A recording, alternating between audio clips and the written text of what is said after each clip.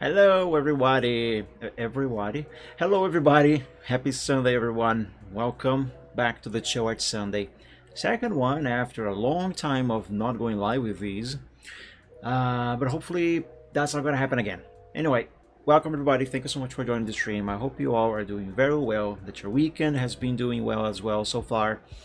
And as always, I hope you are doing better than me. Deal? Okay. Well, why did I ask deal? Anyway, thank you for joining, guys. Happy Sunday and welcome.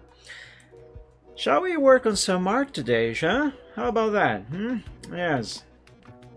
Now, I have a lot of unfinished projects that need to be finished, but I'm gonna work some more on a new one because every artist is like this. You can never have only one project in progress. You always have to be starting a new one. But also there's the fact that I have nail bits all over my chair. I was clipping my nails anyway. Also there's the fact that I still need to get used to working on art again, since I have been not doing any art for a long while. You know, as I was saying last Sunday, I need to ease myself back into gear. Does that make sense? Anyway, regardless, point is, to do that, I want to work on something simple, and that is exactly what I'm going to be doing. I was doing it last Sunday, excuse me, and I'm gonna keep doing it today. If I recall correctly, this sketch is actually done, ready, finished. All it needs is to be sent over to Corel Draw so I can draw the final line art using vectors. However, I do still kind of think that there's something else that I could do to make it better. So before I move on to Corel, that is what I am going to try and do. Yeah, like his nostrils here, I think they could use a little bit of extra work. Let me try that.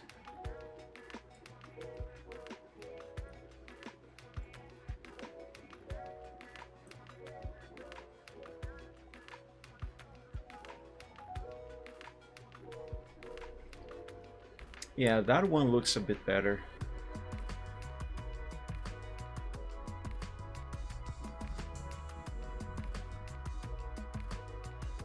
I hope I'm not going to spend the next 3 hours doing just fixes on this.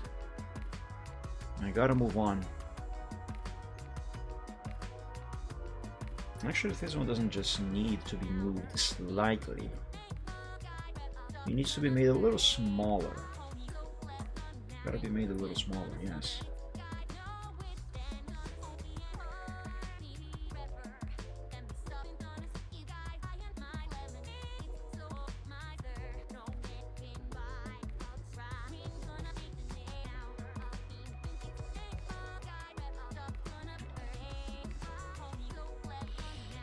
Yeah, I think that looks better.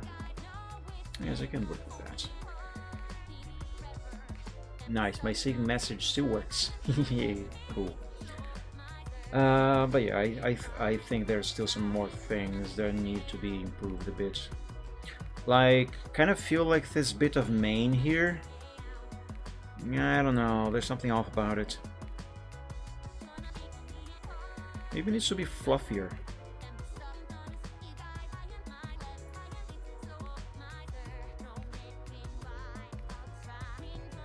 Okay, I have an idea. Arch this like that. And also like this.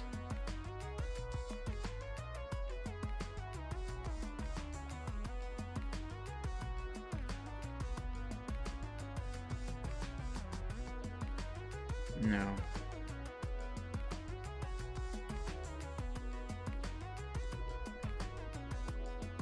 Yeah, like this.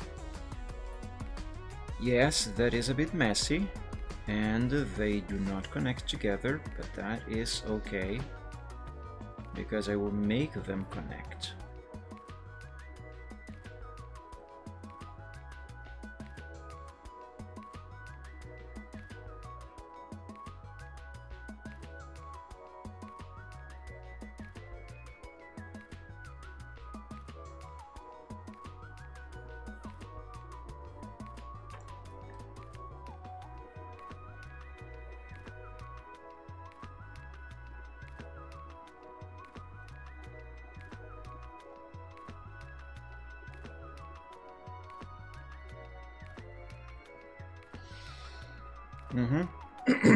That works. Before I move on, however, I need this bit of the sketch. So copy and redo all that I have done there. Now let's erase the red pixels.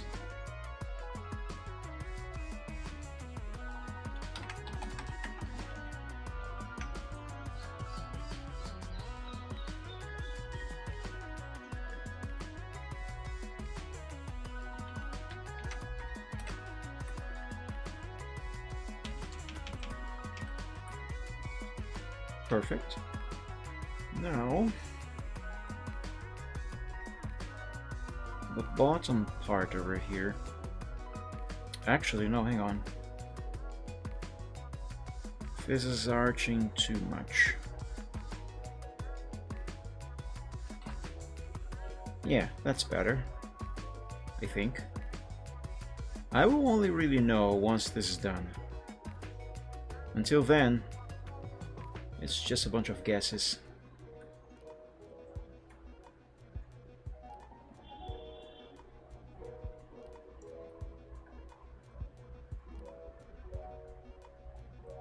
No, that's not very good. You know, I should do this. I should do this as if there was neck in here. Because that is how this is supposed to work after all. But since this is going to be an emote, well, there's no point in drawing a neck here. Not considering the original emotes that I am basing this on. Yeah. But for the sake of helping myself, I'm gonna draw a neck.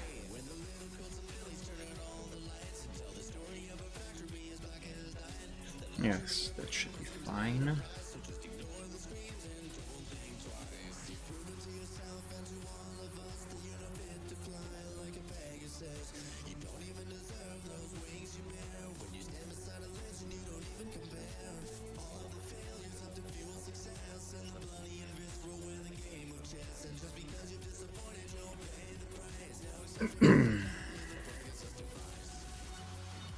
That's still not good.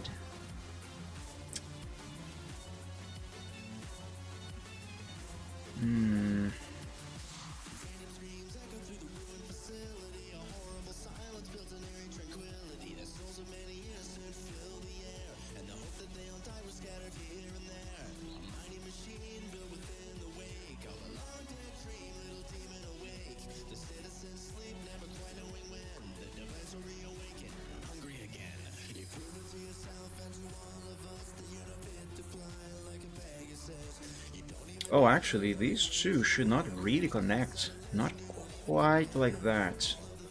No. I think that is one detail that is throwing me off a bit.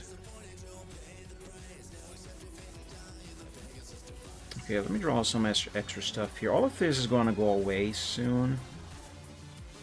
But I need it now to use as a reference of sorts.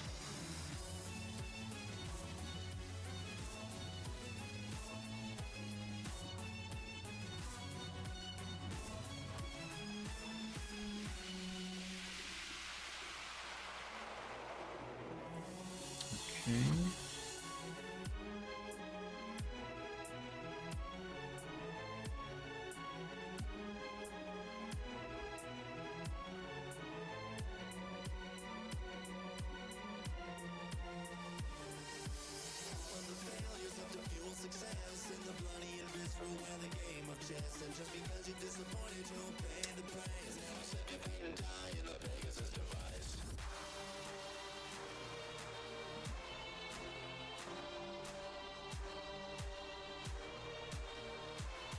Alright, let's see if this is going to work as intended.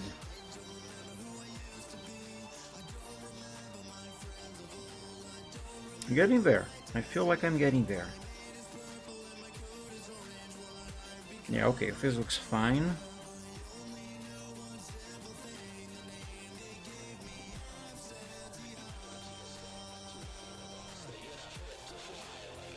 Okay, I think that is good. I think that works. I now just need to figure out how to... Hang on a second. Let me erase this first. How to connect that mane to the head without having a neck in here. I don't really think I can.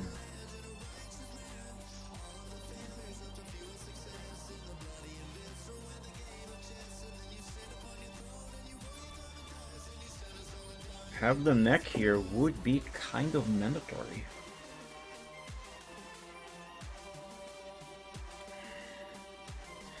I mean, sure, I can go ahead and just kind of do it like this. But then it's going to look weird. Though I suppose I could draw a neck. Just close it on the bottom like I did with his paw over there. Right? I think this is going to look strange. But let's see. Let's see what happens. Let's see what this looks like. Oh yes, no, I don't like that. That's a negative.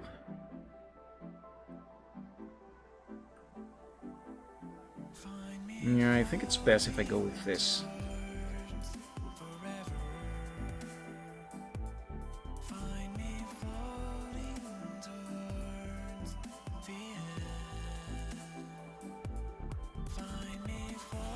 Alright, let's do some cleaning up and see what I have actually done here.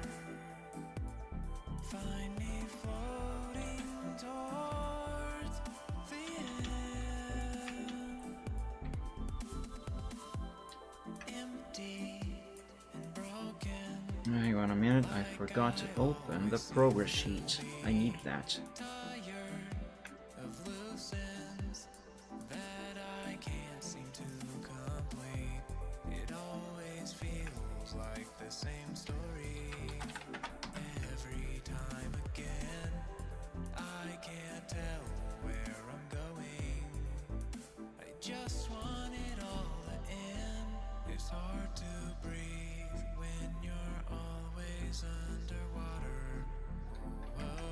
Alright, copy this, paste it over here.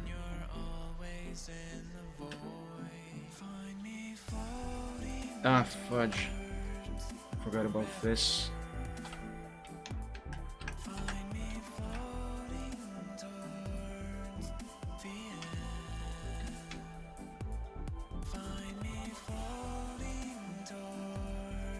Yeah, that works.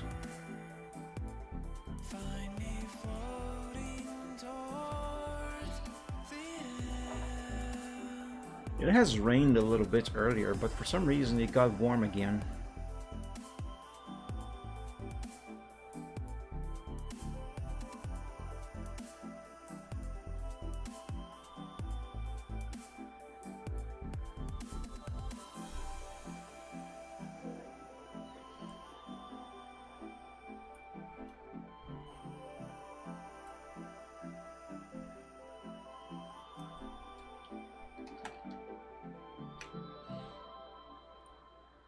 Yeah, I think the change isn't too big, but I think it looks a bit better. Let's compare with the original, which is this.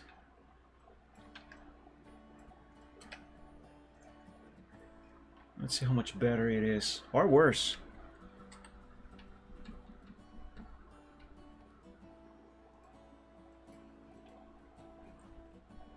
Ah, right, I forgot. I forgot I had erased the main there.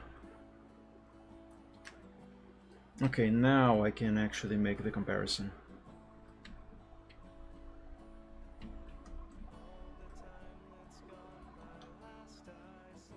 Yes, I think it looks better. Much better. Yep, that's what I'm gonna go with. So save, and let's send this over to the progress sheet as well.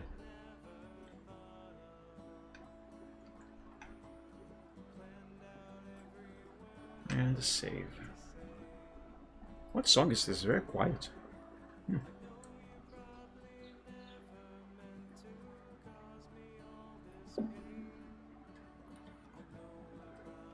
Now I just need to update the general sketch, and then I believe this is going to actually be ready to be vectorized.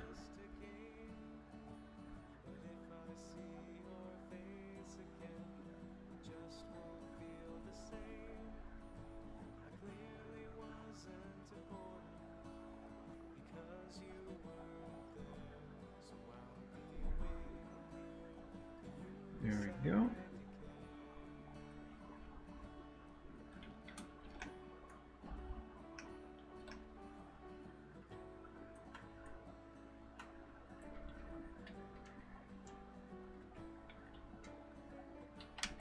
There. Yes, it looks better. Alright, that's what I'm gonna go with. Next, put away my drawing pen. My pen? My stylus pen. Now let's open CorelDRAW.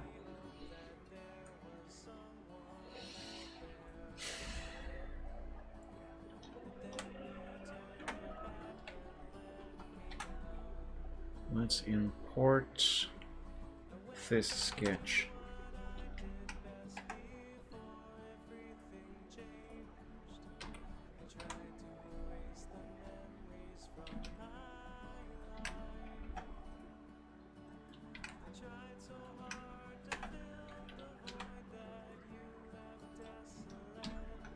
Okay. Actually, send this. No, wait, why is this on the top? I hit Control N, not Control Home. Anyway, object properties. Why does this always reset back to 5.0? I need this to permanently be 0.5. That's what I need it to be. Stupid. Alright, let's begin now doing the final line arts. Let's make them with vectors, because yes.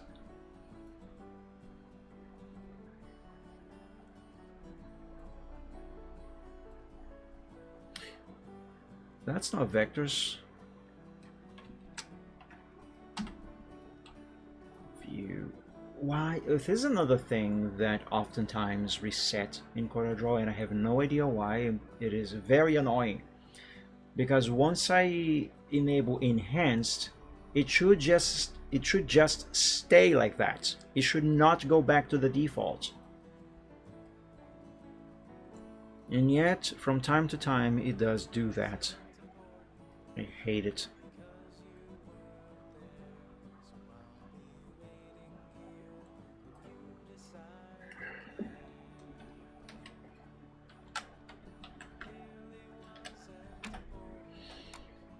I'm going to check what line thickness I have been using, because I would like to keep these emotes as standard as I can.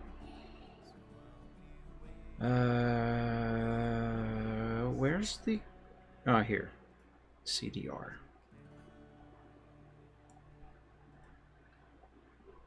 What thickness is this line? 5 pixels. Okay, so let's make these a little thicker.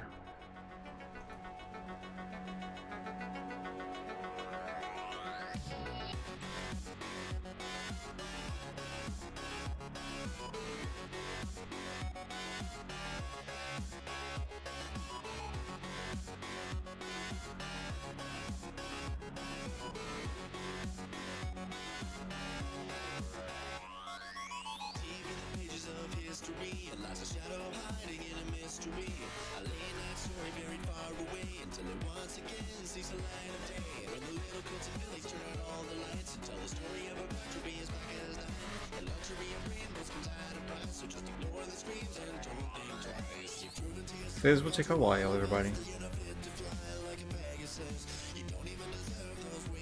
It always does. It always does. I don't like it, but it is worth it.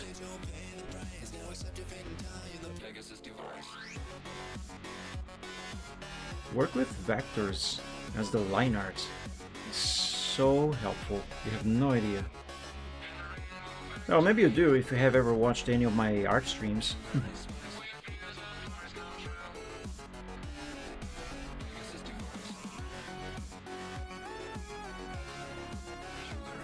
Is this right?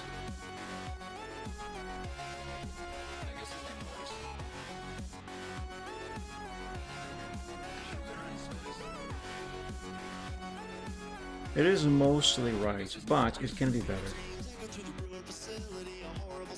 And better it shall be.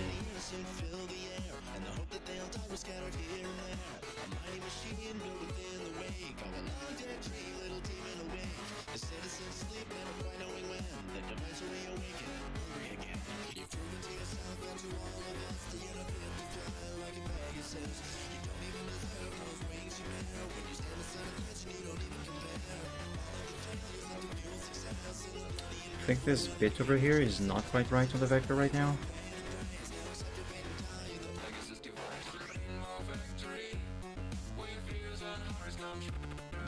I don't know, there's something here that seems a bit off. I just don't really know what it is.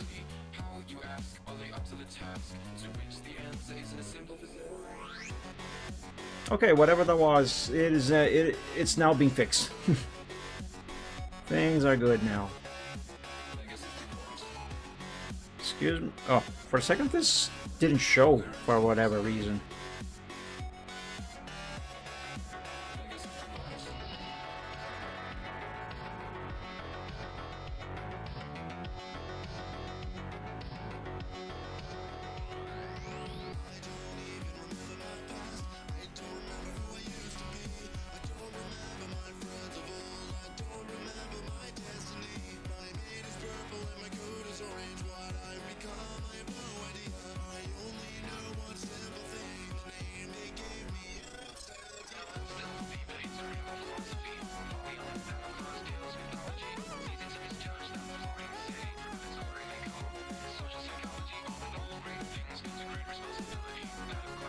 There's a very slight sort of corner happening here.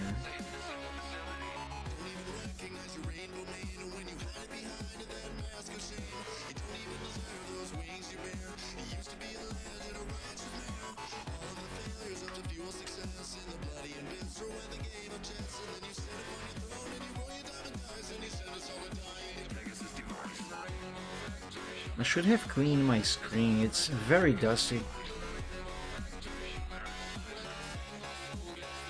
And again, I keep saying that every Sunday, and I always forget. Like I'm not gonna clean this while I'm streaming. There'll be dust flying everywhere.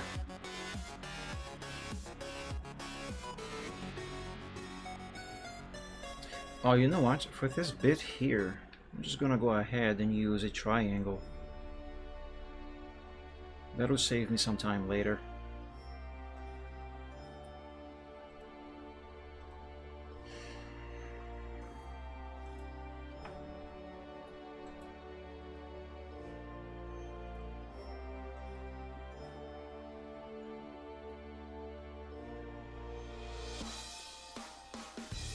Oh my god, just click on the damn line.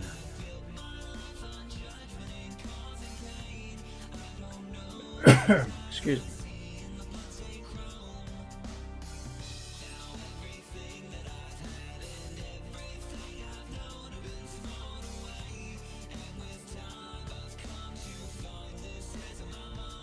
Ah, there it is. Nope, that's the anchor point. What the hell?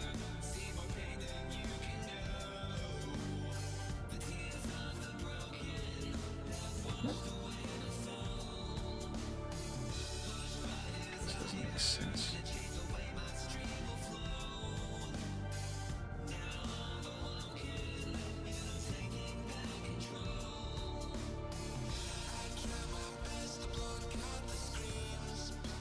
Why is it not giving me one of these arrows for this part over here? I need it. It's not doing it. What the hell? It appears to be there, but whenever I click it, it's something else that moves. There, I am clearly seeing the arrow here. So there's this one down here, there's this one over here, which is what I want. But when I click it, the damn anchor point moves. What the hell? My eye's itching.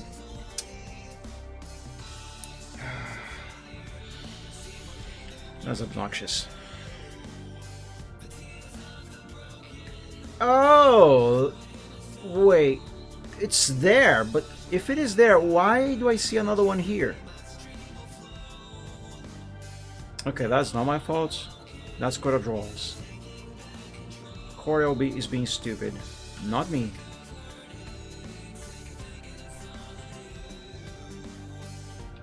Well, whatever. What I needed to do is now done. That's what matters.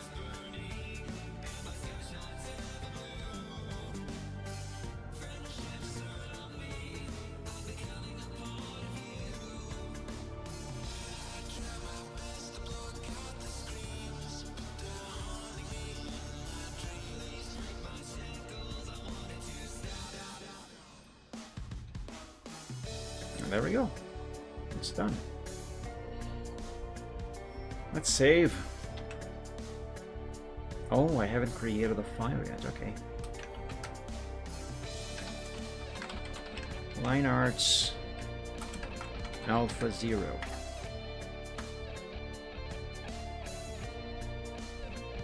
Should I go ahead and already quantify this? Nah. Let's draw some more before I do that.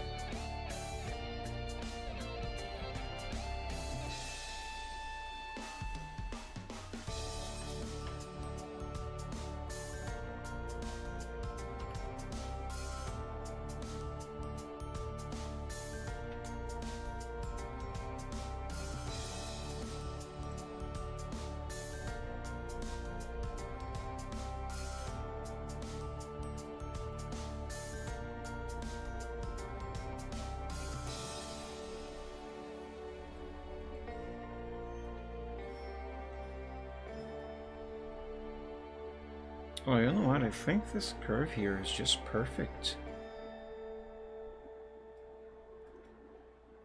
I don't think I will really have to do any changes to that. Good.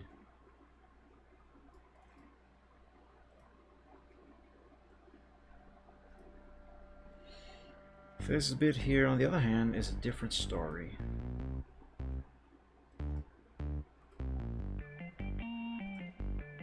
As is this.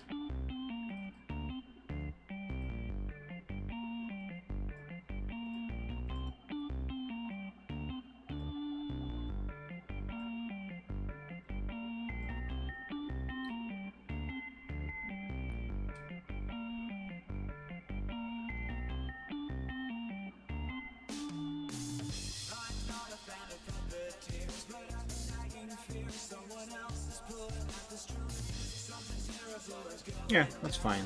That's fine.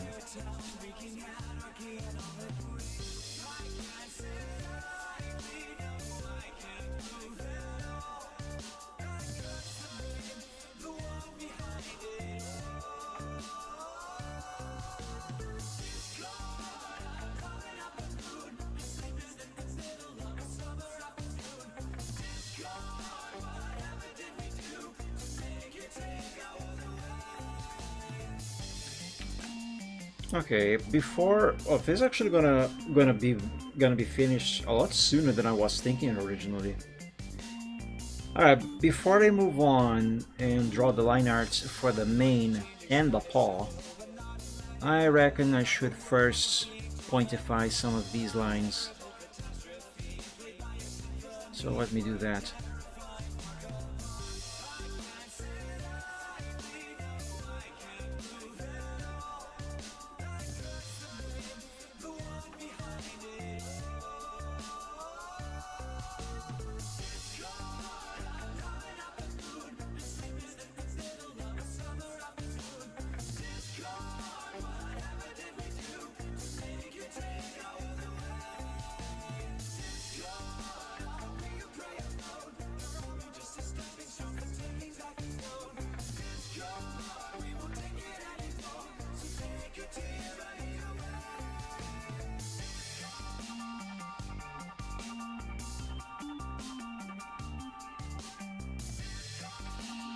I can still see some blue over there. No, it's fine. Because now I only have black here before blue begins again over there. Okay, so the cutting point should be over here somewhere. Once I'm done. Alright, let's not do that again.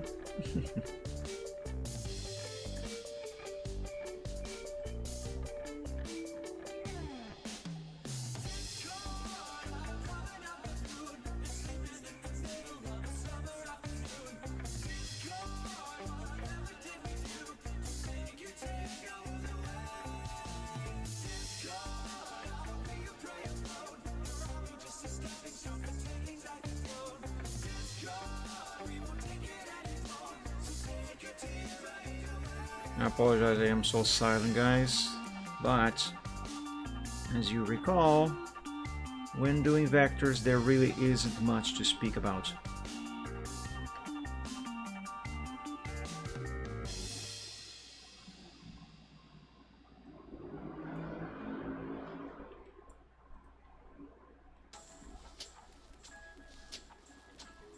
It's actually the major reason why some time ago I have decided to not do vectors on stream anymore. But then I have to pedal back on that because if I don't do it, I never do it off stream. So no projects will ever get any progress. Okay, I think this is fine. Let's find the right spot for cutting this and move on. Let's try it here.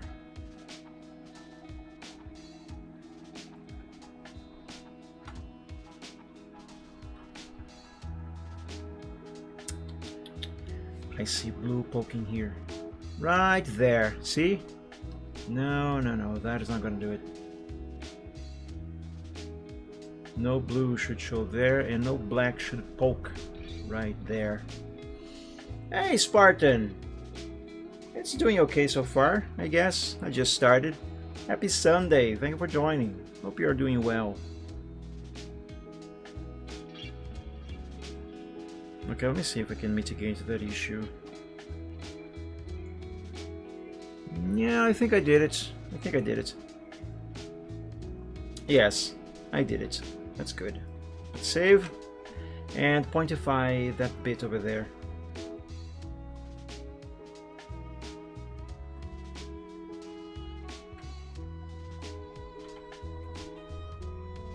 You know what's funny? I noticed this some time ago. The hairline thickness. I mean, we'd think that the hairline thickness should be a thinner, not special. That's not a word. should be a thinner thickness for the lines, thinner than 1 pixel, right? Well, wrong. It is actually thicker. Look at this. That's hairline thickness. That's 1 pixel. Why is 1 pixel thinner than hairline? I do not understand. Is it a problem? Not really, but it does annoy me. Enjoy a nice rainy weekend with a fireplace. Oh, that sounds lovely. It has rained earlier today, but it's sunny and hot again outside. I really like rainy weather. It's lovely. The temperature is always nice, and it looks. The hell?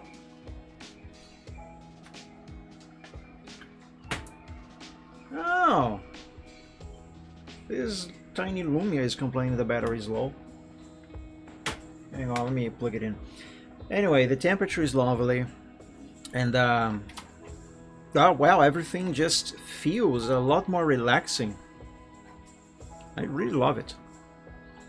I will never understand people who say they prefer hot weather over cold weather.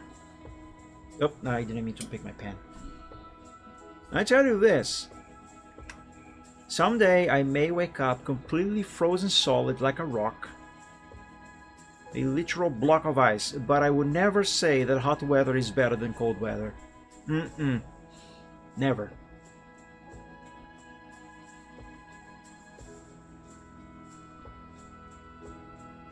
Think about it.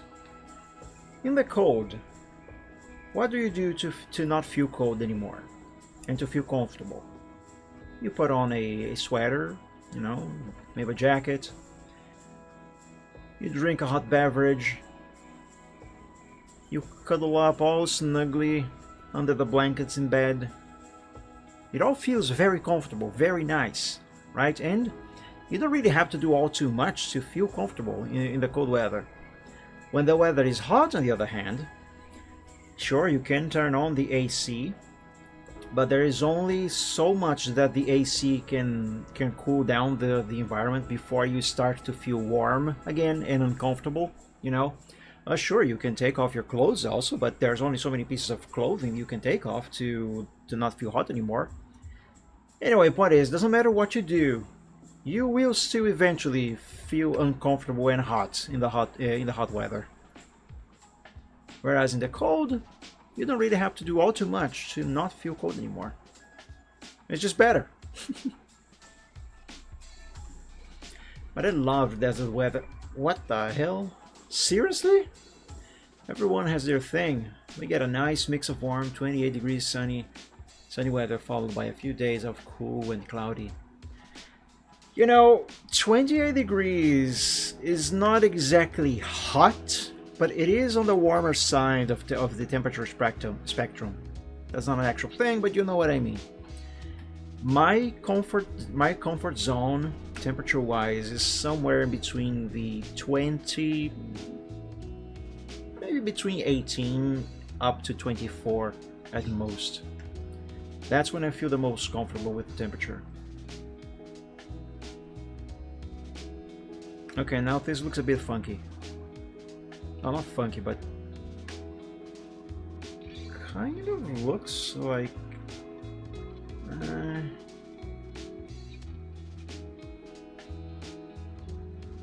it's too high up over here. Why does it look more correct on the sketches than on the actual line art? Whatever, I'll leave it like this. If I still think it is wrong later on after I have drawn more stuff, then I'll go back to it and fix it.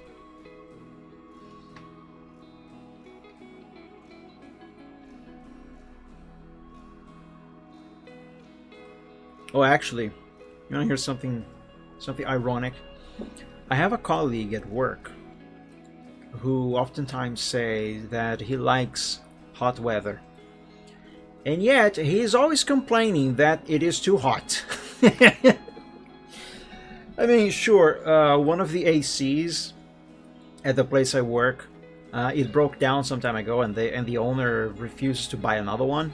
Just keeps hiring different people from different companies to check what the problem is and to, you know, to check how much it's going to cost to fix. But she never orders the repairs. But anyway, so this guy, he says he likes hot weather, but he complains when it's hot.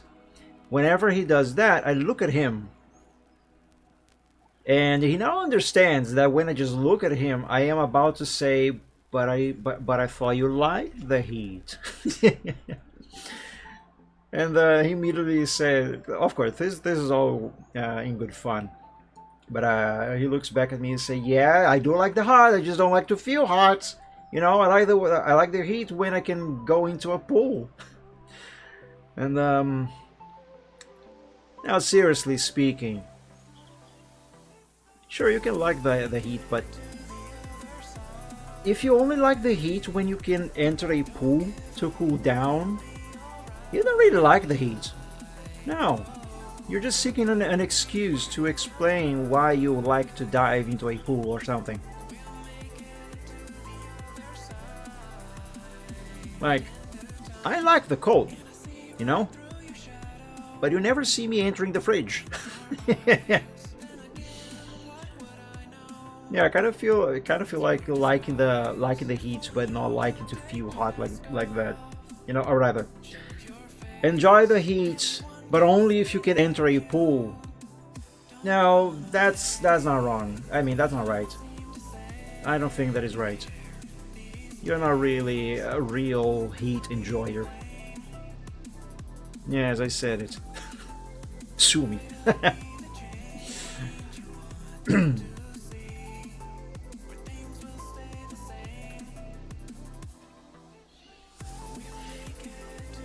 Okay, I think this bit is done. Yes, and it looks perfect, I dare say. I'm not done, of course. Actually, this bit here, I'm only going to work on it after I draw the line art for the main. So for now, keep it black. Let's save. And draw the main, I guess. Well, since I'm not going to shade this... Excuse me. Since I'm not going to shade this in any way, it is going to be an emote after all. I don't have to draw any of the vectors here. While thinking of how I'm going to layer any of this on Photoshop. Yeah, that is going to save me a lot of time. What software do I prefer to use for drawing? Normally I use 3. I do all the sketching on Microsoft Paint. Yes, that Paint. Yeah, but yeah, I do all my sketching in Paint. I draw the line arts using vectors in CorelDRAW, and to color everything, do all the shading and effects and stuff, all of the fun thing, all of those fun things, I use Photoshop. So yeah, I can really say what my favorite is, as in one favorite. What I can tell you is that I have 3 favorites: Paint for sketching, CorelDRAW for line arts, and Photoshop for coloring and shading and the effects and stuff. So yeah, I basically do my art in 3 stages: sketching, line arting, and everything else. Hey, Neon Leon, happy Sunday! Welcome to the stream and thank you for joining. I hope you're doing well. Let's begin with this part of the main here. But yeah, since I'm not gonna have to shade any of this stuff, I won't have to think of layering, so I can just draw this all as if it would be one single layer in Photoshop. That should save me a lot of time. Now, maybe not a lot of time, but it should save some time at the very least.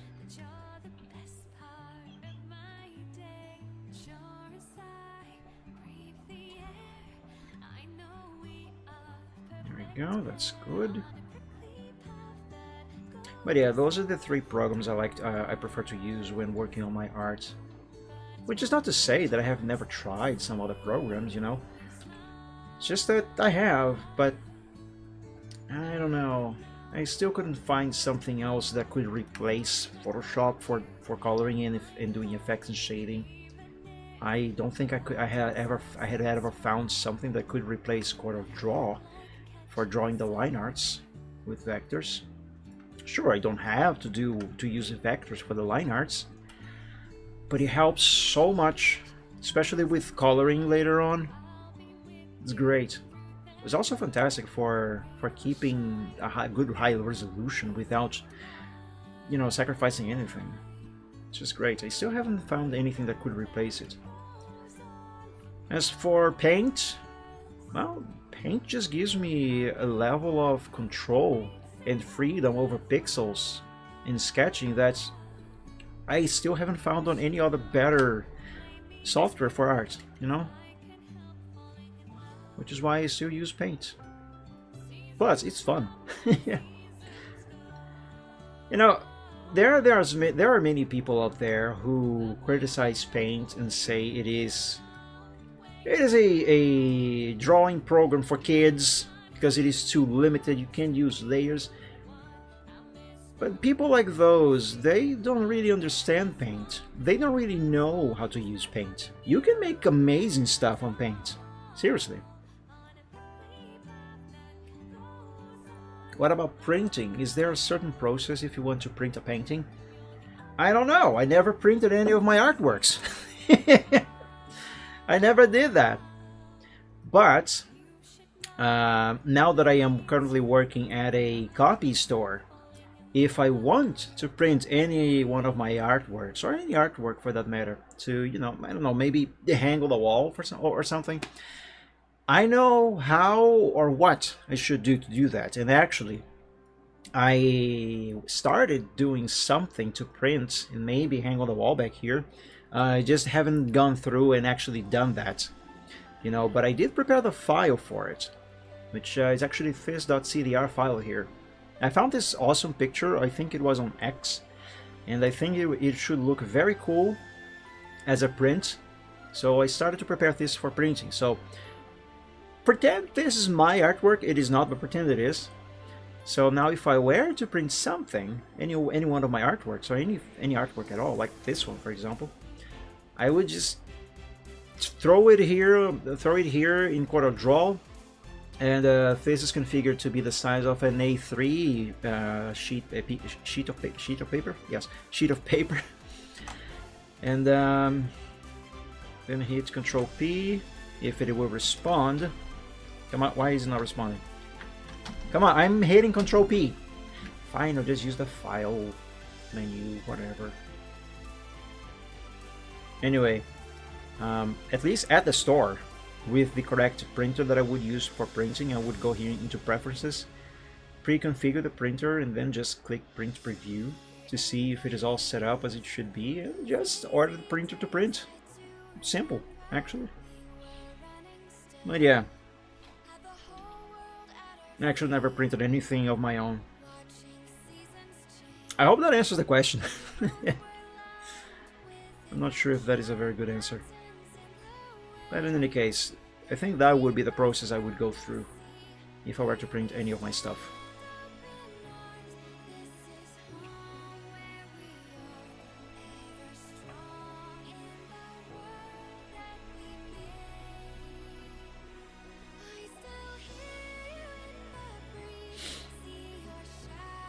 I hope you guys will excuse me, forgive me, but I cannot stop drinking my coffee. Unfortunately though, this mug is nearly empty now.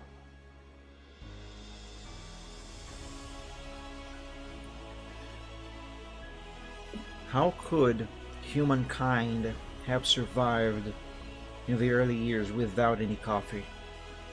That is a mystery to me.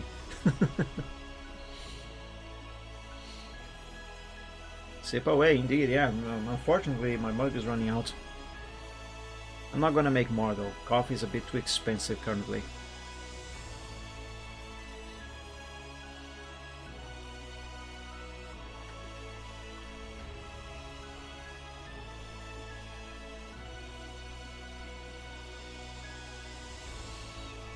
Now hopefully doing all of these vectors won't take too long today.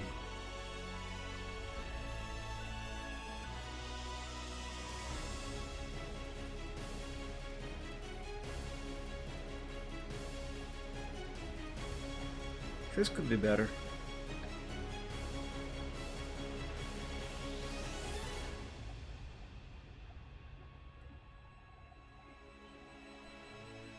There we go, I just made it better.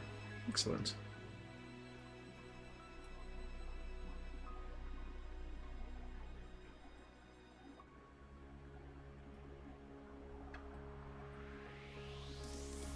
Should I be using 5 pixels thickness on the main? Yeah, I should.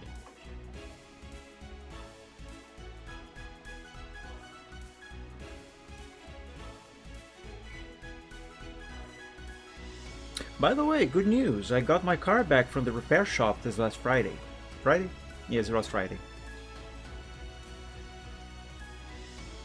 Those of you who read any of my posts, even if just now and then, you might recall that earlier this week I posted saying that I had lost my brakes. And I did, and that was a bit scary. But the car has been fixed now, it has brakes. So I can actually stop now. I'm not even exaggerating. The brakes, they died completely. I was going to work one morning, I think it was on Tuesday, and the brakes started to fail. And then later on the same day, in the evening, during rush hour, nonetheless, had very heavy traffic, they just died on my way home. Actually, I almost ran out of traffic lights with traffic driving at the intersection because I couldn't stop the car. Worst of all, there was a bus right behind me. Thank God, nothing bad happened. Just a few spooks. It helps that I kept my cool, however, because if I had panic, I'm pretty sure I could have had an accident. I just kept my cool, made a few prayers, and I just employed what I know about emergency braking. What to do to stop the car when you don't have brakes, and it worked out well. And in fact, on the next morning, I drove my car very early in the morning to avoid traffic. I drove it without brakes to the repair shop, and I made it all the way without any issues. Just a few spooks. But I made it. Maybe the vacuum booster pressure system was there. Yes, there was a leak. So I had to have the brake cylinders on both rear wheels. The rear wheels on my car, they use drum brakes. The front wheels use disc brakes, but the back ones, the rear ones, they are drums. They needed to have the cylinders replaced in the drums. The master cylinder also had to be replaced. And there was another couple of parts that I don't remember what they are called that had to be replaced as well.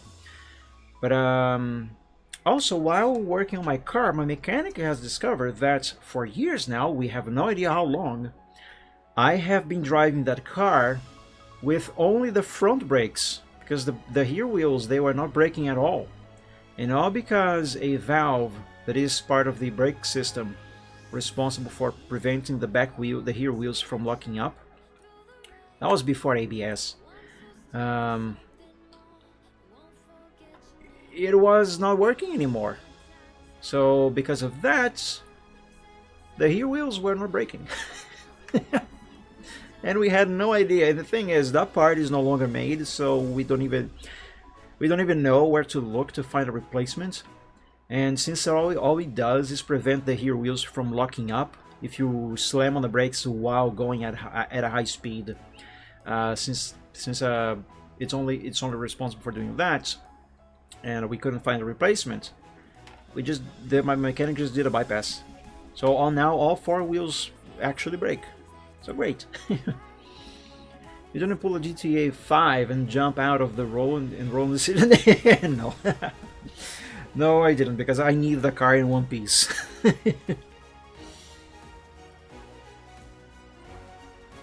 But yeah, I just did what I know should be done in the event you lose the brakes, and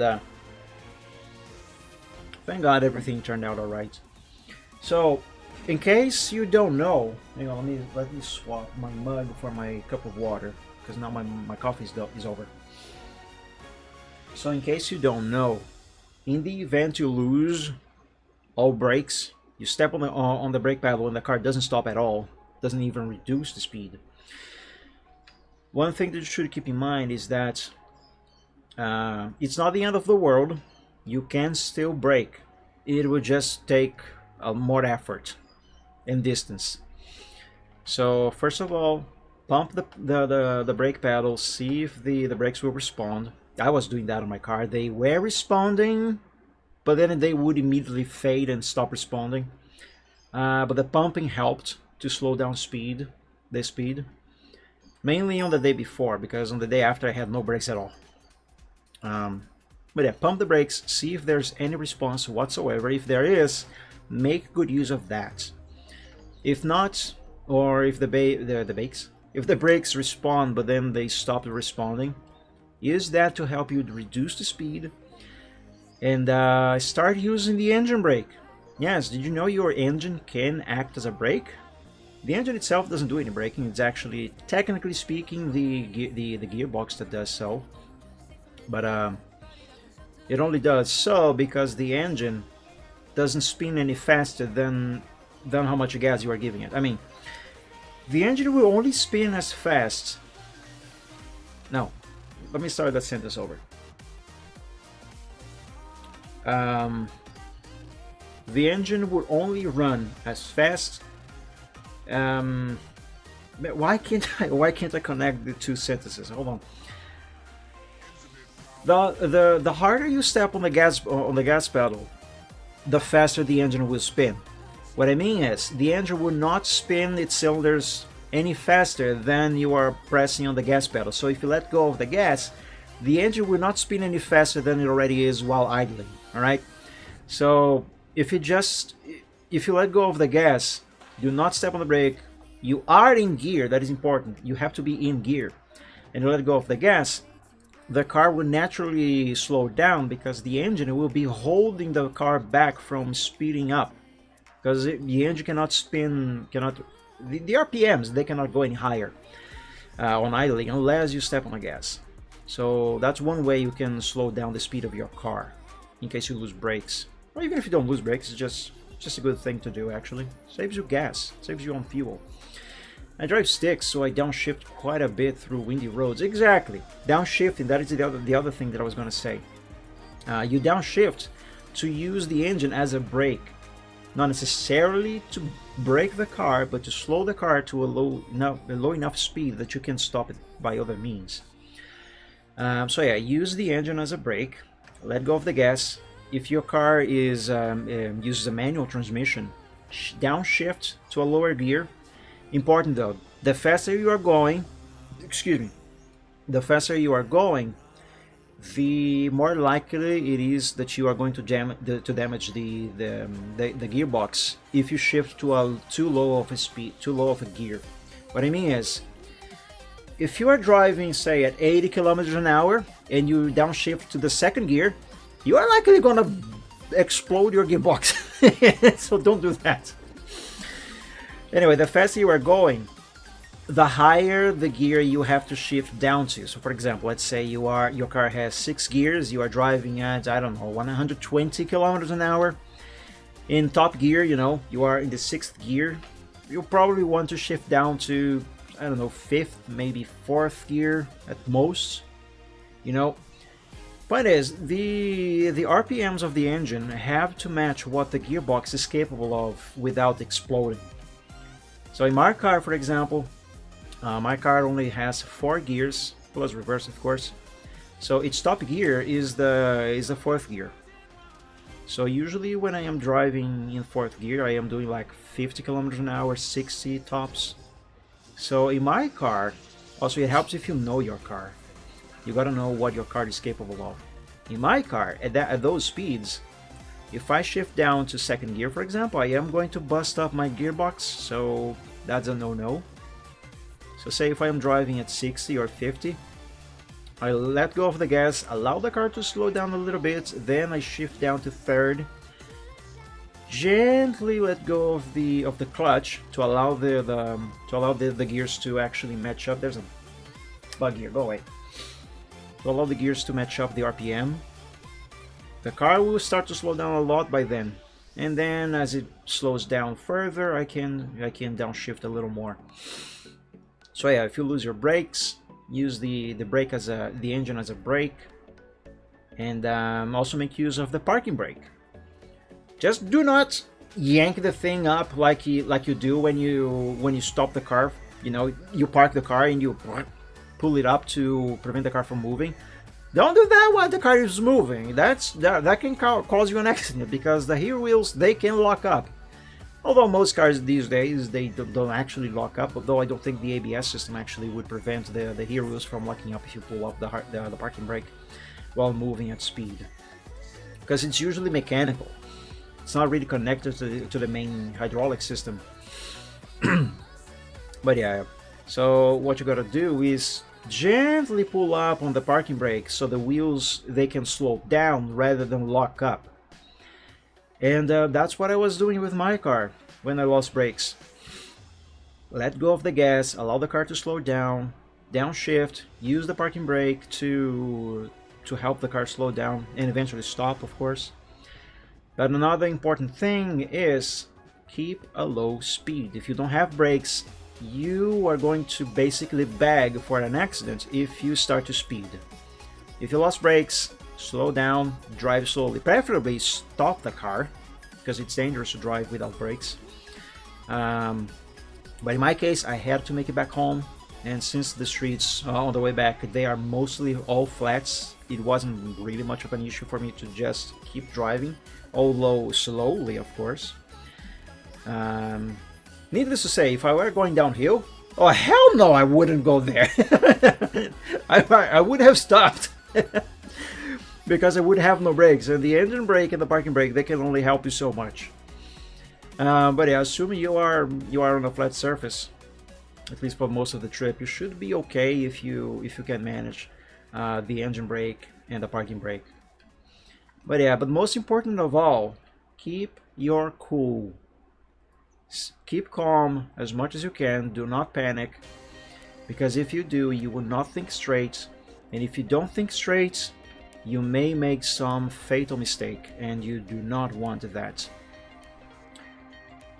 Also do your prayers, that helps. But yeah, if you lose brakes, it's not the end of the world. Just let go of the gas while in gear. That's important. Stay in gear. Let the car slow down naturally. Downshift. Make good use of the parking brake as well, and you should be fine. But yeah. Another very important thing, once you manage to get back home safely or stop the car safely, avoid driving while you don't fix the brakes. That's extremely important. Do not drive if your brakes are gone. Oh, but Mike, you just said that if your brakes are gone, you can use the engine brake and parking brake and stuff. Yes, in an emergency.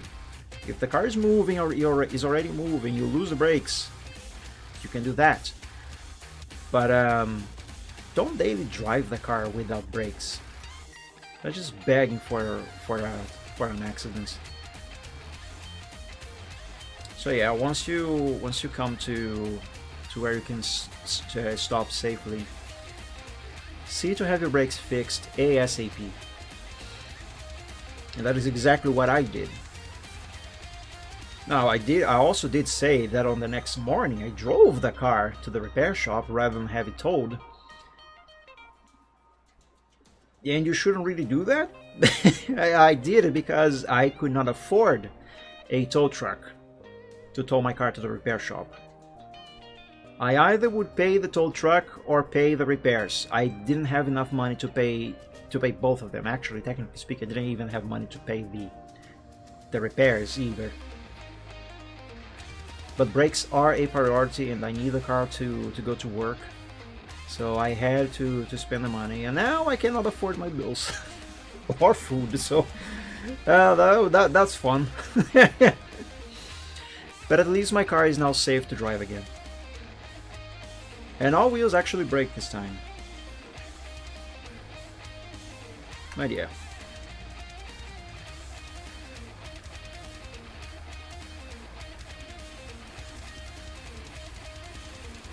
Just from knowing my mother, as I know, we have lived under the same roof for my entire life after all. Knowing her, I'm 100% certain that if she was in my position as a driver and she lost the brakes, I am 100% sure she would panic. Because she is that kind of person. She panics for anything, for any reason. And if she did so, she would be in hot waters. I don't believe she would do what I did. I'm not talking about keeping my cool. I'm talking about actually knowing what to do in the event you lose the brakes. She would definitely panic.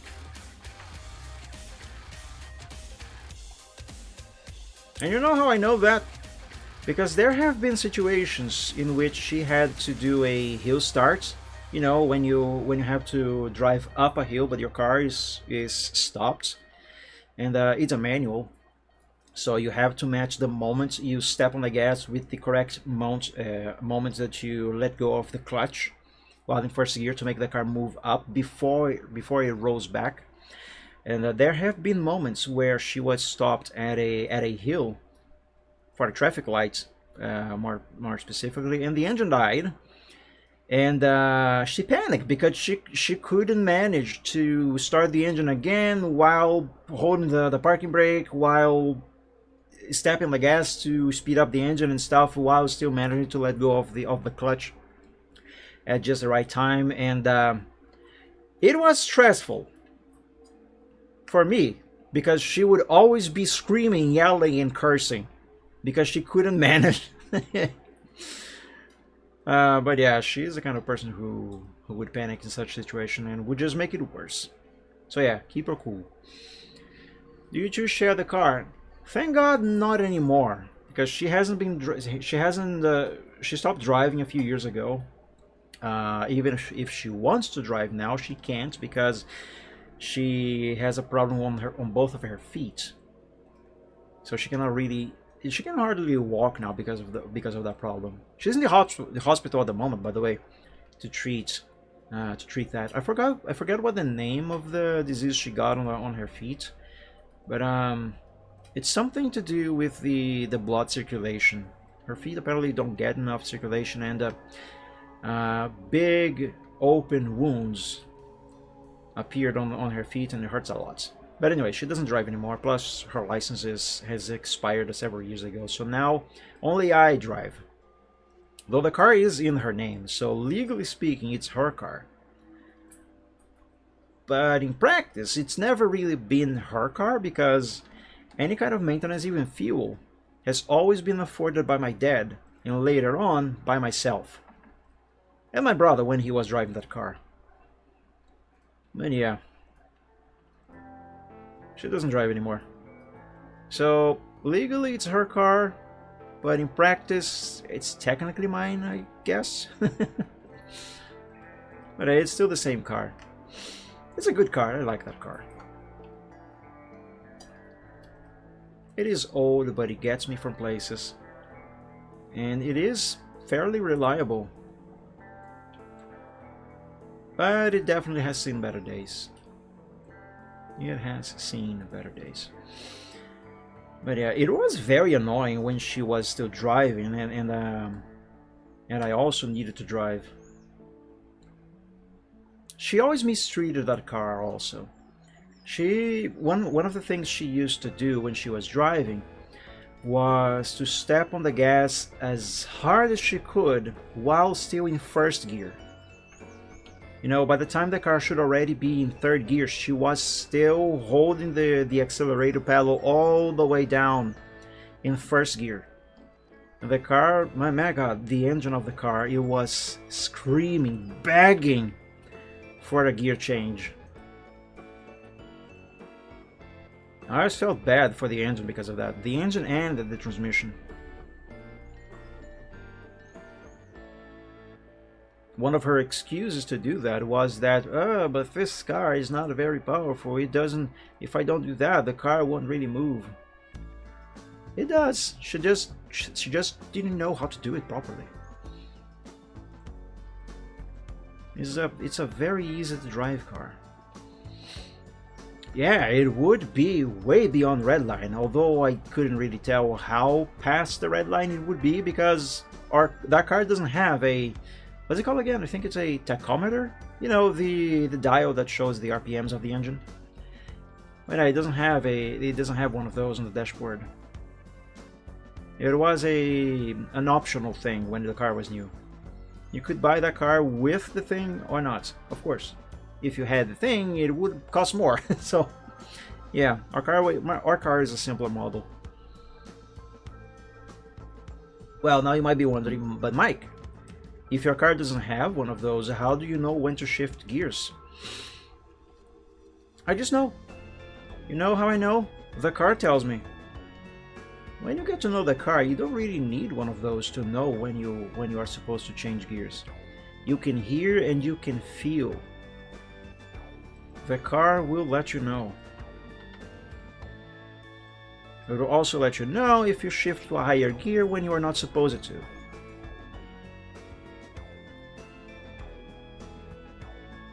You just gotta know how to listen to your car, because it will talk to you.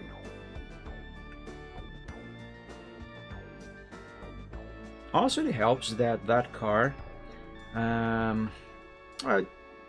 can't really say it helps, but one thing that I noticed is that usually by the time I am in second gear, the car is usually driving comfortably at 20 kilometers an hour, and by 30 kilometers it already asks, quote unquote, asks for third gear. Shifting to third by around 30 kilometers, drives fine. Speed up a bit more, and by 40 kilometers it asks for the fourth gear. And then from there is just smooth sailing. And you can just feel it. You listen to the engine and you can just feel it. Exactly. Exactly. You just gotta know how to listen to your car.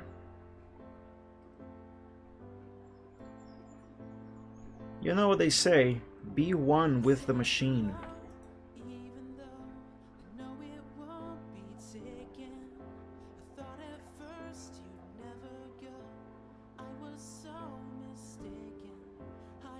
Yeah.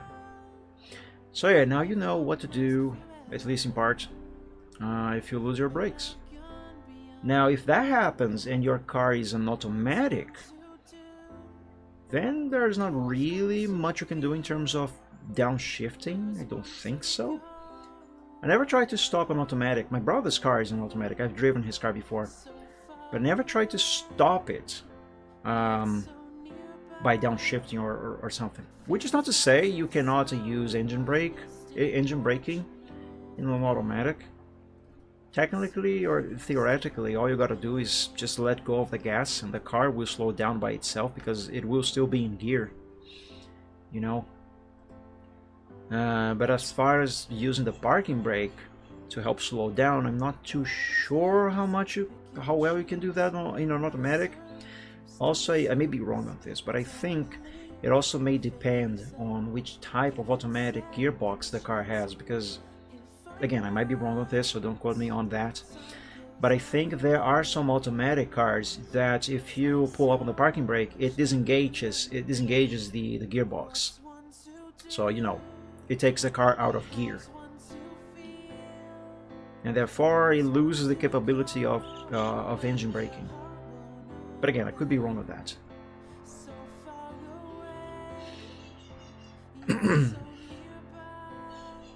But yeah, if your car is a manual, you have options. I think it's one of the things that makes that makes manual transmission cars just have the little edge over automatics. My kitty's here. You know, makes them just a little better in a way. Which, of course, is not to say that manuals are definitely better than automatics. I don't really think they are. Neither do I think automatics are better than manuals. Personally, I prefer to drive a manual. And as I said, I have driven my brother's car. That car is an automatic. It is great, in its own right. It's definitely certainly comfortable. You don't have to be stepping on the clutch all the time, shifting gears all the time. It's great if you, I don't know, say have to drive all day long. You know, it can be a bit tiresome on your foot if you have to be stepping on the clutch all the time. Particularly in a traffic jam, for example. But I still prefer a manual. It's also cheaper to fix if it breaks down. Automatic transmissions, they are incredibly expensive to fix. At least comparing to manuals, they are. At least in here they are. But yeah.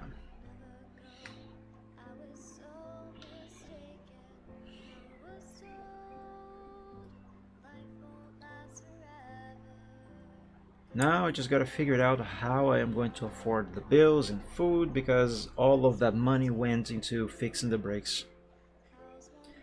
Ay.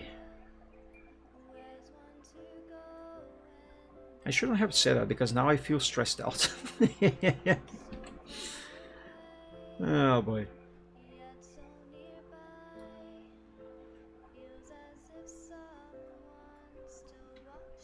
I'm nearly done with this part of the main, by the way.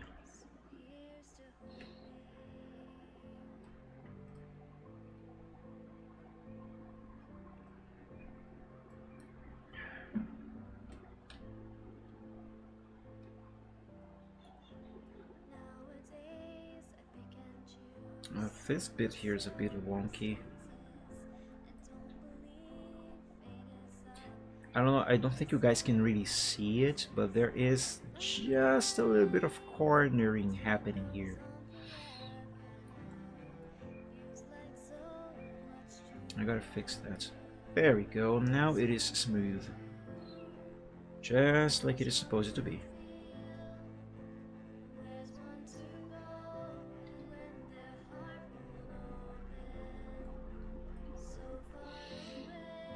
Okay, that is done. Let's save. Alright, so the main part of the main is done. Before I do the details, like, you know, this bit here, these bits here, I reckon I should first pointify these line arts. So let's work on that. Let's begin with this one here.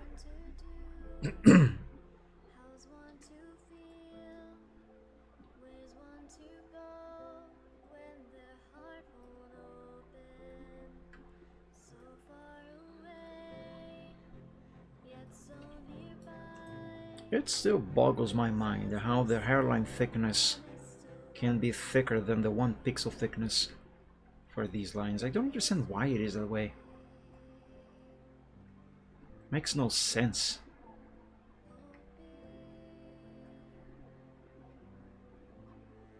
Oh, by the way, you know something that I want to try one of these days? Excuse me. Live stream from Linux. Years ago, when I upgraded my PC, I installed 1 extra hard drive in it, and I installed Zorin OS on that hard drive. Not only I kind of like Linux, but another reason why I did that was just so I could use it to run my backups, because I still needed to back up my data before I swapped the hard drives for storage and stuff at the time when I was building the new PC, which is now my current PC. Sure, I didn't need Linux to do that, but I have learned from experience that transferring files from one drive to another is not only faster on Linux, but it also avoids some issues that Windows has, particularly with files with longer names. It avoids a lot of errors during the transfer, which, well, they're just very annoying to deal with. But anyway, at the time I configured Zorin on that hard drive. I customized it even. It looked very cool, but I never finished actually configuring everything to bring it to a point where I could maybe even daily drive the thing. assuming I could find a way to make my workflows work on Linux. I still couldn't find that. I couldn't make that happen. I mean, it's just not possible. One of the reasons is I need Photoshop. And doesn't matter how much you say that GIMP is the perfect replacement for Photoshop, it isn't. And I have already proved it twice with experience on stream also, how much it is not a replacement for Photoshop. GIMP actually really sucks, especially if you are trying to use it as a Photoshop replacement, but I digress. Point is, I had almost finished configuring everything there, and then I never used that again.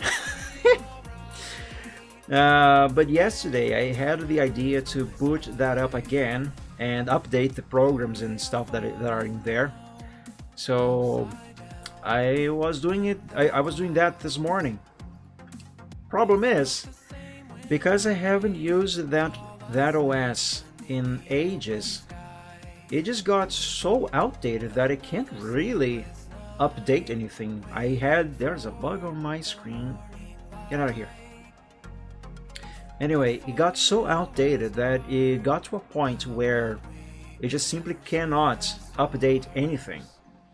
Not even itself. It just gives errors and errors because you can't connect to servers and whatever. And stuff just doesn't work as well anymore, if at all. Like Steam, for example, I couldn't log in at all even after I installed a new version of Steam. It just kept complaining that it couldn't find an internet connection, that I should check if my computer was connected to the internet. So I had no choice but to nuke everything and format that hard drive and install a more up-to-date version of Zorin. Why Zorin? Because I like Zorin. I like Zorin OS. I think it's a very neat Linux distribution. I was running Zorin 15 on that hard drive, and the latest one is Zorin 18, so it was very outdated. But anyway, I finished excuse me. I finished installing Zorin and doing some minor customization just before the stream earlier today, and yeah, I want to someday do a stream from Zorin OS, and it will likely be a chill art Sunday. You know, one of the reasons is, well, not only not just because I want to do that, because I think it might be fun, but also because I don't want to upgrade to Windows 11. And I know I'm not the only one. And I want to give Linux yet another chance at proving itself that it actually can replace Windows for my daily use. Excuse me. I want to give Linux another opportunity to prove itself as a capable replacement for Windows when it comes to my needs and my uses. I tried to do that around the time that I had to migrate away from Windows 7 and over to Windows 10. I still don't like Windows 10, but I use it. I just managed to make it bearable to use, which is the reason why you probably think I might be running Windows 7, because it kind of looks like 7 a little bit, even though it's not. The fact that it looks with Windows 7 is just a byproduct of the optimizations that I made on my install of Windows 10 to make it more usable and far more practical to use. So yeah, it ended up looking like 7. Which is actually good, because I still really think that Windows 7 is probably the prettiest Windows version there ever was. It looks gorgeous from start to finish. I fell in love with that OS literally on the first click I gave it when I installed it for the first time for a client at the computer repair shop I worked at the time when Windows 7 had just launched. But I digress again. Point is, around the time that I had to migrate away from Windows 7 and into 10, I tried to make Linux my daily driver. I tried to look for alternatives to Windows, to Photoshop, to other programs that I need. I just could not find anything that could replace the main things that I need for my, well, for my daily use. And since art is something really big on my daily use, well, I just couldn't use Linux at all. For the only thing Linux could prove itself as a proper replacement for Windows, at least at the time, and in my use case, was as far as internet browsing was concerned. That was the only thing I could find myself using, daily driving Linux, because that was the only thing it could actually do about the same, maybe even a little better than Windows does. Because Linux doesn't have an equivalent that is just as good as Microsoft Paint, for example, and I really like Paint. As I told you before, it gives me an amazing amount of freedom and control over pixels. Sure, you can work with pixels in other programs like Photoshop, maybe even GIMP, but I've tried before. It is not as good as Paint itself. But yeah, at the time, I ended up deciding that Linux, I just cannot really use Linux yet as a daily driver. Not to mention gaming, of course. Then again, gaming on Linux got a lot better now than it was at the time. Yeah, Windows 7 was probably one of the more tolerable Microsoft operating systems. Just now getting to know Linux, possibly switching to it soon. Yeah, and I actually would go... Oh my god, there's a mosquito flying here. It's really annoying me. Anyway, I actually would go as far as to say Windows 7 wasn't just the more tolerable of Windows versions, it was the best.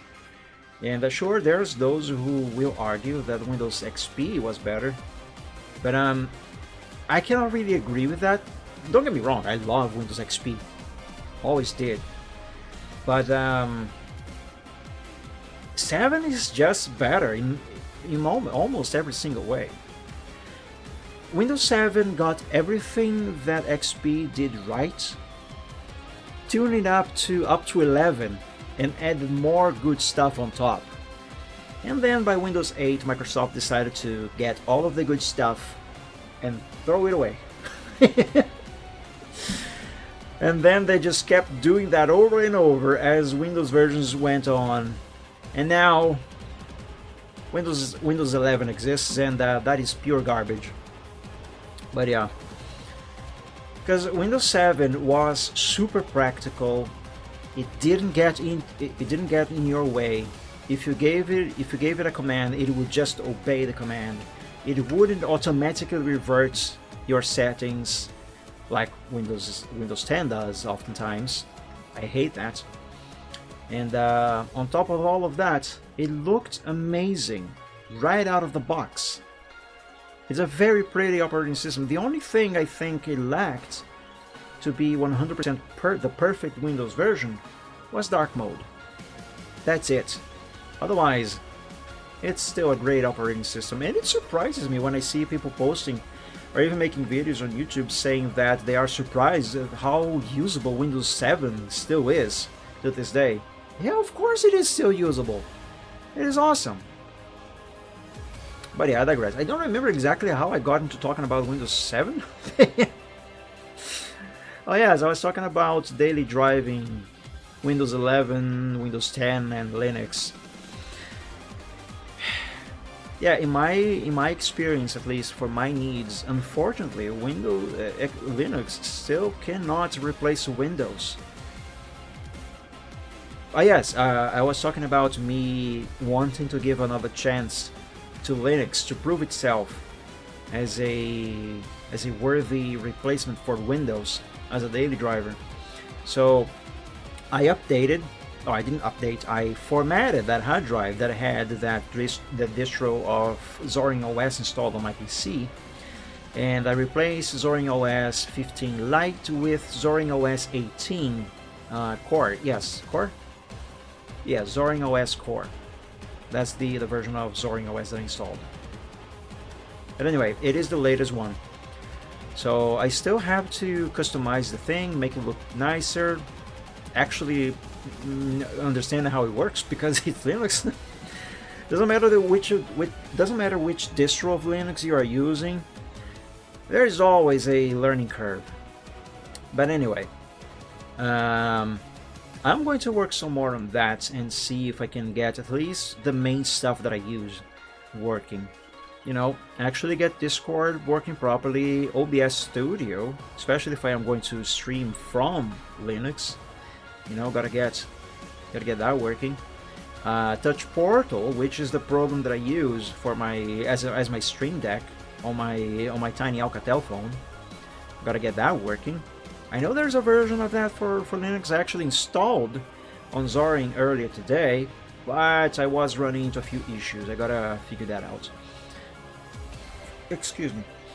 And yeah, long story short, I gotta prepare the thing to actually be daily driven, and then do a stream on it if I can set up everything, and see how well it can replace Windows. Now, I heard somewhere, it might not be true because I really doubt it is, I heard somewhere that Linux nowadays can actually run Photoshop natively, the Windows version of Photoshop, because there's no Linux version. I doubt that, but I'm going to look into that as well. And if not, see if I can find some other program that can at least work okay-ish for the most part as a replacement for Photoshop. And no, GIMP is not an option. GIMP sucks. Don't believe me? Go back on my channel and watch the two Chill Art Sundays that I did only on GIMP. I did two Chill Art Sundays using only GIMP for my art. And don't think that I just opened some random image and tried to do some things. No, I actually tried to do an artwork from start to finish using GIMP, at least the coloring and effects and shading parts, because that's what I use Photoshop for. So I tried to do that on GIMP, and in both occasions GIMP failed very miserably at proving itself to be a good replacement for Photoshop. So yeah, GIMP is not an option. So yeah, I don't know when I'm gonna do that kind of that stream. First I gotta get everything set up, but if I can get it set up, rest assured I'm gonna do it. I'm gonna do it, and hopefully it is going to be fun. At least fun for you guys to watch, because there might be some occasions in which I'm gonna be very pissed off because I can't get something to work. Yeah. One thing is for sure though, granted it was only one single game that I tried, but Steam is great on Linux from what I understand. I installed one game earlier today on Linux, on Zorin OS to try out, and it worked right out of the box. I didn't have to mess around with wine or anything at all, no settings, nothing. Just installed the Steam, installed the game, clicked play, it just worked. I just couldn't get my controller to work. But it can be done, that I know. Also, one thing that I have never tested on Linux yet, even back then when I tried Linux as a daily driver, was my drawing tablet. That is another one of the reasons why at the time, no, actually I did try it. Yes, I did try it. I couldn't do it at the time, because that's another one of the things that I need to do my art and actually daily drive an operating system. I need my drawing tablet to work. Sure, Linux can use, can install the drawing tablets. I can control the mouse cursor with the pen, like I'm doing right now. You can see it, but I am doing it using this pen here on my tablet. However, unless you have the proper drivers installed and the tablet's software, you cannot use the tablet's capabilities. You cannot use all of its capabilities. Like, the major thing that will be missing is pen pressure, and you should know, any artist that uses a drawing tablet, pen pressure is a must. If a tablet doesn't have pen pressure, well, it cannot really be used for drawing. Not 100% anyway, because especially for coloring, doing effects, shading, that sort of stuff, having pen pressure is mandatory, and without the proper software and drivers, pen pressure doesn't work at all. So yeah, and I'm pretty sure my tablet does not have support for Linux. Actually, you know what? Well, first of all, let me save the progress here. Yes, let's save. But yeah, you know what? Let's go on the interwebs and look on the maker's website of the company that made my drawing tablets. Let's check my tablet model and see if they have drivers for Linux. I am pretty sure they don't. But let's see. XP Pen, drivers. Why is it in Portuguese? Why is it in Portuguese? Stop being Portuguese. No. Brazil sucks. Don't give me Brazil here. Where's the options? Take me to United States, please. There we go, English. Oh, so much better. Alright. Let's see. Wow, what's going on here? Oh no, it's broken! Update, refresh. Load properly, please. Alright, here, drivers. But yeah, I'm pretty sure they do not have drivers for Linux. Let's see, my tablet is the Pen Star, I think. Star Series pen tablet.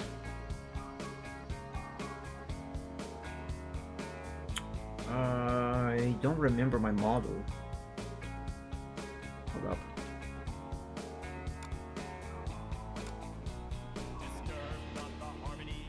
Art Softwares. Star 03 V2. Star 03 is probably going to be this here then. Yes, it is. That's my tablet. Let me close this because I don't need that now. So let's see. It has drivers for Mac. It has drivers for Windows. Oh, it does have drivers for Linux. Really? Oh, that caught me out by surprise. Oh, I'm going to download those. Hell yeah. Art software. Wait, is this the folder where I'm keeping the drivers for my tablet? Yes, it's right here. XP Pen Star V2. I have already downloaded them. I have zero memory of doing that. Well, I'm going to download anyway because the version here might be more up to date than what I have in the PC now. Let's see, 3.2.3. 3.4.9. Yes, this is definitely more up to date. Now, I'm gonna guess that the version that I'm gonna need for Zorin OS is going to be this here, because Zorin OS is based on Ubuntu. So let's download it. And this is something that I'm going to be testing right after the stream, since I already have the tablet plugged in on my desk. Do I want to download any one of these as well?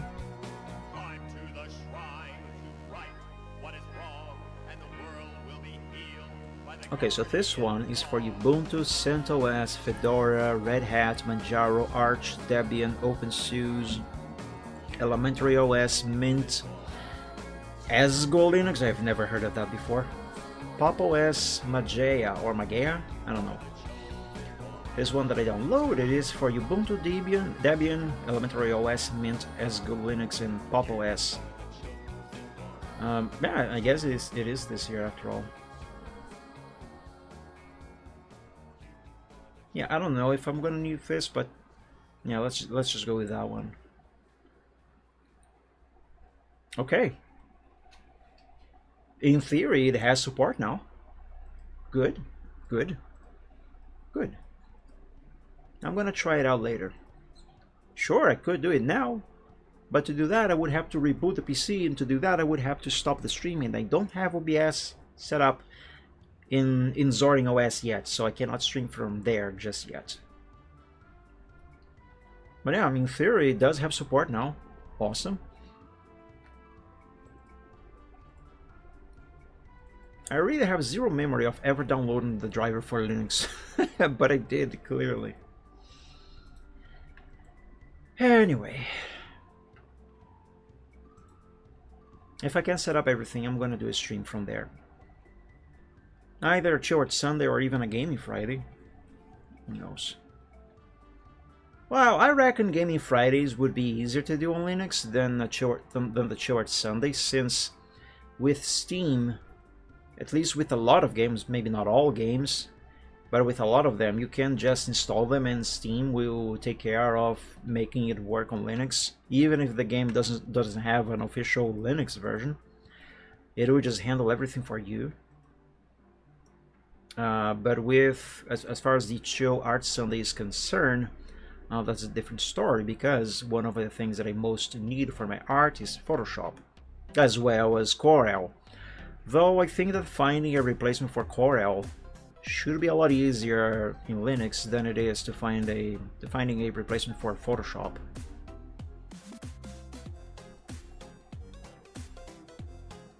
But yeah, I'm actually kind of excited to look into those things.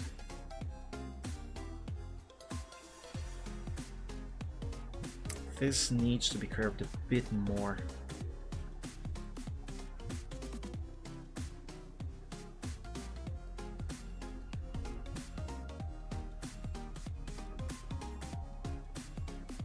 And this black needs to meet the blue on the edge there. There can be no blue showing past the black.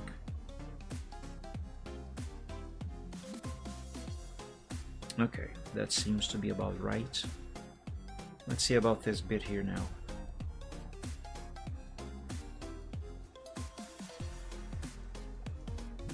One of the things that I think I might have some issues with on Linux has to do with the sound sources in OBS.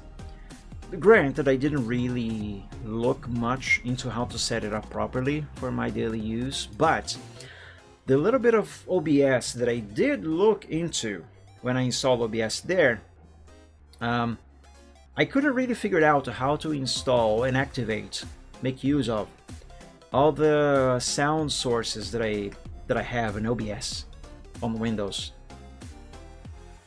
So I have to look into that.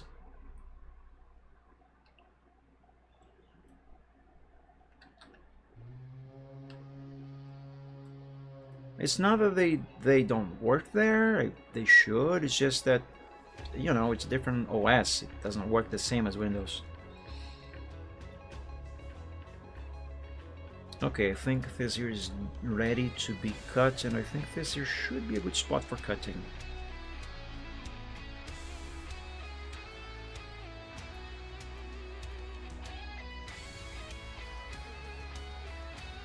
Yeah, that's good. It works. Let's save.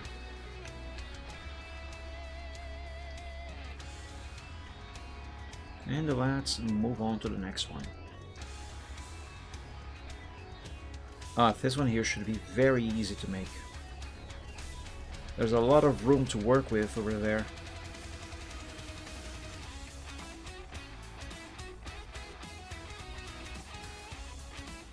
I don't think this one is going to give me a hard time. Knock on wood.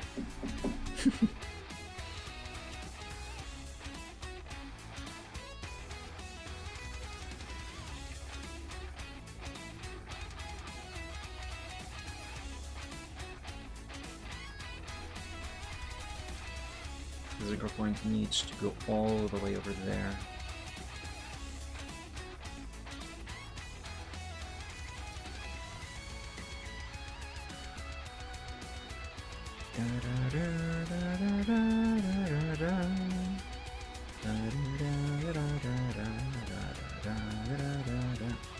One thing that I know, I don't know why it is doing that, why it's doing it, but that I notice is happening on my install of Linux is my second screen on the top over there.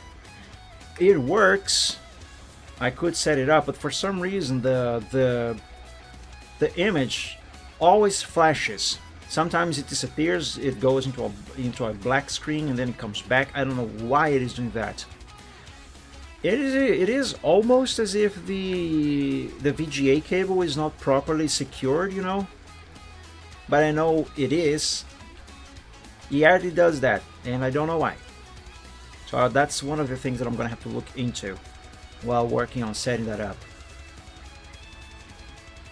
But for now, let's focus on this. It doesn't really affect the daily use, I guess, but it can get in the way a little bit. Oh, that is not supposed to be showing there. Oops. There we go.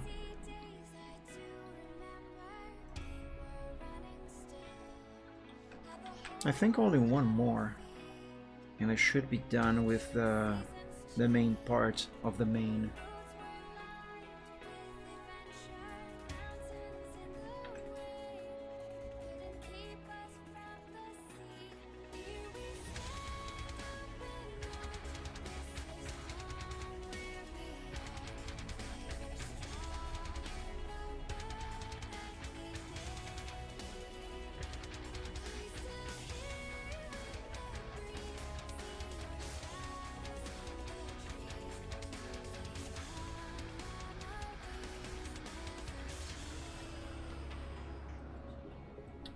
I think this anchor point is in just the right spot, so I'm not going to touch it.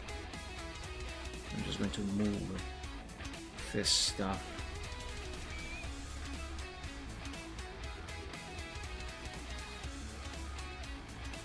It is this anchor point here that might give me a hard time, or maybe not.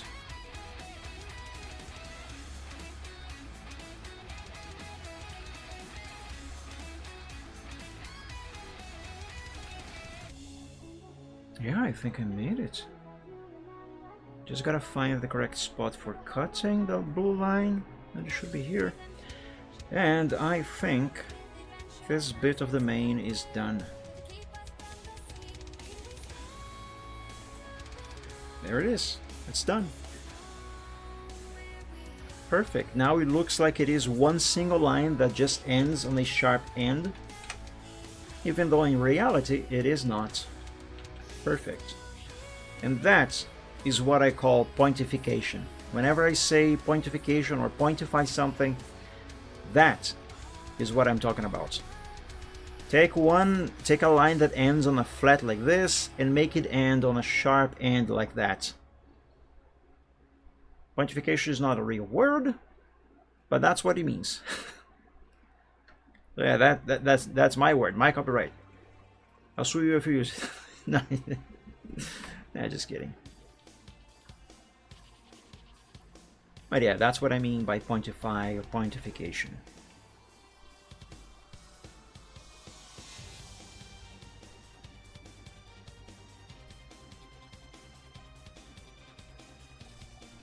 Alright, now I just gotta work on the details of the main, and it should be done with it. Aside from the second color streak this character has on his main. That is another thing for later.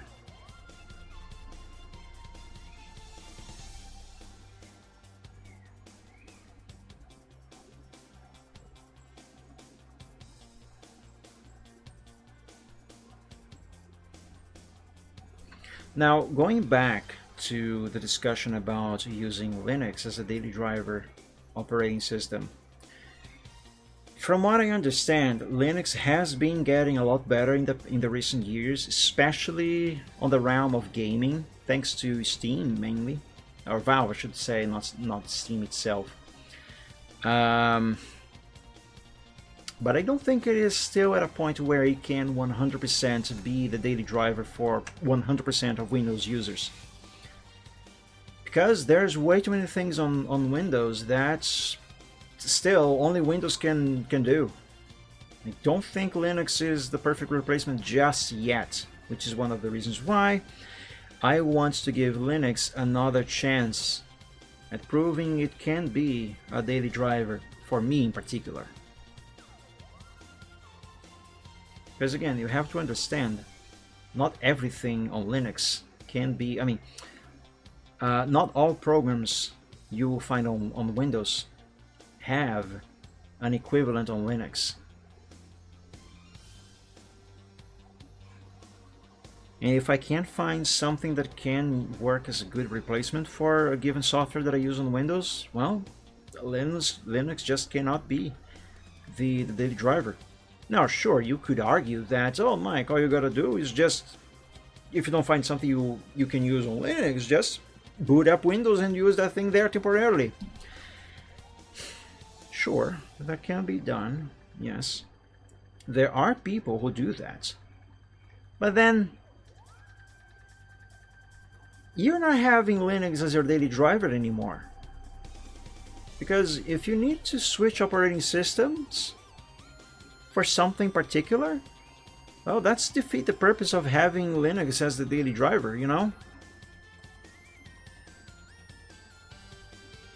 It defeats the purpose completely. The whole idea of having Linux as the daily driver, or whatever other operating system you may have on your PC that isn't Windows, the whole point of having another OS as a daily driver is to do everything you need to do only on that one OS, not swap between OSs. That defeats the purpose.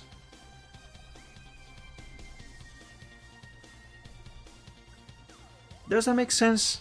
I hope it makes sense to you, because it does for me. At least in my head it does. Point is, if you need another OS to do things you cannot do on your Linux distro of choice, you are not using Linux as a daily driver. And the same applies for using a virtual machine on Linux to run Windows for something particular you might need. If you have to do that, you are defeating the purpose of having Linux in the first place. If you are going the Linux route for daily driving, as your daily driver OS, you have to be using it 100% of the time. Because the moment you boot up Windows to do something you can't do on Linux, you are throwing the purpose of having Linux as your daily driver out of the window.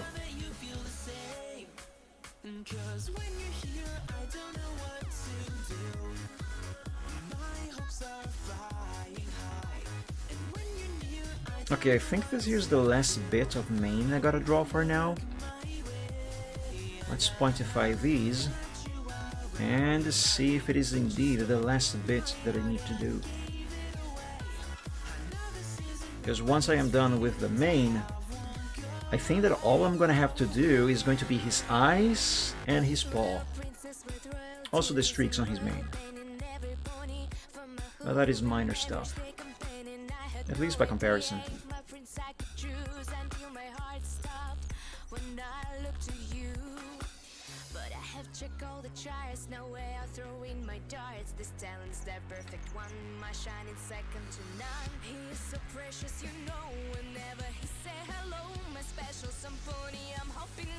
No, I think this needs to come down just a little bit more.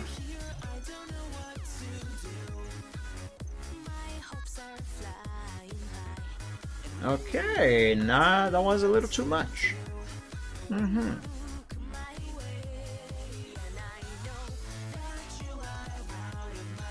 No, there's still too much blue there. Okay, that's better.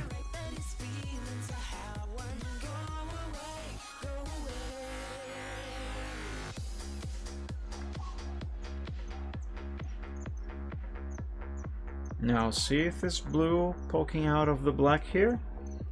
That cannot be there. These two colors, they need to match perfectly.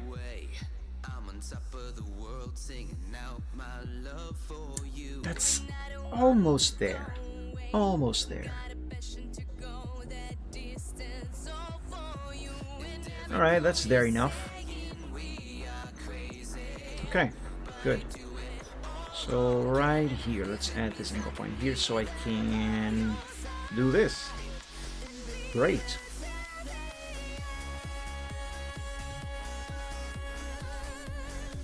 Okay, good. These two meet just right as well. Excellent. Now that looks like one single line. Very good, very good. And this here should be the last bit that I gotta do.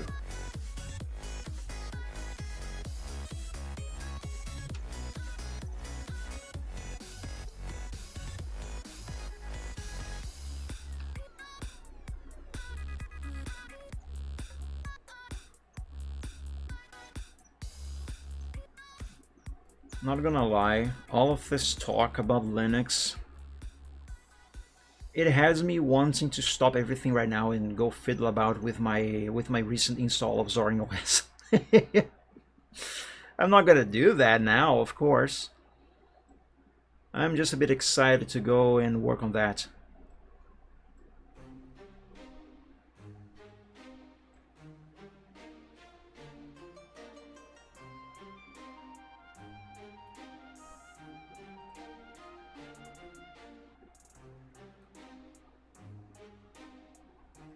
Actually, now that I think of it, since I spoke about it earlier, I said that I was having some troubles with it, I think. Actually did get Touch Portal to work. It just isn't running perfectly as it does on Windows, but I did get it to work. And thankfully, Touch Portal does have, excuse me, does have a Linux version. Although curiously, the version they have for Linux doesn't install the program. It's like a portable version of the program. It just runs. You download the thing, click on it, and it runs the program as if it was installed without actually being installed like on Windows, where it runs a setup program to actually install files on the PC. Now, one thing that I think is going to annoy me a lot is the desktop environment. I might change that to something else. My previous install of Zorin OS was using a desktop environment that I cannot remember the name of, but I ended up making it, well, not exactly look like Windows, but at least behave similarly enough.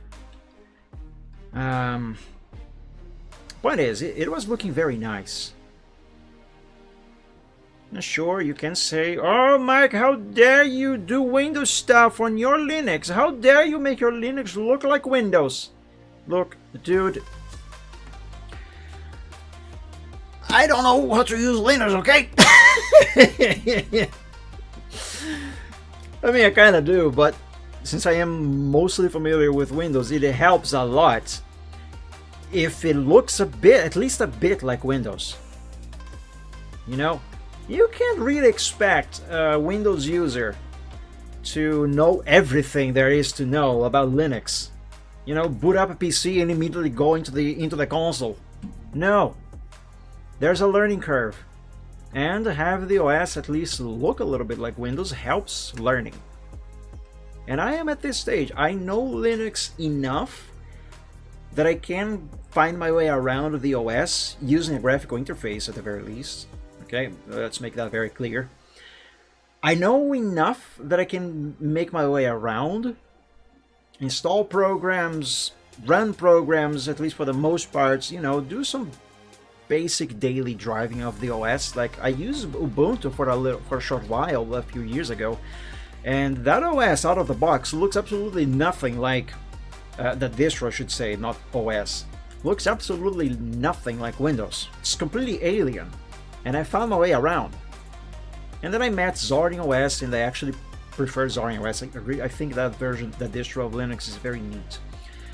But it does help that it looks a lot more like Windows. Sure, you can make Ubuntu itself look like Windows as well, but that's not the point. Point is, for a long-time Windows user, it is very helpful that the distro of Linux looks at least a little bit like Windows. So yeah.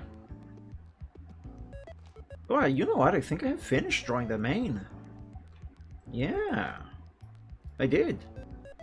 Other than the streaks that I'm gonna draw later, the main is finished. Let's draw his nostrils here next.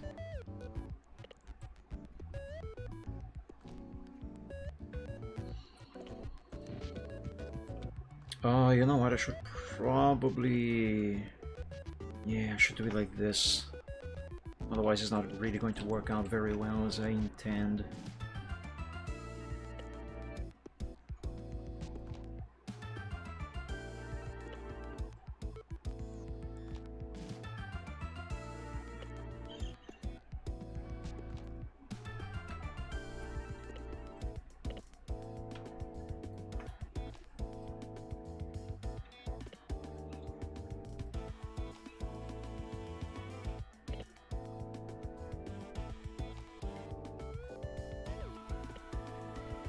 Now, sure, this here looks like a huge mess, and it is. But basics first. First, let's make the nostril exist. And then I'm gonna make it look better. Unlike my nostrils, because these are huge. I am aware my nose is big.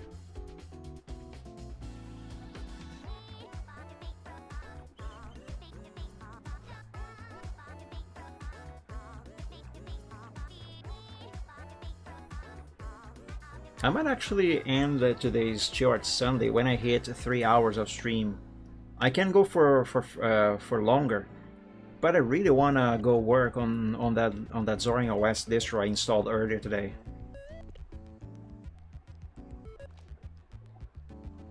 I really do. Plus, I think I am nearly done with this.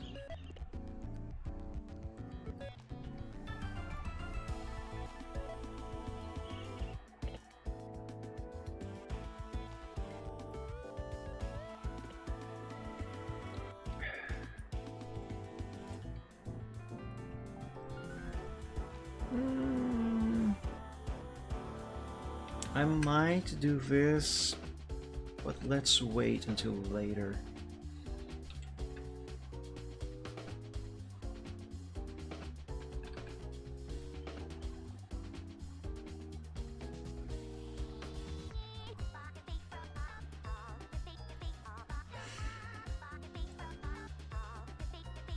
Let me talk a little more about Linux.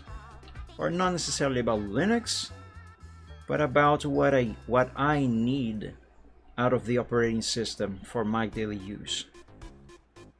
I need gaming to work, that's one thing. I need internet browsing to work as well, very well. Linux can do that, so I think I'm covered on that thing, all that stuff. Gaming is yet to be tested, but with Steam, that should not be a problem at all. Only like maybe indie games, stuff that isn't on Steam. Only that should be a bit of an issue. Productivity.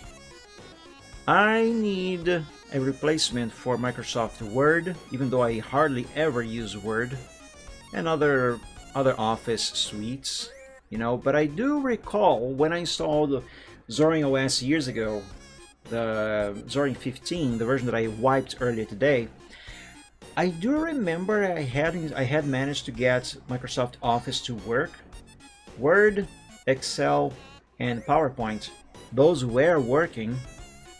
And if I can get them to work anymore, I guess I could use LibreOffice. But last I recall, LibreOffice is not the perfect replacement for Office. I remember having issues with LibreOffice in the past, both as a user and also as a computer technician, because I have this client and they tried to migrate all of their computers to Linux, and they needed replacements for programs that only Windows had, and one of those was Microsoft Office. They tried using LibreOffice. They did use LibreOffice, but they always had troubles with file compatibility. LibreOffice cannot 100% offer, at least at the time it couldn't, I'm not sure how it is now, but it cannot, for the sake of simplicity, I'm just going to say it can't, okay? It cannot offer good compatibility between itself and Office. Files made in Office, normally they work well, they load well in LibreOffice, but what I noticed at the time, in both as a computer technician or technician offering support for this client and as a user myself, I noticed that LibreOffice does have issues loading certain Office files, especially spreadsheets. And that was a huge headache at the time when I was servicing this client. Because they very often would have spreadsheets and stuff that would not load properly in LibreOffice, if at all. And because of that, not to mention issues with printers as well, that was a nightmare. That was one of the main reasons why they switched back to Windows.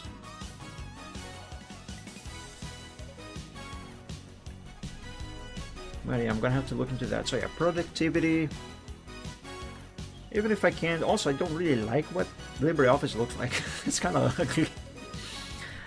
But that's besides the point, of course.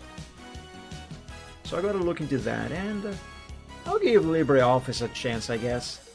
Although there was this other Office suite that, at least in my experience, was a better replacement for Office than LibreOffice was. What was it called? I think it was called WPS. The only bad thing about that Office suite is that it is Chinese, and I'm not a fan of Chinese companies. There's a difference between stuff made in China and stuff made by China, but I'm not gonna go into details on that. That's not the point of this conversation.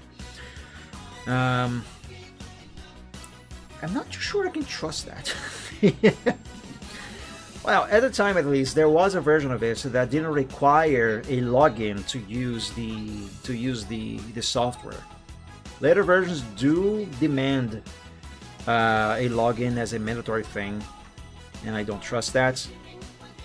I'm not a fan of it. Even with Microsoft Office itself, I'm not a fan of having to log in to use the damn thing. My lack of trust is just made worse when the thing is made by a Chinese company. Anyway, again, that's besides the point. Point is, there was a version of that was almost a copy and paste of Microsoft Office, and it worked flawlessly. It didn't present the issues that LibreOffice had in dealing with Office files.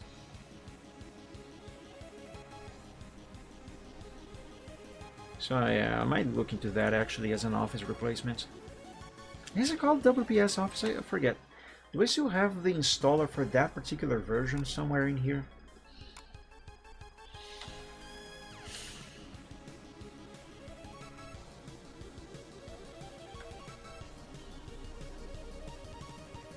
Yes, I do. It's this one, WPS Office 10.2.0. Ah, but wait a minute, this is for Windows.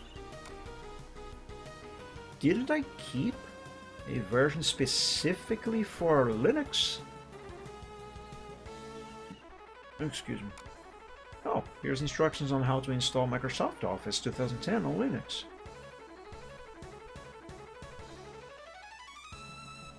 If I have that version for Linux, still, it is somewhere that I have no idea where it is. It should be here. It should be here inside this folder with this one, but this one is only for Office, for Windows. I'm pretty sure I have that somewhere. I should have. I don't know where it is. Well, even if I can't find the installer in my files, I should still be able to find it for download on the internet. So, not too big of a problem.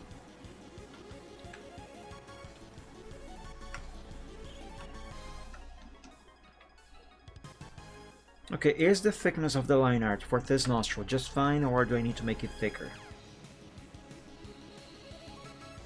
I'm gonna make it a little bit thicker. It is looking a bit too thin, I think. It has to look as thick as the rest of the lines on this character. Otherwise, it is going to look like it doesn't belong here. It's not going to look natural.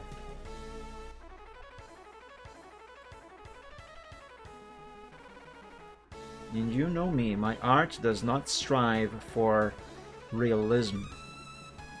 It strives for looking natural.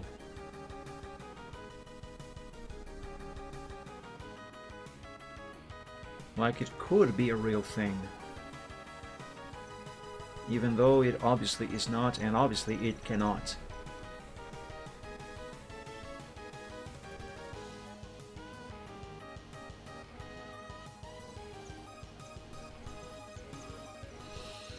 This bit here is looking a bit odd.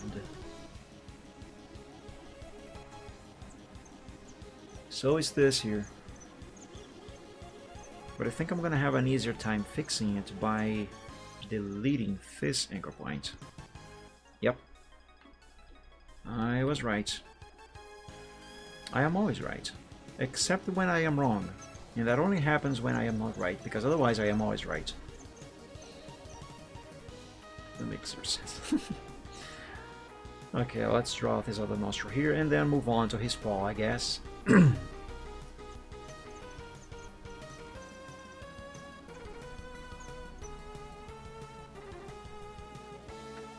So yeah, as far as productivity and web browsing is concerned, I should be fine with the options available on Zorin or any other Linux distro for the matter. It is art that is the main issue. It's not just a replacement for Photoshop that I would need. I also, well, I have to test it, but I don't think Multipaint can work in Linux. I know Microsoft Paint cannot. Unless maybe I can get it to work under Wine. That is something that I will have to look into, because if I were to actually migrate over to Linux as my daily driver, post to Windows 10, I would need a replacement for Paint. And no other art software that I know of can offer me the same amount of control and freedom over pixels that Paint can. Sure, you can do all the stuff that you do in Paint in other programs like Photoshop, but the same freedom is not there. Although at the same time, other programs are far more advanced than Paint, at the same time they are more limited too, because, like, here's a very simple example, okay?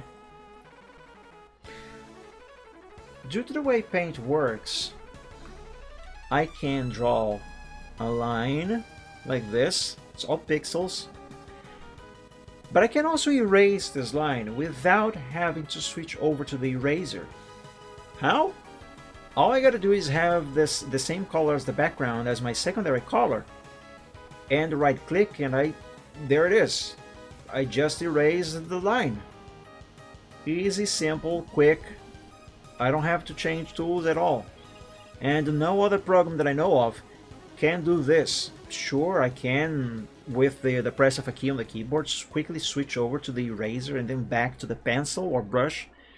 But that adds an extra step, and I don't like that extra step. Sure, it is a tiny one, but it is an extra step that does take a teeny tiny little more a tiny extra amount of time in my workflow, and I don't like it. Sure, it is a tiny amount of time. Hard to say it is a waste of time, but it is there. And it is the tiny things, you know. The more small extra steps you have to take in a workflow, the longer your workflow will have to take. And I don't like that. Paint gives me this amount of freedom and control over the pixels where I don't have to change tools at all. Not even by pressing a key on the keyboard. All I gotta do is right click and there we go, it just works immediately. I can't do that in Photoshop, I can't do that in GIMP, I can't do that in Affinity, whatever the name of the program is called. What is it called again? I can't remember. Affinity Photo. I can't do that in Affinity Photo, I can't do that in Fire Alpaca, I can't do that in any other program that I can think of and that I have tried so far, like Manga Studio. Can't do that there. Cannot do it in Paint Tool Site. Cannot do it on Paint.net. Can't do it on any other program other than Paint. None. Other than maybe Multipaint. Multipaint kind of has that function, at least on the Commodore 64 graphics mode. But like Paint, there is none. None that I know of. And that would be very annoying for me.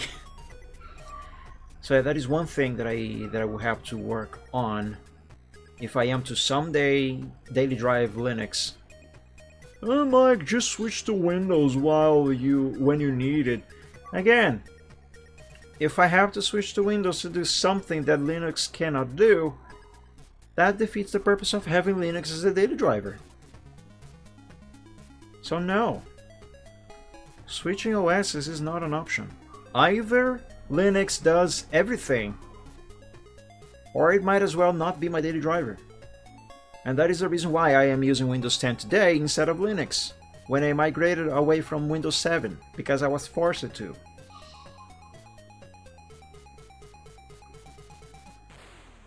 Linux just couldn't do it. It only could manage a few of the things that I need out of an operating system. Couldn't do all of them. And since it couldn't do it, I had to stick with Windows. And if it still can't do it, when the time comes when I have to abandon Windows 10 and go over to the dreaded waters of Windows 11, Windows 11 is going to be what I will have to daily drive, and I will just have to put up with it. And I don't want that.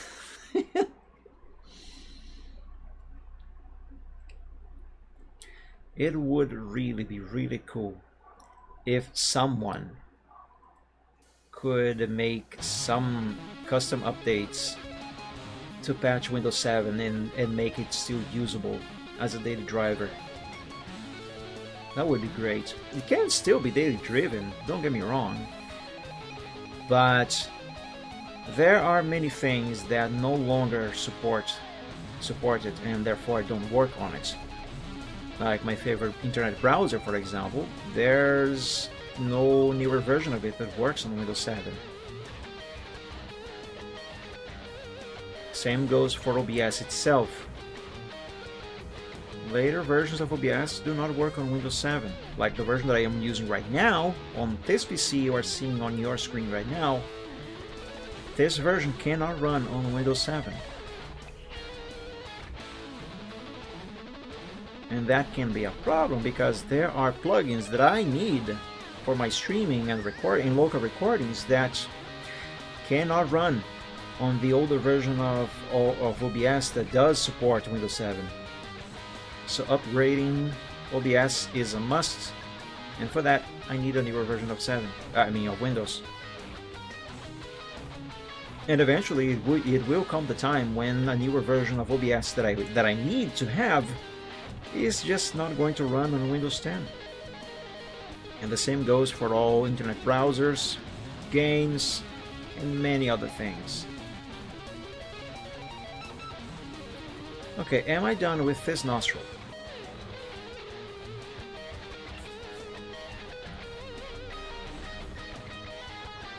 I think I am.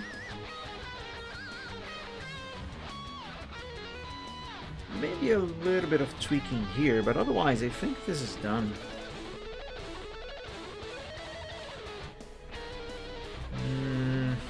Nah, that is fine. That is fine as it is. Yeah. Okay, let's group all of this together. Actually, no, not yet. Let me draw the eyes first.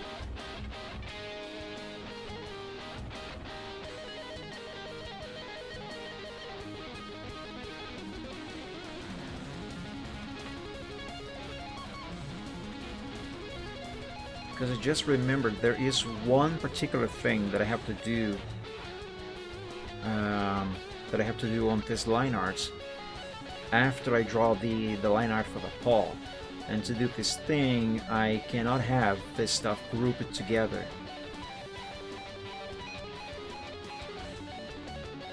Because otherwise it is not going to work.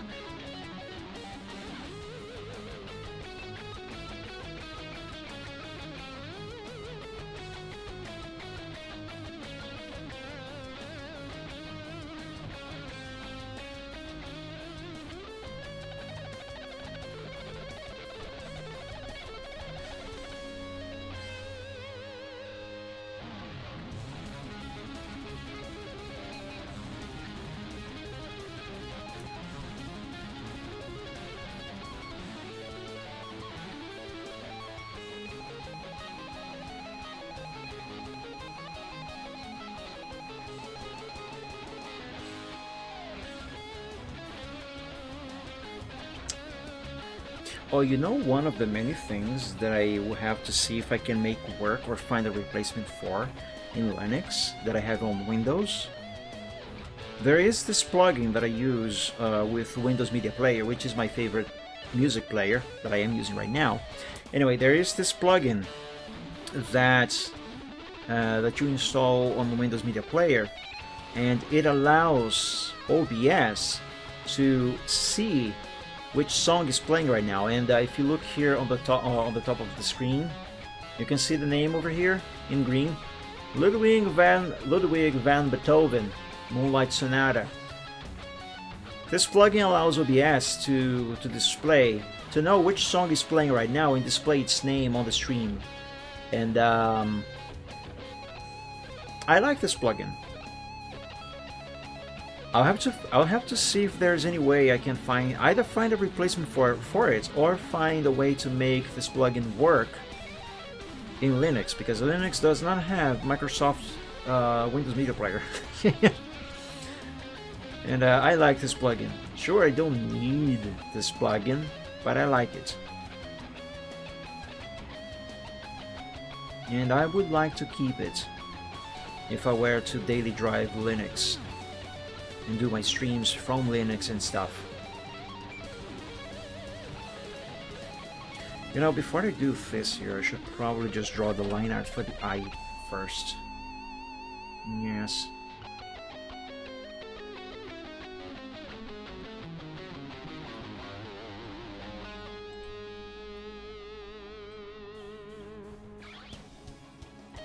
That's the wrong thickness.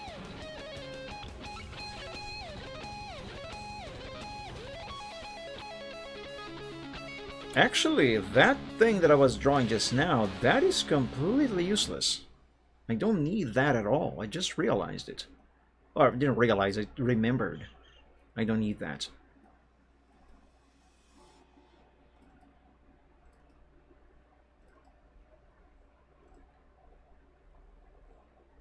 I think this looks fine. Hey, Riptane! Happy Sunday! Welcome, my dude. Thank you for joining.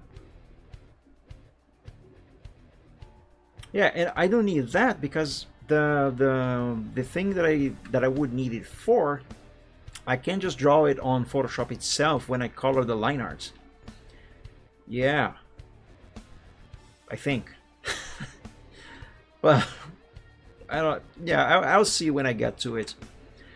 For now, let's just do this. Let's finish drawing his face over here.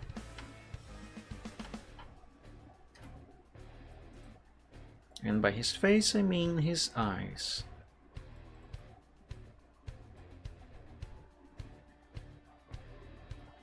Yeah, come on, click the thing.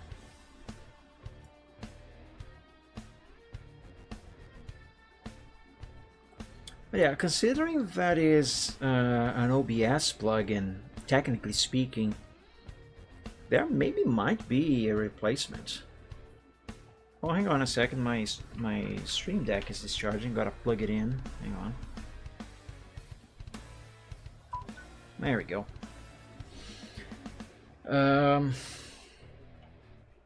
Yeah, I'll have to look into that. Though I doubt there is anything even remotely similar to a player like Parole Music Player, which I think is the default music player in Zorin OS.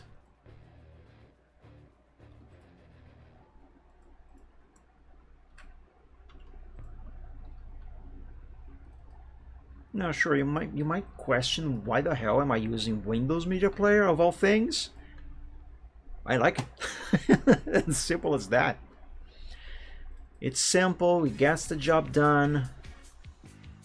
I like it. Honestly, if I could, if it were possible to do so, I would be using Windows Media Player 10 or Windows Media Player 11, either one. Actually, I like those better than the one that Windows 7 and 10 have. But unfortunately, it is not possible to install them. I tried several times in the past.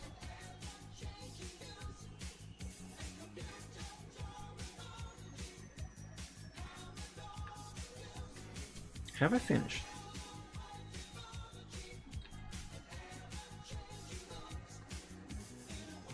Yes, I think that eye is looking fine. Are you keeping up with the Commodore? Because the Commodore is keeping... Oh, you know what I would really love if it existed? Well, first of all, Commodore is back. It's coming back, okay? But I really would love it if Commodore had a place in the market and was actually a competitor to Microsoft and Apple on their PC on this PC on the PC world. It would be wonderful if Commodore had their own operating system, something that isn't Linux, just yet another Linux distro. Something that isn't whatever the hell Apple is doing, and something that isn't Windows. I would love that.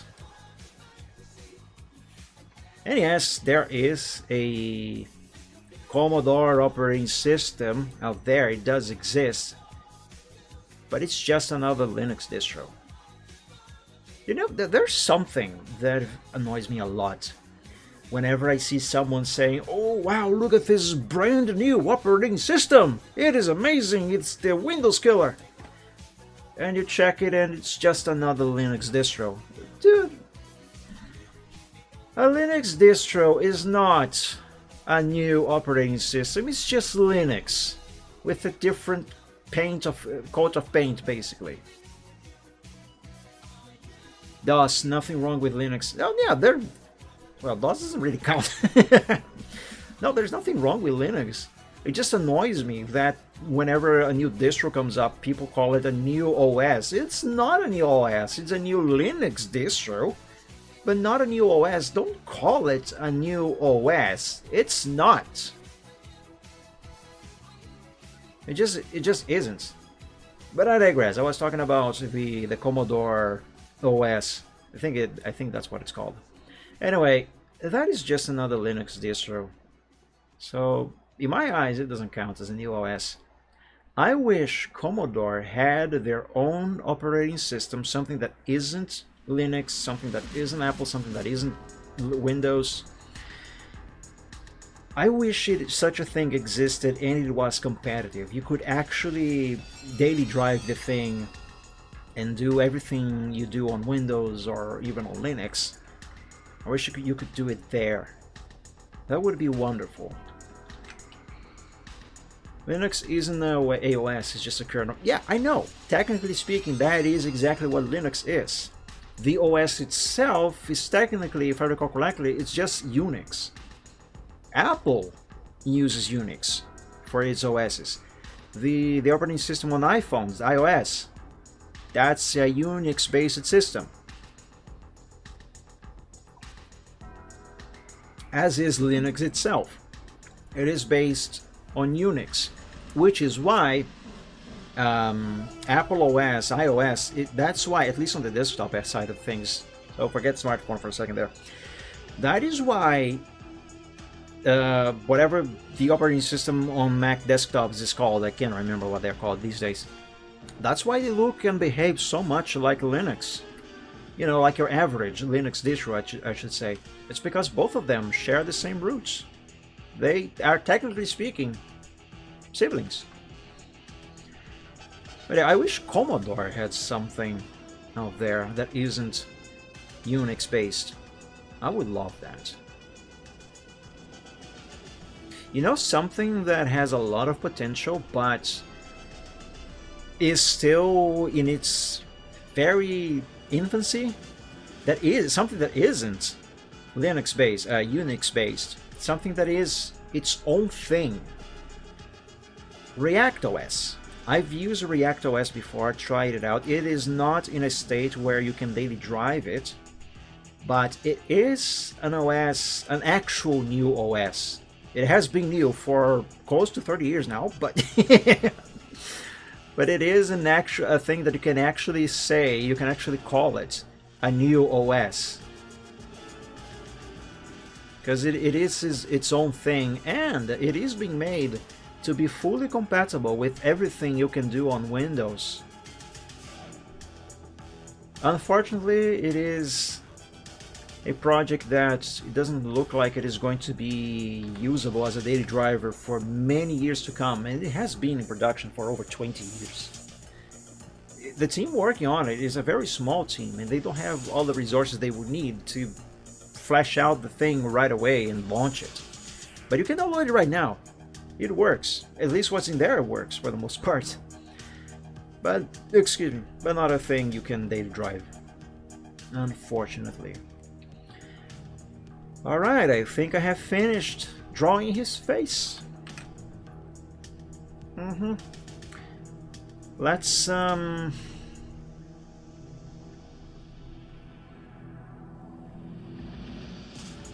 yes, I will group the main. I'll group the main, but not the face, not yet. So let's select all of the lines that I need.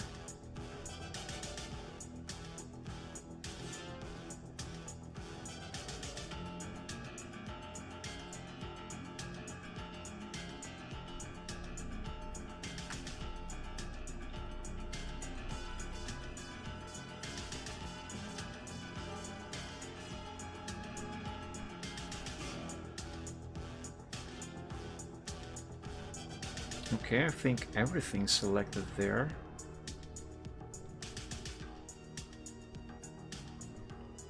Did I just move? Yes, I did just move the thing. Damn it.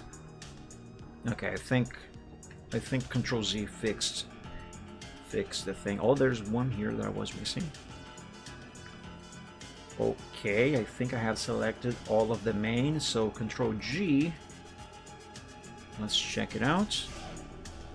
No! I am missing one bit over there. Damn it, I always end up missing a thing that I can't see. And I think was included.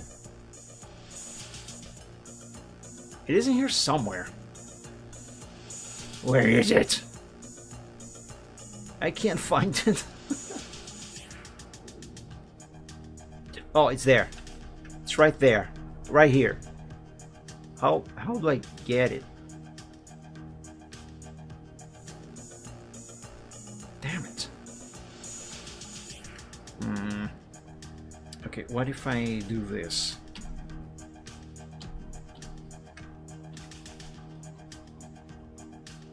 Okay, everything is still selected. Hey, I did it. It's good to be smart. I did. I couldn't click on it because it was below the lines that I already had selected, so I had to send those behind it so I could select it. Alright, let's see if there's any leftovers here. Okay, good. There are no leftovers. Alright, excellent. So, save. Now let's draw his paw over here, and other than the streaks on his mane, this should be the last thing that I gotta do on this before I move on to Photoshop so I can color.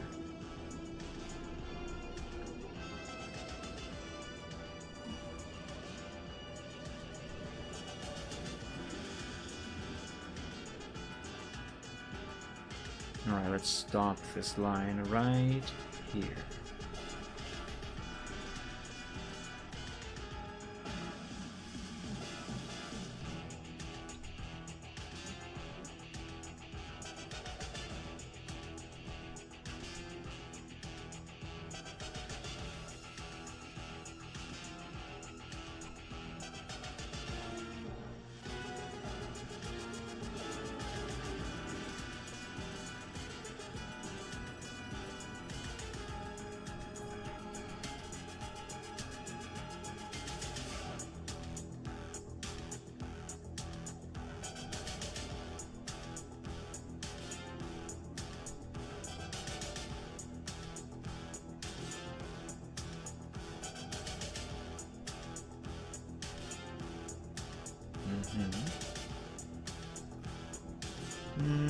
I'm not convinced about having removed that anchor point.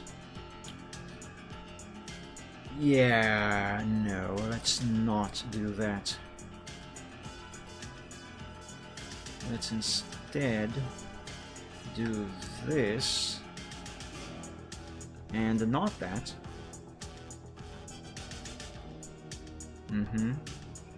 That's fine.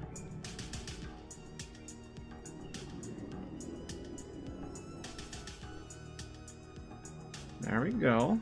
Yes.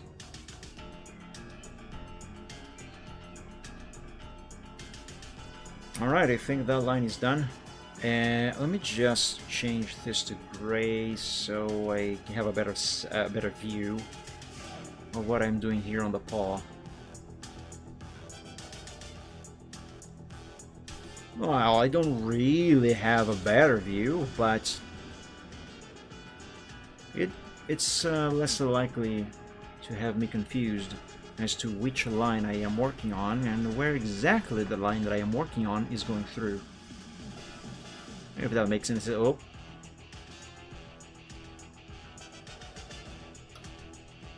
Okay, for a second I thought I broke Corel. Ah, you can go full screen if you hit F9. Neat. Can you still work on it if you... No, you can't. You cannot work on F9. That's just a visualization thing. It's neat though. It's neat.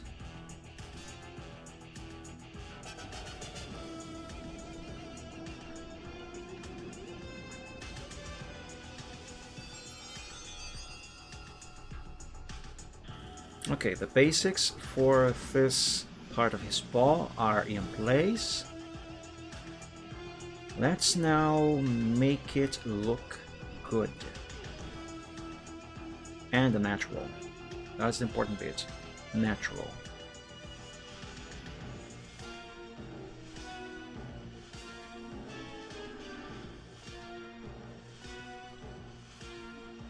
And I think I finished. Let's do this one, and this one should be the last one. After this, all I gotta do is draw the streaks on his mane. Oh yes, there's still that one there. The would-be thumb. But yeah, other than these two, all we have to do then is draw the main streaks, and that's it.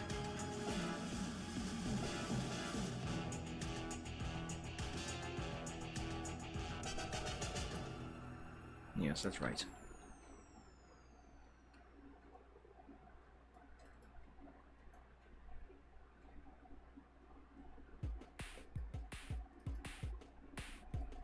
This will have to be 0.5, but that is in the plan. It always has been.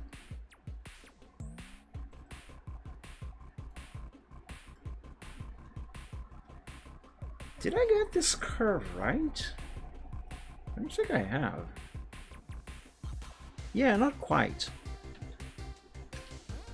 not quite. Actually, no, hang on a second. Yeah, no. Nuh-uh.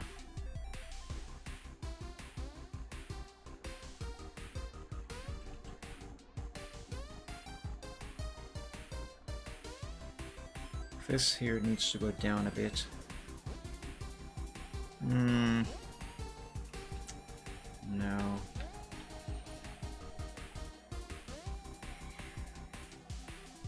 Yeah, what if I try it like this? Let's stretch this a bit more. And bring this one down.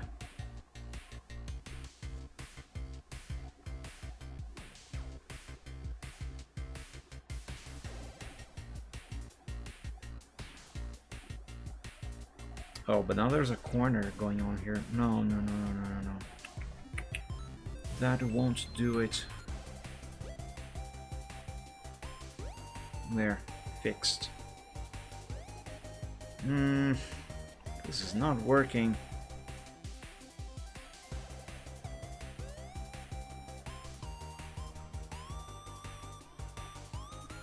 I do need an extra anchor point here.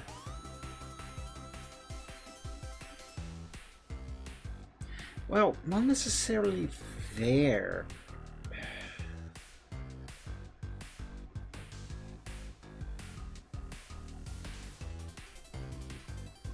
How do I fix this?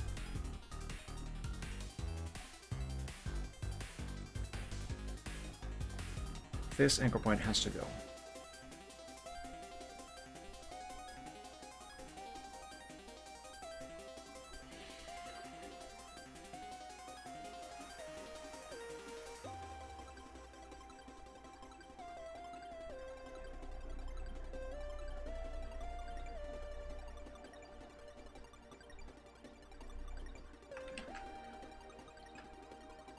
The more I try to fix this, the worse it gets.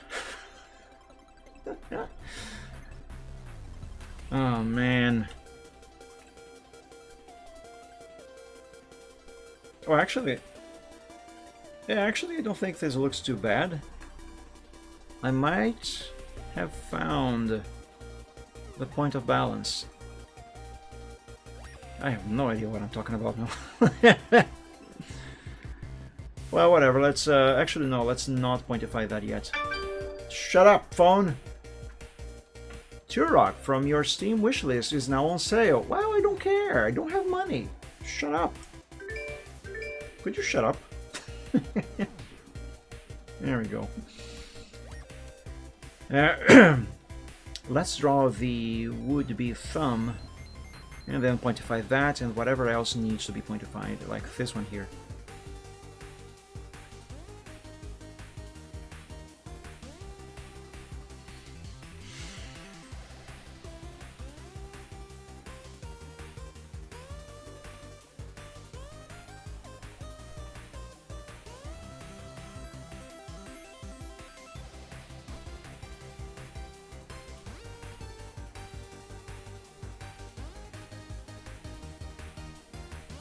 That is looking good.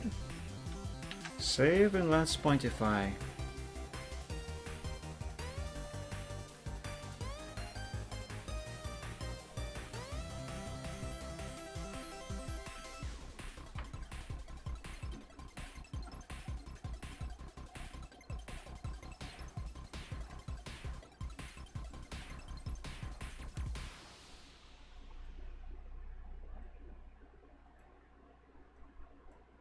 You know, actually make this pointification bit here should be incredibly easy.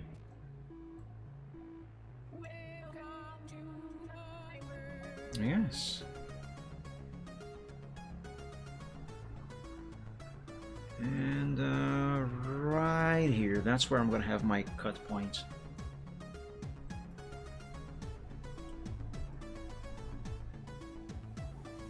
Now I just gotta do the same thing here and there, and I should be done.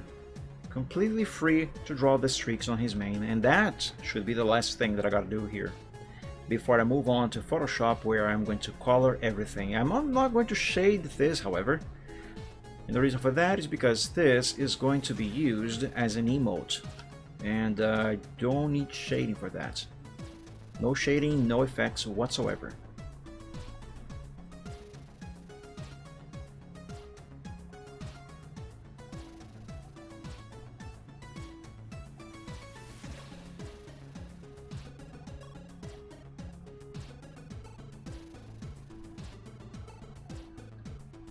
There's a different version from this song, I think. It sounds different. I love it though.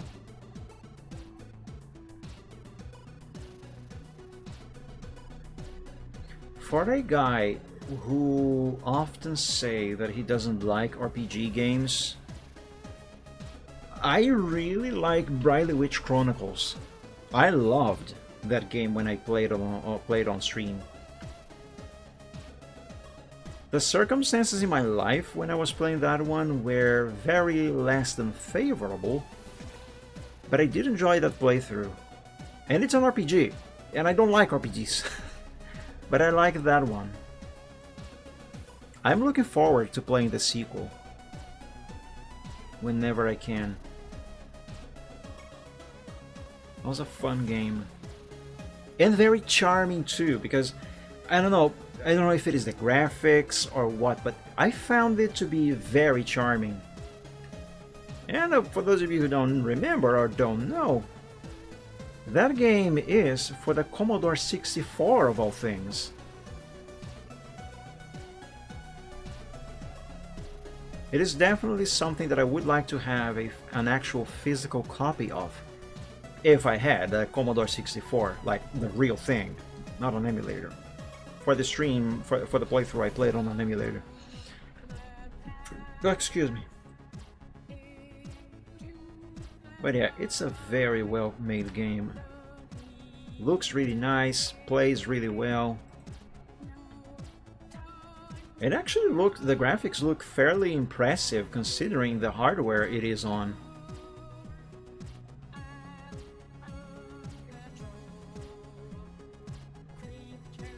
I liked that. It was a fun game. I read the developer, wait a second, was this supposed to move like that? Anyway, I read the developer is also going to make a third installment of that game. So there will be a third sequel. And I'm not sure, but I think the third one is going to wrap up the story of Briley, who is the protagonist in Briley Witch Chronicles. And you know what she is? I don't think you can guess. She's a witch. Could you guess? But yeah. You know, one of the things that I really enjoyed about that game? I really enjoyed doing Smokey's voice. You know, the cat companion the protagonist has in that game. I really loved reading his texts with the voice that I gave him. I really enjoyed it, even though my Scottish accent is awful. That was really fun to do. I really enjoyed that. And Smokey's so cute too. And again, he is a cat, so that comes with the territory. But it was a fun game. I liked that.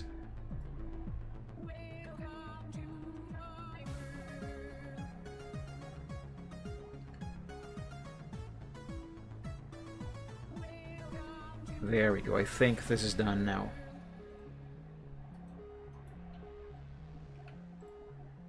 Turn this black.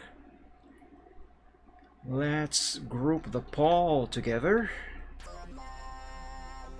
And yeah, there we go. The paw is done. Now,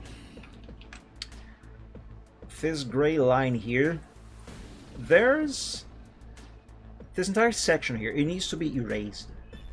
But I'll do it on a different file, because I'll save this as a stage of progress. So let's switch now to Alpha 1.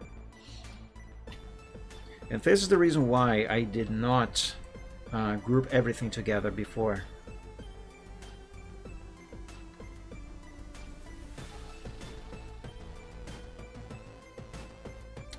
Yes, this is what I'm looking for. Break apart.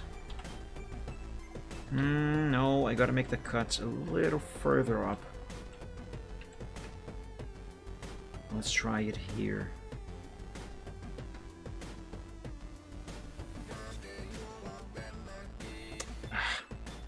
Well, actually, that is fine. All I gotta do is a little patching there, and it should be okay.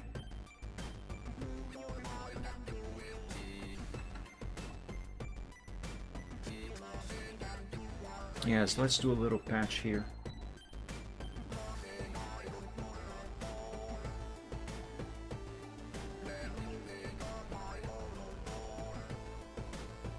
Well, you know something I would really like to learn how to do?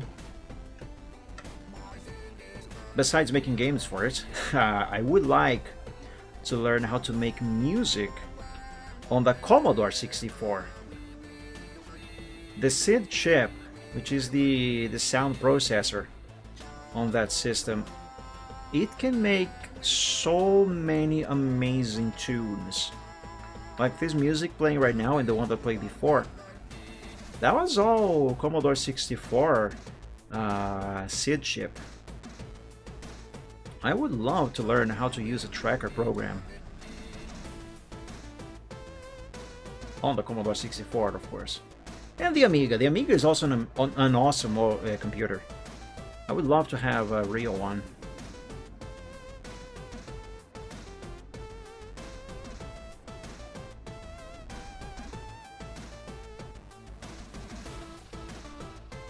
I'm nearly done with this patch here. But I am having a small difficulty making it match. Okay, I think I fixed it.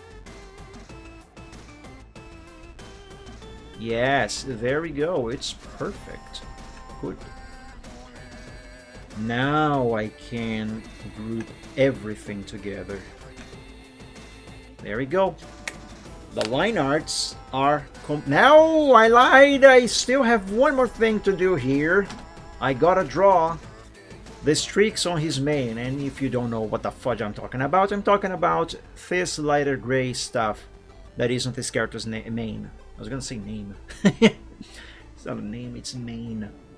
Yeah, I still gotta do that. And have I ungrouped? That's the sketch. Okay, I have ungrouped. You know what? I should probably...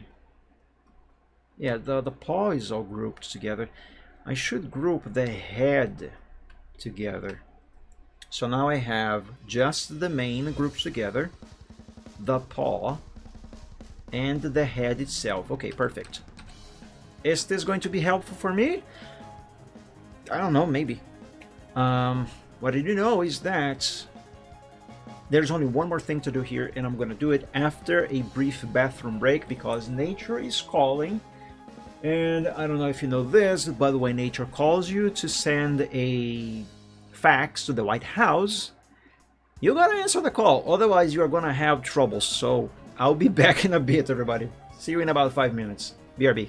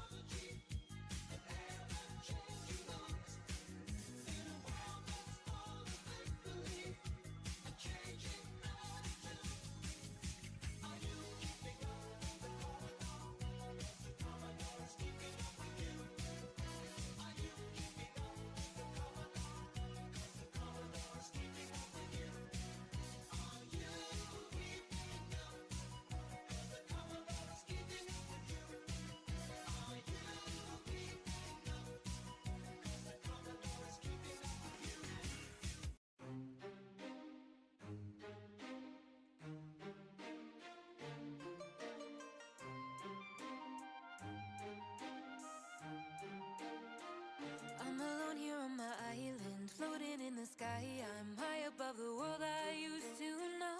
And I'm far from any danger, safe from any failure. Guarded, I found shelter in the storm. I'm hiding in the blue, safe between the clouds. In the blue, where I can't be found. Was a soldier in the legions, fought against the demons, fought against the monsters made of gold. But they stormed across Arcadia, following their nature, washed away the place I once called home. I'm hiding in the blue, safe between the clouds. In the blue, where I can't be found. I'm hiding in the blue.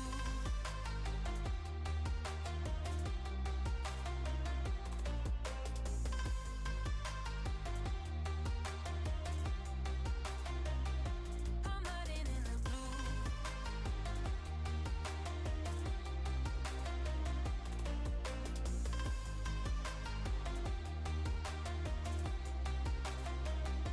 As time goes racing by, I'm wishing I could be fine, but I'm still so stuck on what used to be. Made a prison out of my mind, watch life as it goes by. Battle scarred my own worst enemy. Alrighty, I am back. Sorry it took a while. I had to take a while. Because I had to take... Yeah, I'm not going to finish that sentence. Alright, let's make that those streaks. Yeah, these here. Oh, that's so cute. Alright. Let's begin.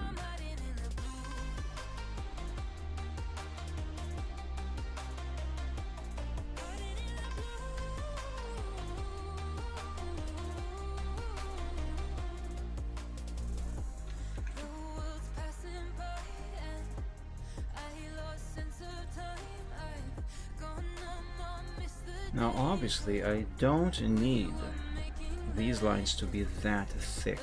days come and go. Oops. Wait through sun and snow for you to come and take. Because these will be below, under rather, these black line arts. Safe between the clouds. So all I need is the shape. Oh, wait a second. I was doing this one wrong.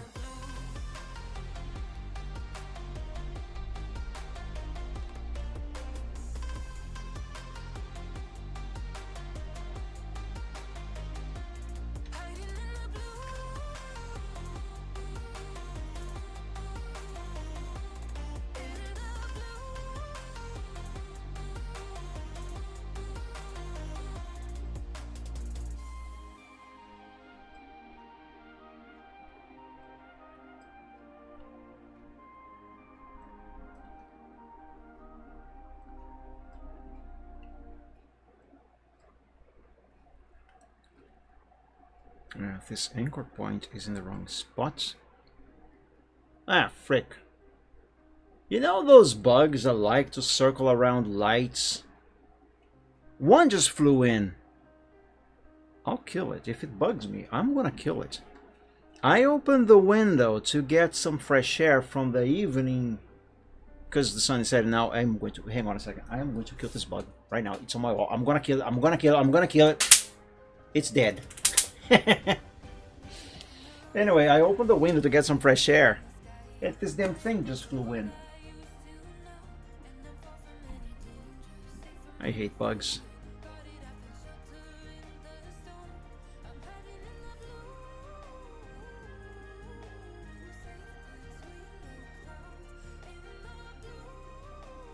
But yeah, if more of these start to fly in, I'm gonna have to close the window again. And I don't want to, because the air outside is so fresh, so cool, so nice. I want some into the room.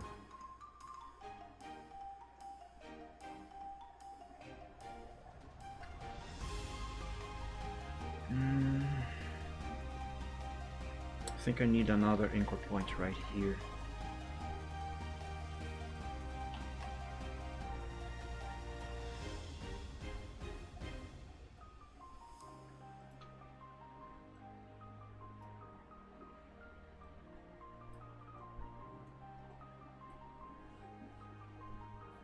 Hang on, let me test this. Yeah, no. This needs to be better. Ah, balls. Ah, balls.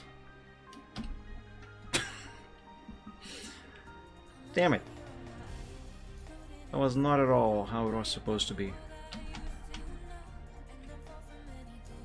Yeah, whatever. I'm gonna leave like this. It's fine. It's good enough.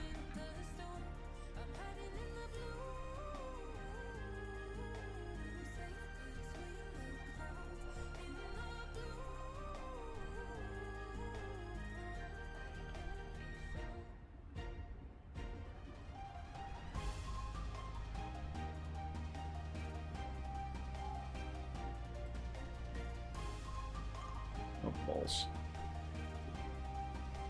I lost the selection. There.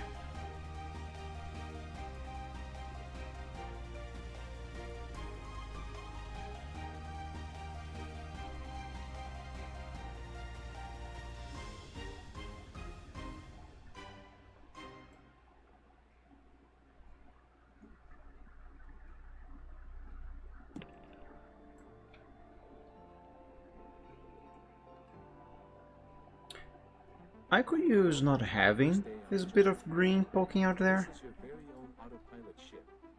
Let's get rid of it. There. That's good. Now make this green even greener. Yeah, I need that. Let's make some more of those.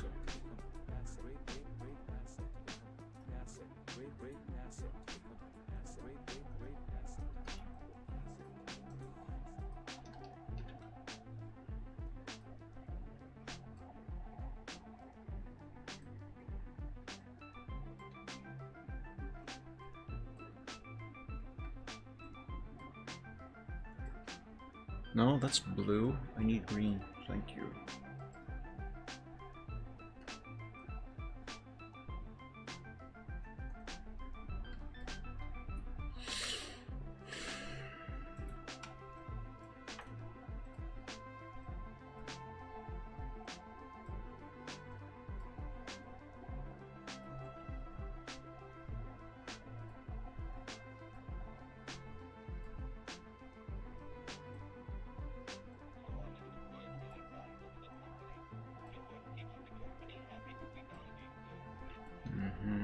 That's good. I should save. Always save your progress often, because you never know when something might go wrong and you may lose, and you might lose everything. I speak from experience.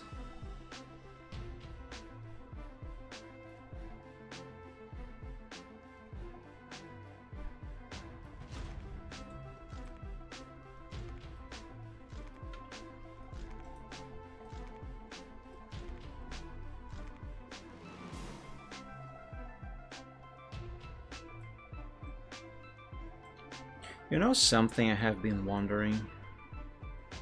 I probably would not be able to afford such a thing, even though it shouldn't really cost all that much. And you know, the way things are right now. I literally cannot afford to spend any more than I already have to. But another one just flew in. Hang on.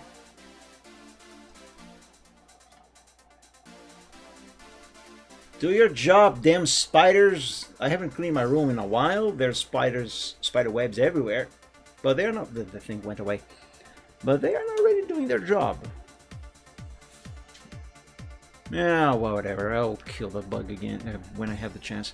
Anyway. Something that I have been thinking of is, since Christmas is approaching and now I have face cam on my streams, maybe put some Christmas lights back here, you know? That could be nice. That is yet to be decided though.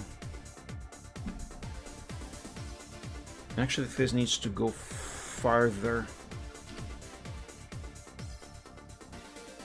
Like this. Nope, not like that. Like this.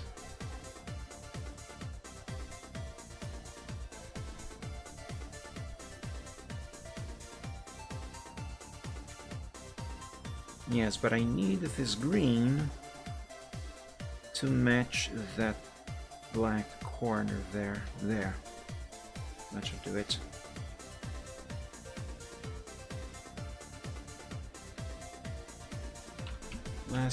Let's test it out.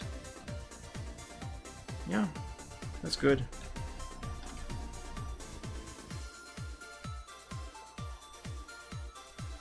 But if more of these bugs fly in, I'm gonna have to close my window. And I don't really want to do that. That's another thing that I hate about hot weather. And the reason why I can't understand people who like hot weather. Hot weather always comes with a lot of bugs.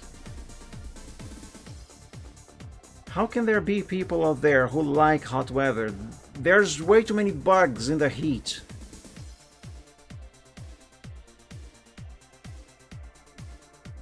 I don't like bugs. They bug me.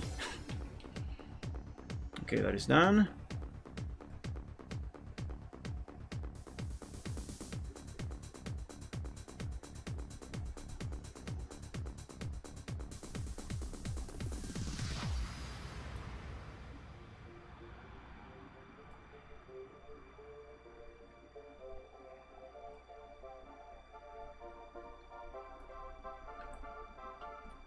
Bugs are one of the reasons why I kinda wish I lived by myself, though. I lived in an apartment. Preferably something either on the 3rd or 2nd floor or higher. Or no, 3rd floor or higher. The farther away from the ground, in theory anyway, I think, the farther away I would be from bugs. I wouldn't be completely free of bugs, that's for sure. But I most likely would have fewer around. Or not, because knowing with the luck I have, I probably would end up having even more bugs somehow. God, I hate bugs.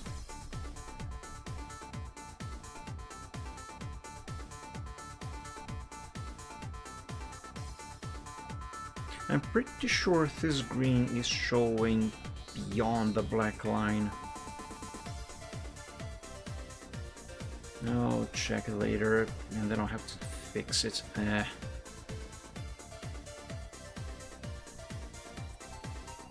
Alright, let's see.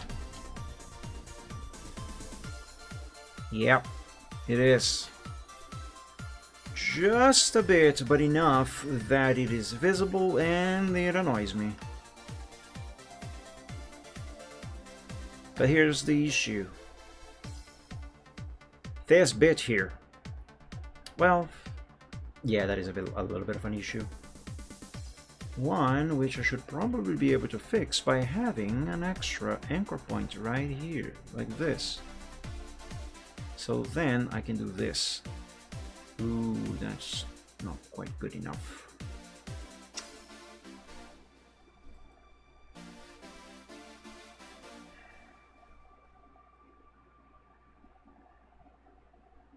Let me try with this. No. Okay, what if I have this anchor point here? And then try this. Now, for some reason, the Twitch player on the other PC has crashed. Which, by the way, surprisingly enough, PC2 hasn't crashed today. Not yet. Let me refresh the page there.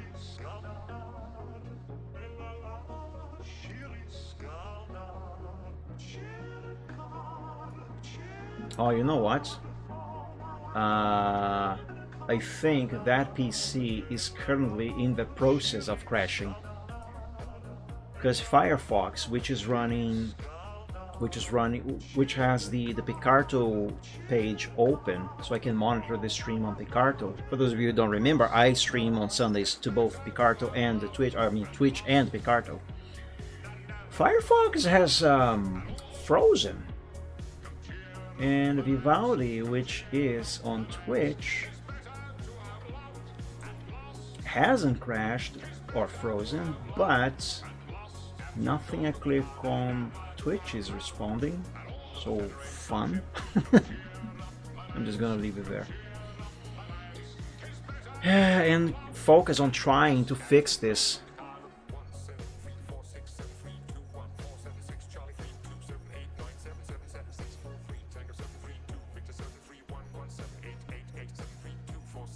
Just a bit more. There, I think I made it.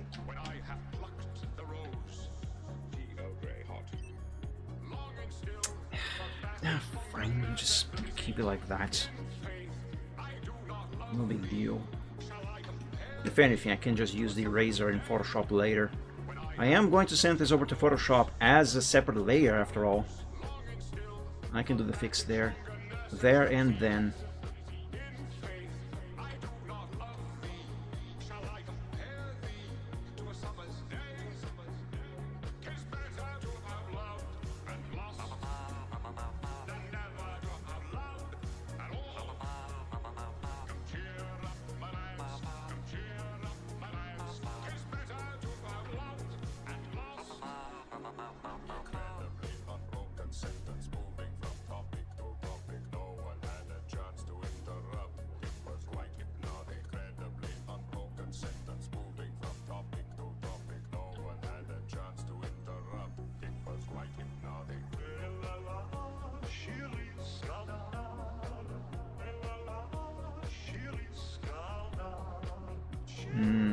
I need this green to get on this corner.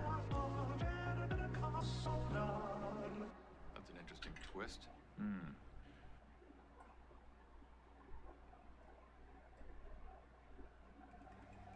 Just a bit more. A bit more. Just a teeny tiny more. There, that should do it. Let's do a test. Yeah. Good, that works. Let's save and move on.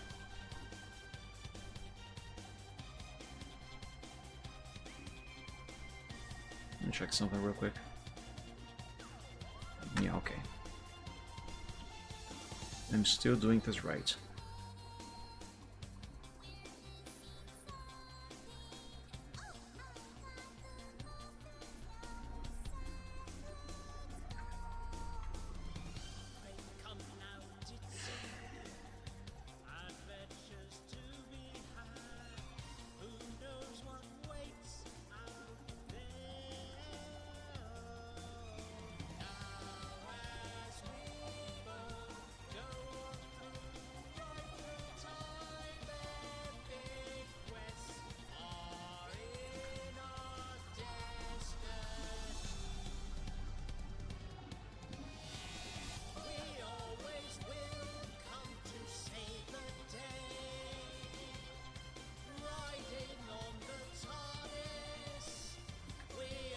I think there's another bit that is complete. Yes? Question mark? Yes, I'm gonna say yes. Wow. The Twitch tab on the other PC has crashed so hard right now. I mean, it reloaded. It's just completely broken.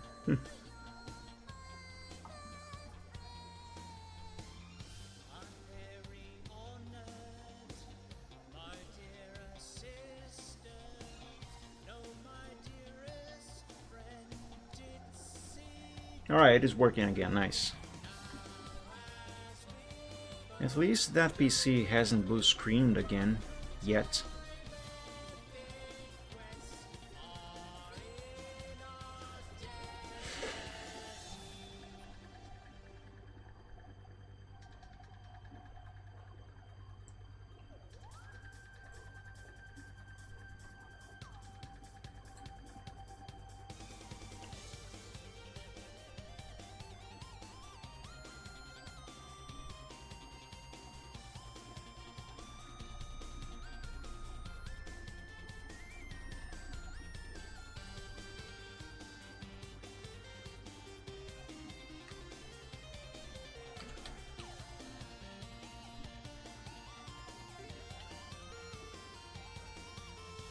Yes, I think that is fine. I am now moving on to the later stages of drawing these streaks on his mane.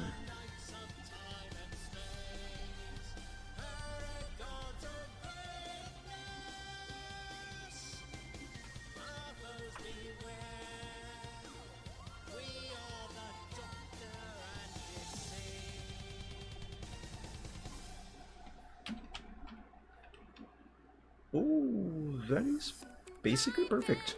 I hope you don't mind me stopping by. Just thought you looked a little misty in the eyes. If it's okay, I'd like to help you out today. What do you say? I guess. Let's dust out this rusty dusty mess. Seems like you got a block up Let's in bring your this head. down a bit so I can curve this here a little more. I can think of a couple of things to bring back the bling, if you know what I mean. I'm really not sure that I do. Let Izzy walk you through. Okay. Yep, that'll do. Get in the flow, shake out the glitter, letting it go, splash in the color. Gonna break that cycle. Stitch in the sequence, it's up to you. Craft out your feelings, doodly do. A new kind of heal it in the unicycle groove. Get in the groove, show me your moves. Get in the unicycle groove. Get in the groove, show me your moves. Get in the unicycle. Did you like it when I said I was a little blue? Oh my god, I keep clicking to select this line, but I keep missing. Oh my god. That was stupid. Hey, so, not that I don't appreciate it, but I'm not the most experienced with all this stuff. What I make amounts to nothing more than a mistake. What if it breaks? Well, then we'll pick up the pieces, work together to make something new, cause it's whatever. You don't need to Actually, do need an anchor point here. just creation's sake. I only wish that I can trust that I'm not gonna mess it up. There's nothing wrong at all, my friend, with happy little accidents. Oh, pop out the feathers, get in the flow, shake out the glitter, letting it go, splash in the I like the groove of the song. that cycle. Stitch in the It's lovely. it's up to you, craft out your feelings, doodly do. A new kind of heal it in the unicycle groove. Get in the groove, show me your moves. Speaking of groove, Get in the unicycle groove. Get in the groove, show me your moves. Get in the unicycle. yes, that works. Oh yes, good. Just a bit more and I'm gonna be done and have this ready to be colored on Photoshop. That's yellow. Yeah, actually these lines can be any color, other than black of course, because otherwise they're just going to mix up with the line arts over the main and I don't need that right now. Anyway, they can be any color, just prefer them to be green. I like me. But yeah, these can be any color because in Photoshop I am going to lock the layer they are going to inhabit, Lay it on me. and that is going to allow me to color them whatever color I want, which is going to be green, of course, Write the lyrics. just not this green. Oh yeah. Now You see when I get to it. get in the groove. Show me your moves. Get in the unicycle groove. Get in the groove. Show me your moves. Get in the unicycle groove. Yeah, this here can be a little better. Show me your moves. Get in the unicycle groove. That should do it. Show me your moves. Get in the unicycle groove.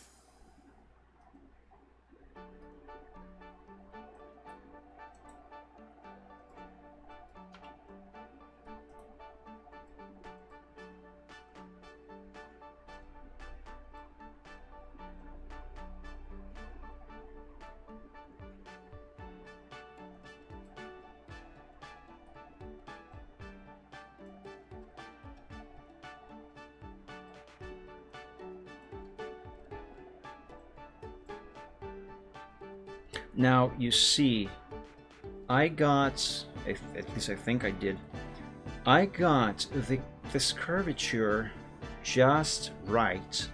However, as a side effect, as a byproduct rather, I have some green poking out over here, and this cannot be here. How do I fix it without changing that line there? One of the wondrous things about vectors, at least in Corel, is that I can easily fix this by creating two anchor points in between, not in between, on each side of the, hey, welcome back, Routine, on each side of the anchor point that is causing this point to jutter out. I create those two so they will prevent anything that I do here from affecting the rest of the line behind them. So all I gotta do now is delete the anchor point that was causing the issue, and look at this, it's fixed. And you won't even be able to tell once this is in place in Photoshop and it looks the way it is supposed to, which is this, just with the correct colors, of course.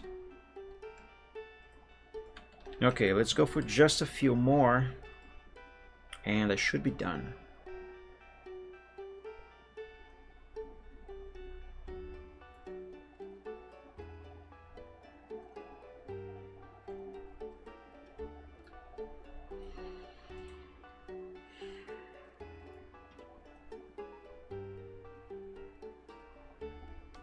Hi Riptane, welcome back. Thank you for joining. I haven't, well, I was gonna say I haven't drunk any tea in a while. That is not entirely true. A few weeks ago I caught a cold somehow, even though the weather was really hot. And I made myself a nice... Actually, I used this cup here. It was... I filled all of this with tea. It was mate tea, though. I like tea. I mean mate. But anyway, I filled that up with water, the tea. I also added honey and half of a lemon. It tasted interesting, especially because I also added sugar. So there was this weird mixture of honey with the sweetness of sugar plus the taste of mate. And the sourness, is that a word? The sour of the lemon. It was an odd taste. But hey, it fixed me up very well. My idea worked. Try Earl Grey. Earl Grey with brown sugar and a bit of milk. I've never tried that before. I don't even know if I can find Earl Grey for sale here. I know brown sugar can be found. It's just really expensive.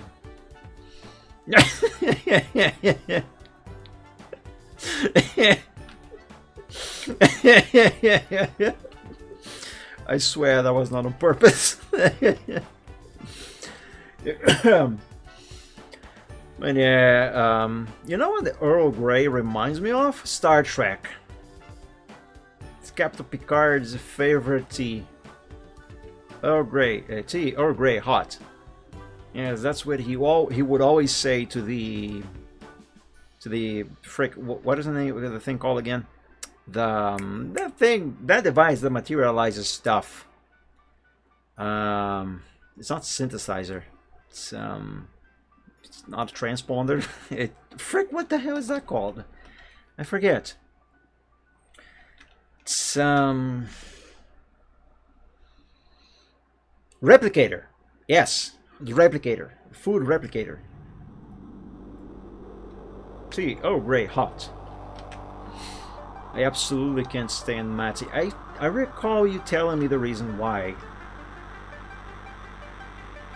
Body? Body.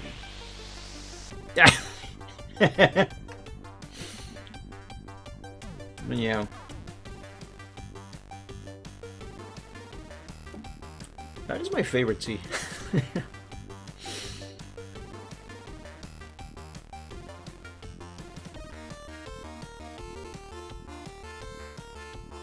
Oh, remember what I was telling you guys about? Commodore 64's SID chip making amazing music. This was made using Commodore's SID chip. Sounds awesome.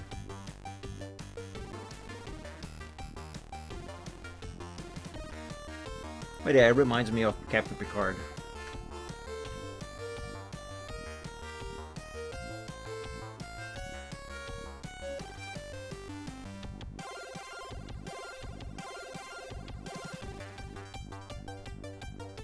By the way, any favorites from the OSTs yet? Not yet.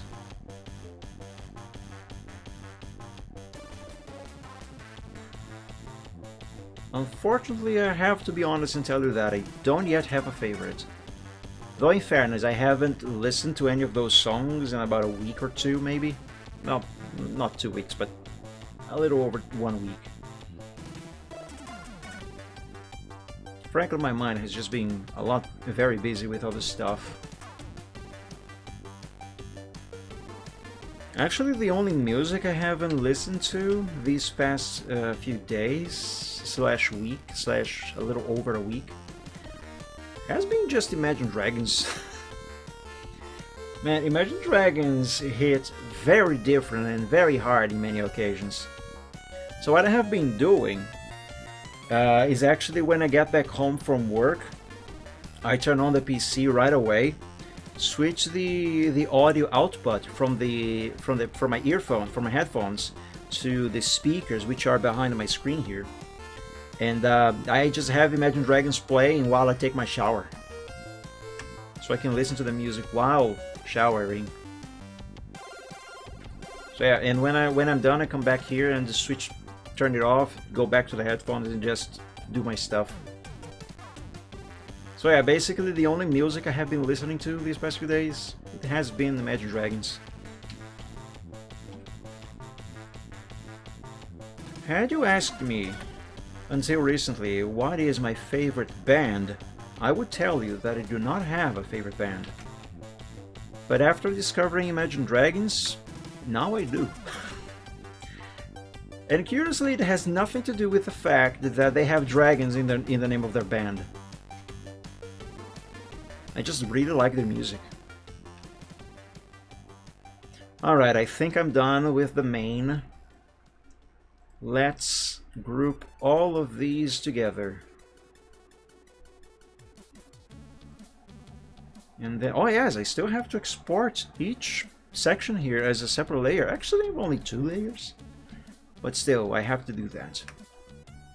Alright, let's group. Let's make sure I haven't missed any. I missed one. God damn it. Yeah, balls. I always miss one. There. Alright, now none have been missed. Good. Very good. Let's export, shall we? Let's begin with the main.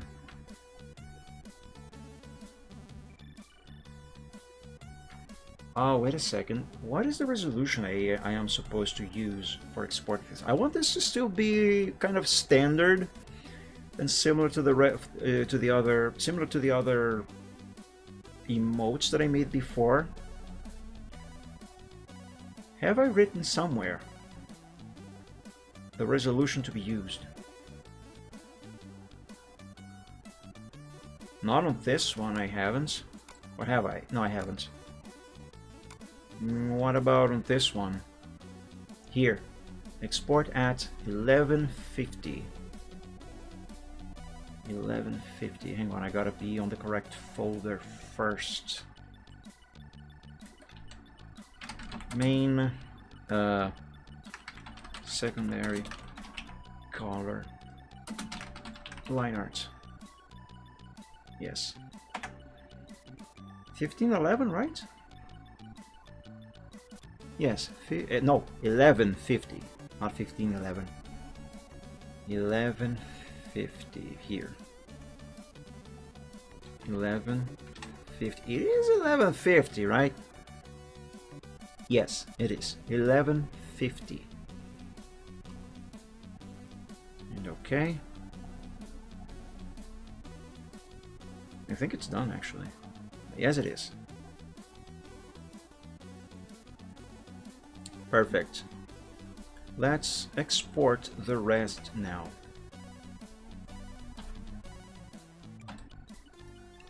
Actually, this whole thing here is the rest. That's the only other thing I have to export. Head, line arts. Yes.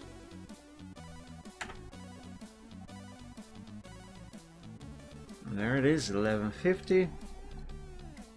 Which crashed on the other PC again. I still think that PC is currently in the process of crashing. As it always does. Okay, save this, and I do believe I am done with CorelDRAW for this project.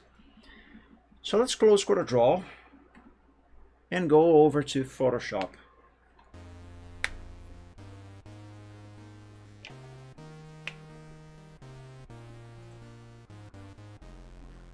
Let's pick this and dump both here on Photoshop.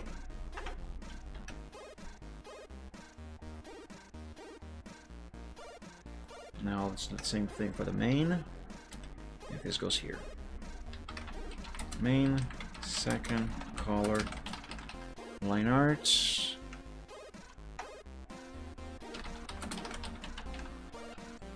I misspelled line art really hard right now.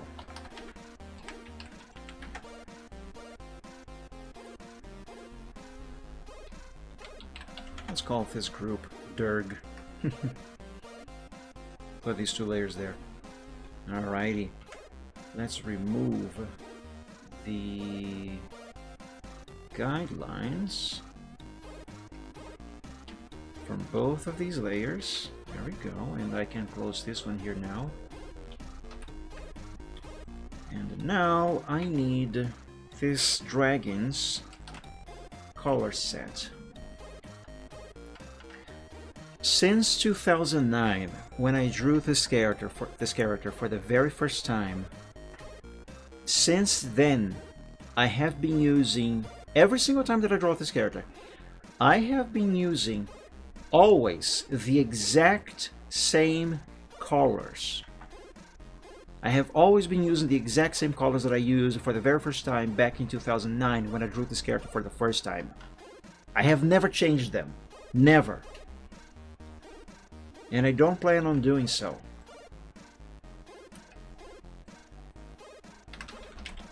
Color set.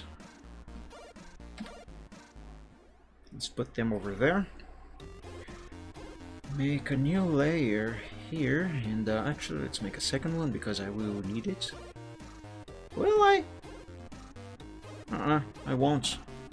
I'm not shading this. Why would I need it? I don't.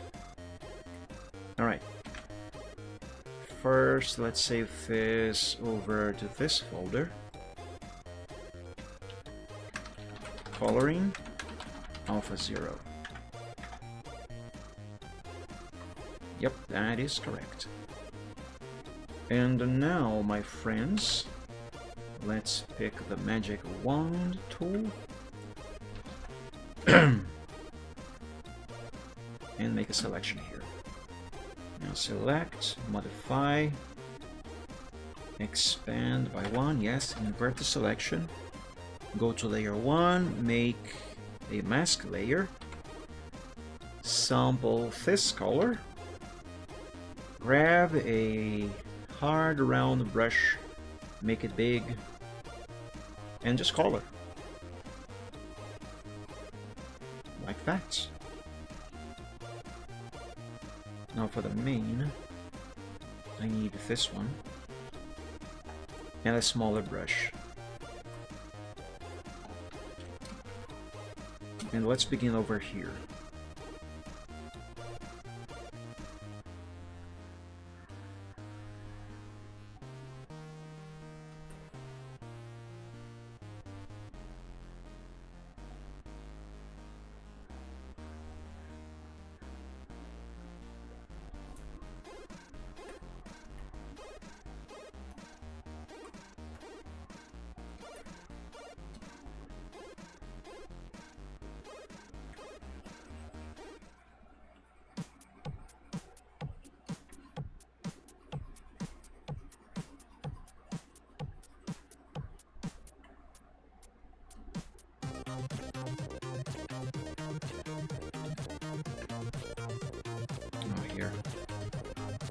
still need this smaller brush.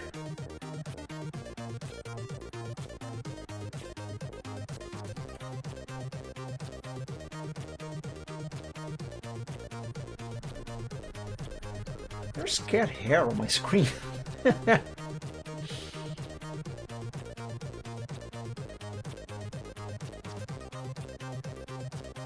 Okay, now I don't need this small brush anymore. What it was needed for is over.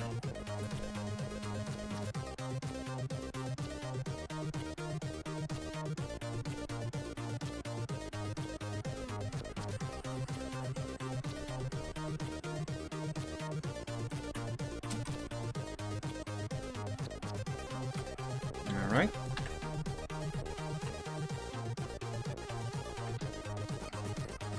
Now let's sort out. Oh, hold on a minute. That's the wrong layer. I mean, the wrong section of the layer. Yes, let's sort out these corners.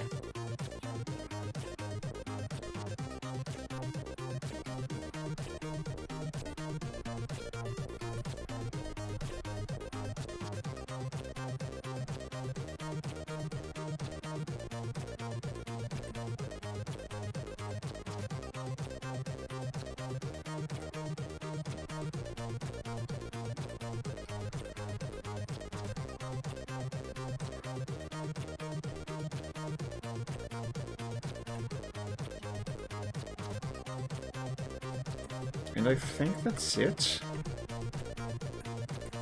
Yeah, that should be it. Let's bring this up.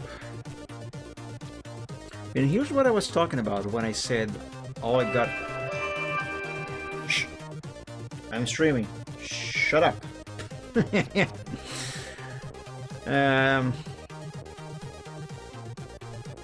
Every pony, the story is ending soon. The story is coming to an end, but you can get more time. I'm not going to spend money on the game. Shut up.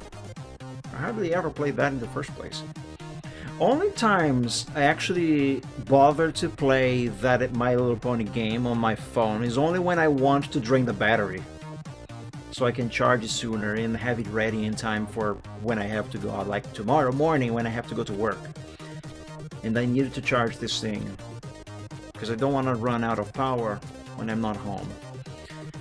Anyway, the thing that I was telling you guys about that I was gonna do by locking this layer, and therefore why I needed this to be any color, is this here. I lock the layer, I pick this color, this big brush, and then I do this, and there we go. Now the streaks on his mane have the color they are supposed to have. There we go, that's basically it. His mane is basically finished. Let's now color his eyes.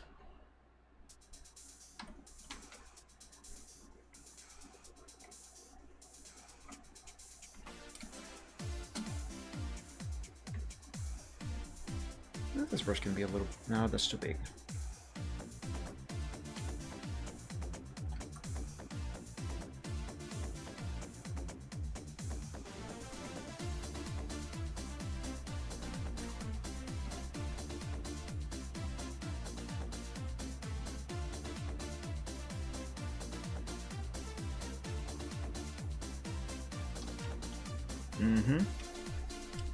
For the basics of his eyes, that is good. Now for these nostrils,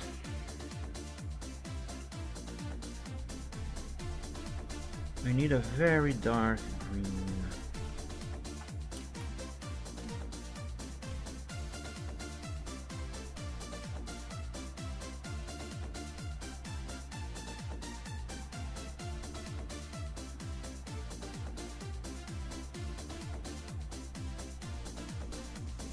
Okay, for starters, that is good enough. Let's save. Next, I am going to color the line arts. So let's change this to alpha. Actually, no, not. Yes, actually, it is coloring. Never mind. Let's go to the head line arts layer, lock it, sample this, and this.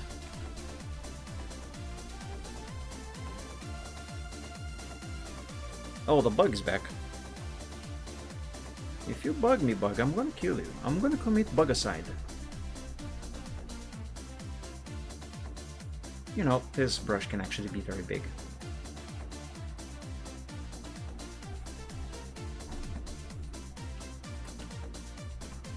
No, it can be small.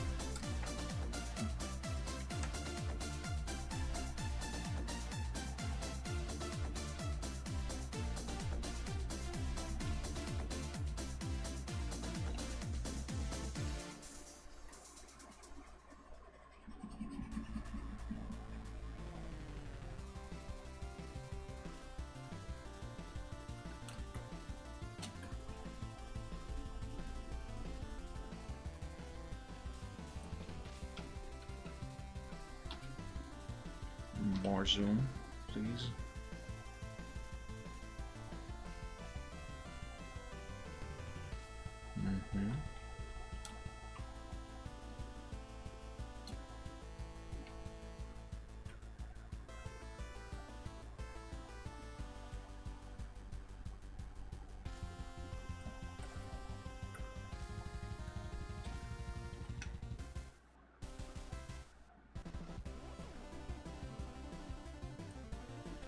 And this is why I picked both of these colors. And I am holding one of them in the secondary color. That way I can fix these bits like this one.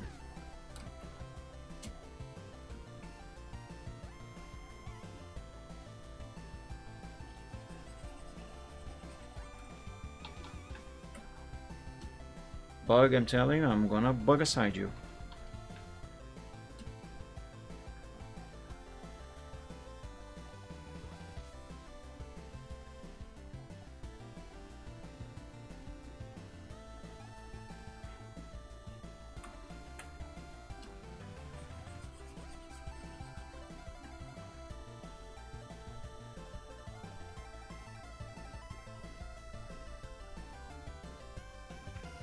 And I think that's it for the line art of the main.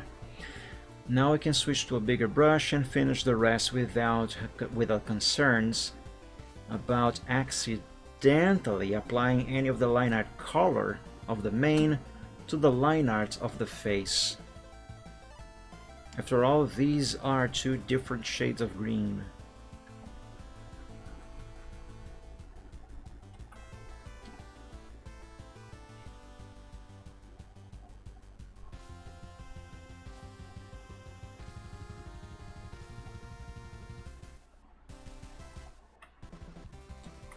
There it is. That is done.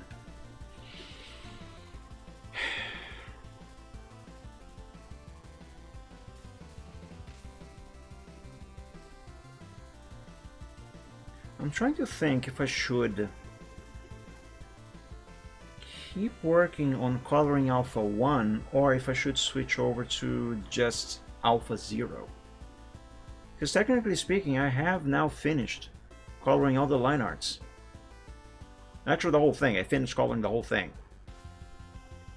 Yeah, I'm going to switch to Alpha 0.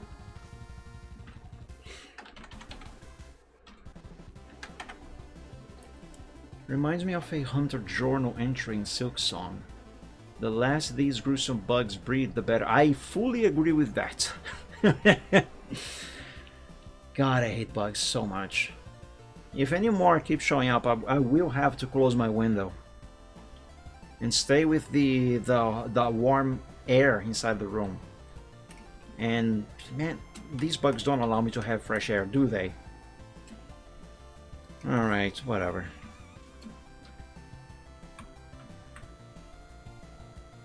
No, wait, what am I doing? No, keep that one.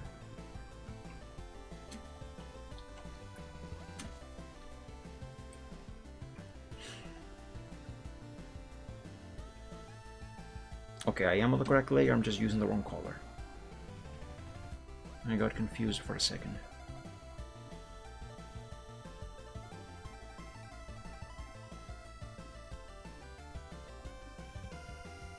Actually, that needs to be black, not green.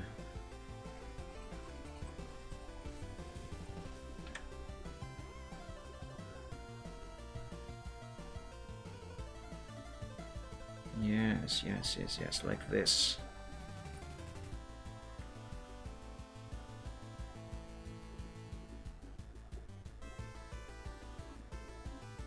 Ooh, no, don't do that, Mike.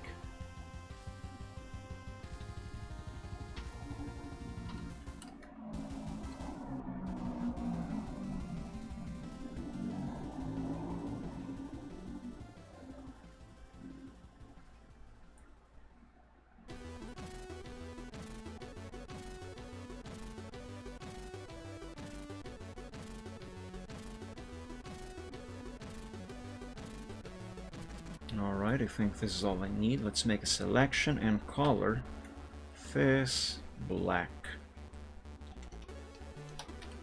Yes, this is the thing that I was gonna draw here, but then I realized I didn't need to draw those lines there. Because in Photoshop, all I gotta do is simply color the existing line art with the different colors that I need. There we go. Specifically for the fresh fly. Oh, I hate flies. Even more when they are fresh.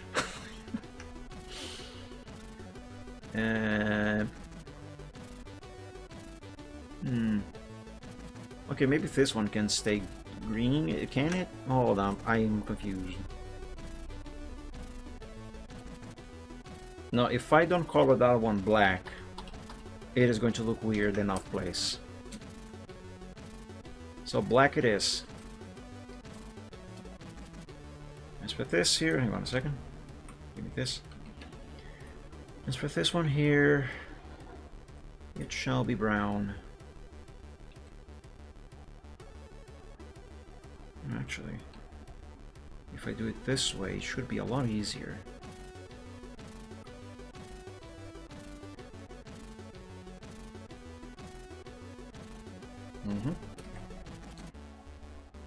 Now give me black again.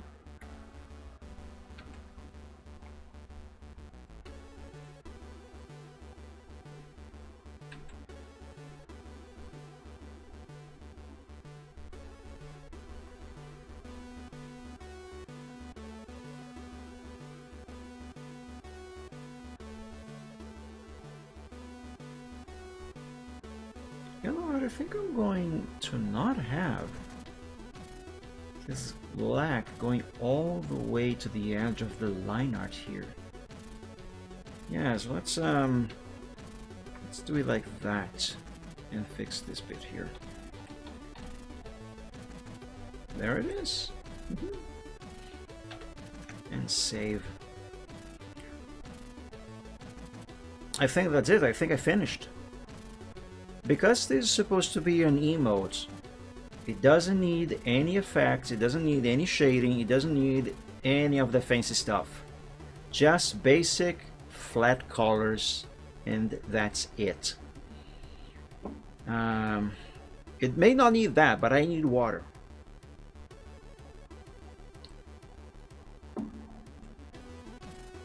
Actually, I need sweet stuff to eat. My mouth is a bit sour. It's a side effect of the medication that I am taking. But I've got no money to buy sweet stuff. Alright. Let's finish this up. Let's hide that. I actually think the only thing I have to finish here is just save it with a different name and final. Yeah, sure. And turn this into an actual emote that I can use on Discord and maybe even on Twitch. Yeah.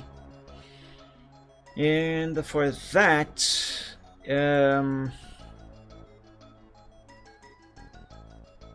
Yes, I do have to merge the layers. So merge down, apply.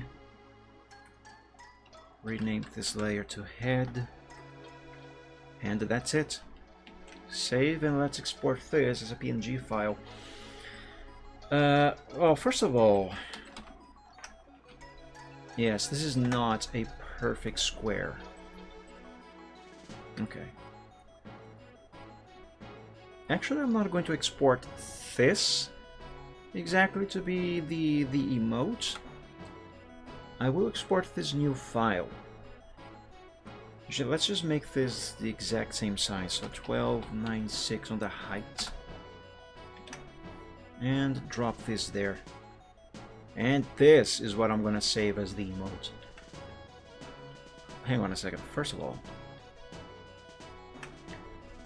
for the emote version of this, I actually might want to make the line arts a bit darker so they're easier to see. Yeah, there is one of these Braveheart emotes that I made recently that I had to darken the line art because of that. And it was this one here. So this is the original color shade of green that I gave the line arts, and this was the change that I had to make. Otherwise, it was a bit difficult to make out the features on his face. So yes, I reckon I'm gonna have to do the same thing with this one, which means I'm gonna have to go back to not having the layers merged. Ooh, hang on a second. Is this a pure black? It isn't, but it is a very dark green. Is it the same green as the original? It actually is. Okay, so for this one... Well, this one is actually a lot easier to darken the line arts of his face because without changing the shade of the green on the main, because these lines, they are not touching each other. They do not meet, they do not intersect anywhere. Whereas here, they do a lot.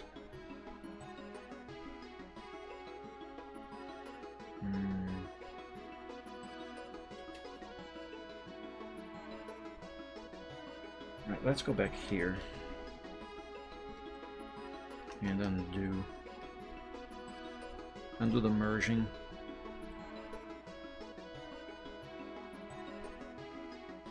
I think there's one more layer to go. No, that's it.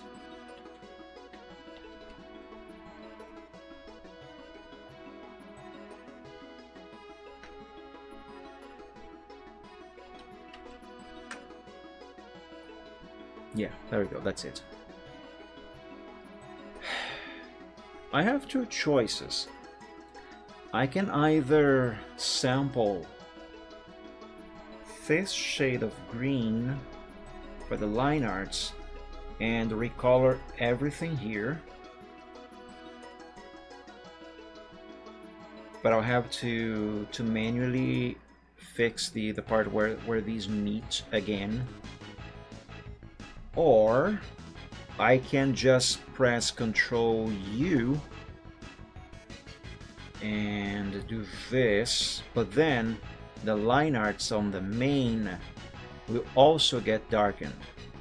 I think they will actually become pure black, which is not a problem.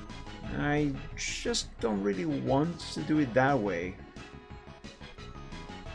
I would like to preserve those if possible. But it will be a lot more work if I try to do it that way.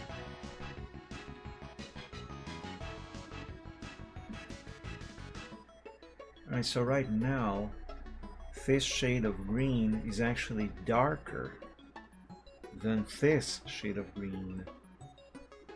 Okay, so I darkened this by... I set this to be -40. What if I make it -30?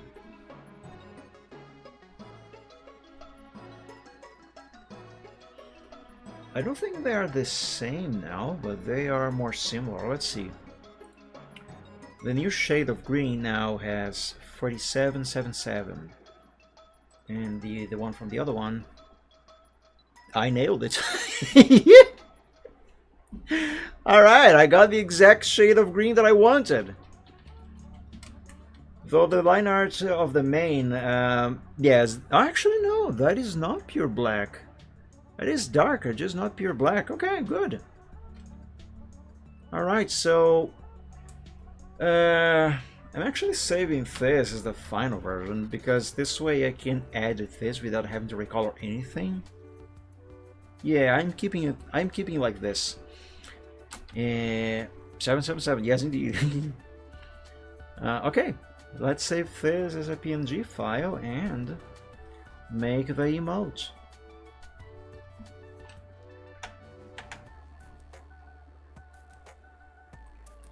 Oh, actually, no, I could use that one. Hang on. Because I will need this size here. Alright, let's close this. Also this, because I don't need that anymore. Let's bring this into Photoshop. Select all. And 1296 and paste. Alright. See my 777 video before? I think? I'm not sure I remember. What is the canvas size for this here? 550. 550 by 550.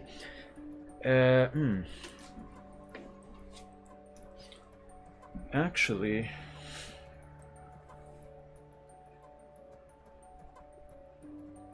let me go back one file version. Let me go back to Alpha 0 actually, not coloring alpha.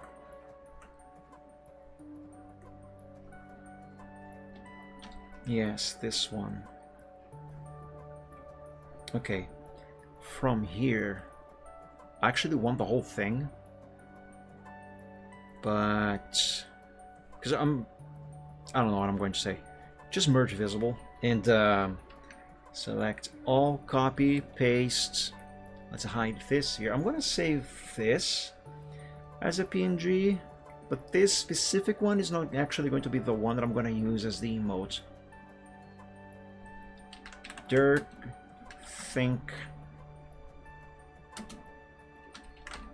full. I don't know. Now hide that, and this here is the one that I'm going to turn into an emote. What should I call it?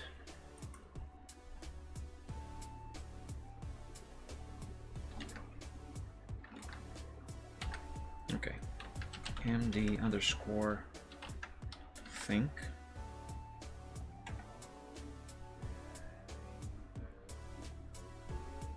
Actually, no, I'm stupid.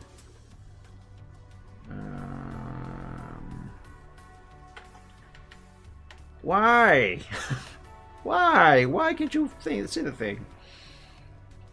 Well, yeah, you did. You commented on it before. I have zero memory of what it is. Let me check.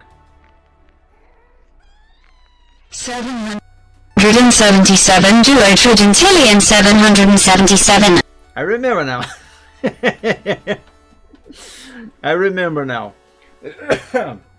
Excuse me. I remember. Okay, close this without saving. What the fudge am I doing here?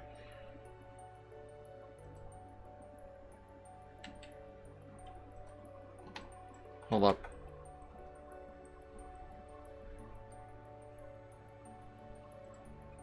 Okay, so I'm going to ignore this one. These two are the ones that I have to focus on.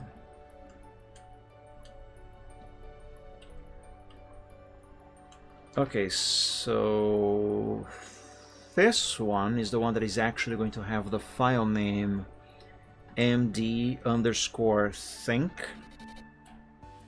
Let's just put something here to differentiate them. this one is going to be called MD Think. And this one is the one that is going to be the emote.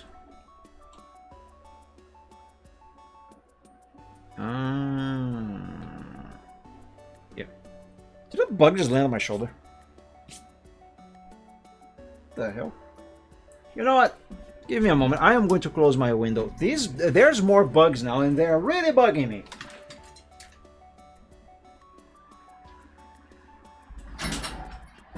God damn it, we can't have nice things.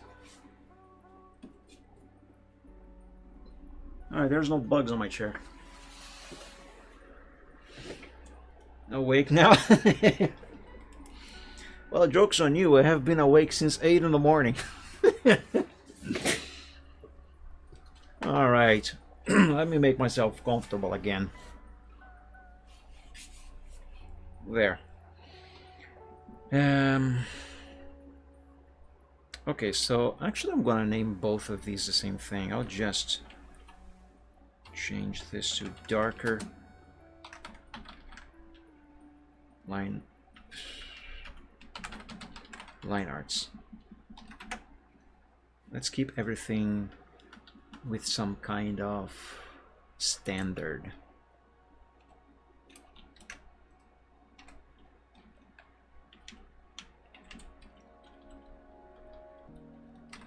Derg Think emote. This is the darker one, right? Yes, yes it is. This one is going to be renamed to Derg _ Think by Mike Dragon.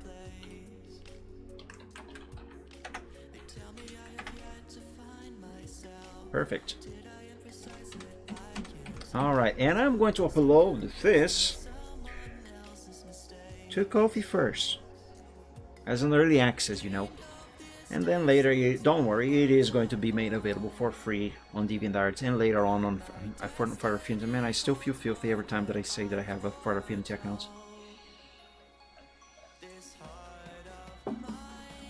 But anyway, other than that, this is now finished. Oh, but actually, for the actual emote, I need this to be a much smaller resolution. Because this is too big. It is way too big. What is the default that I am using? 550? Yes. 550 by 550. Close this.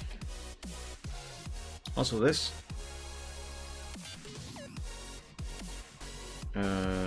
Yes, close this. And let's open this. And make it smaller. 550 by 550.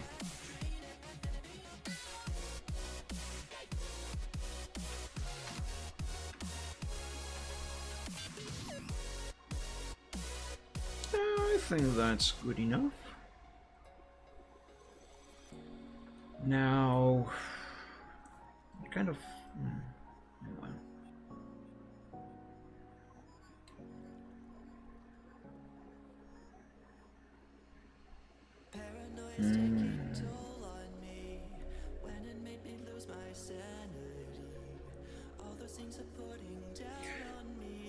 The PNG that is set with the size of 550 pixels by 500 pixels, 550 pixels, that's the one that should get this file name, not the original size ones.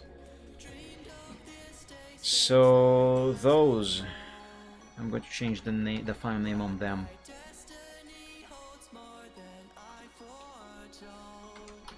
MD Think.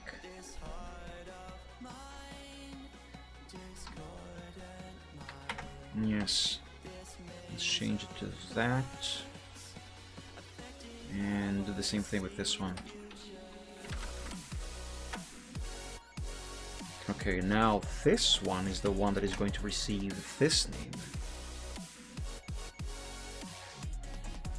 There we go. There we go, yes. Nice. Okay, now to simulate seeing this in a tiny resolution, like in a chat, for example, just zoom out and I guess it works. I maybe might want to make the liners a little darker. I'm gonna have to test this out. Hang on a second. Let's go on Discord. Testing grounds. Well, first of all, let me dump this. No, not that one. Actually, that one. Let's dump this into Discord. Let me add it as an emote in the server. Server settings? Yes. Upload. Copy this, paste it there.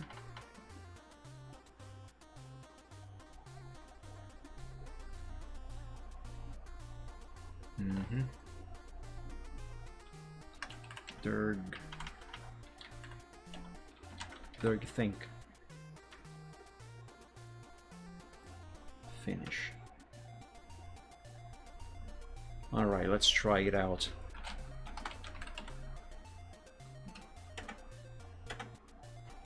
It is so tiny!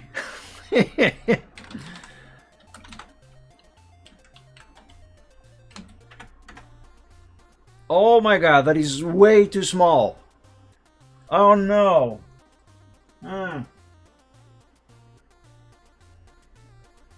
This isn't working as I thought it would.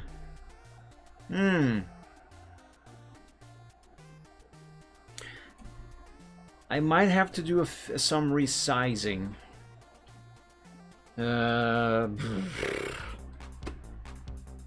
Let's use this as a basis. And close this. Okay, copy all of this, paste. Oh, wait a minute. What?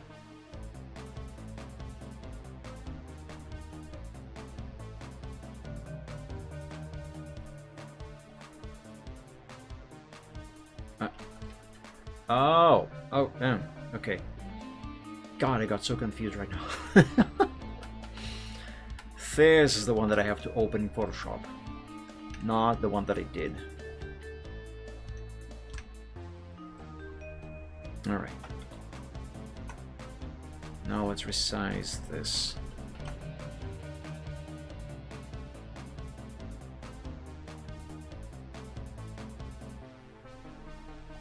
I think this will do. Okay, let me try this one out.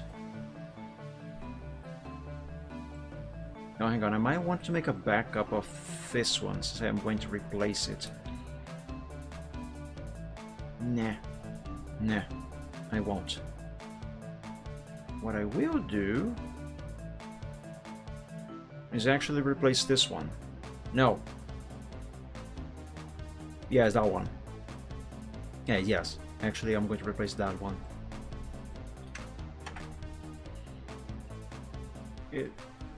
Yes, it is this one.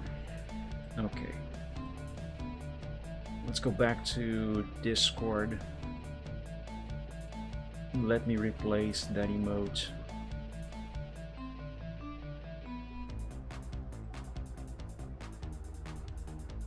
Can I just replace the file itself? No, I can't. Alright, in that case I'm gonna have to delete Fizz and do it again.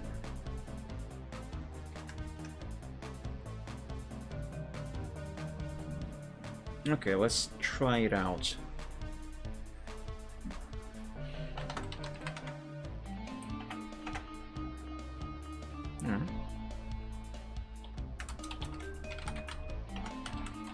I am confused.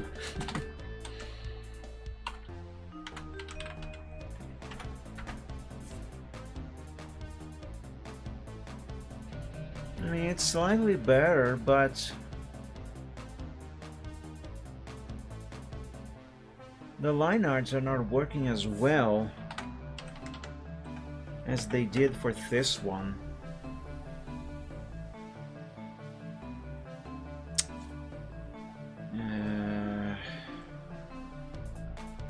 Just for the sake of testing, let me make them 100% black.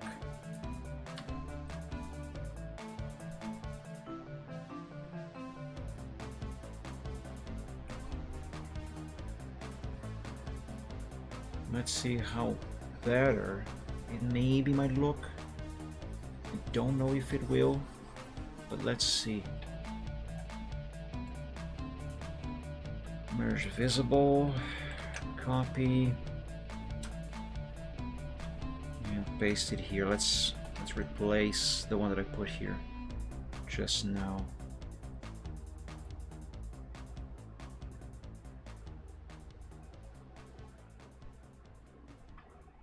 All right, that will do.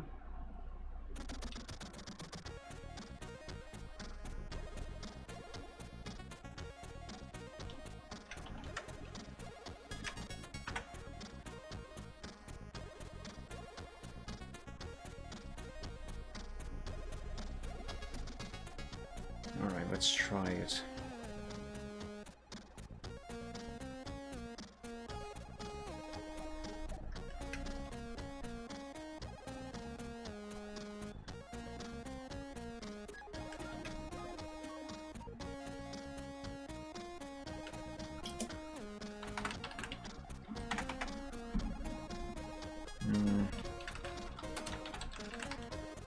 Derg?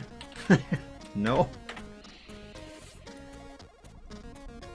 You know what? Frankly, I don't really see much of a difference.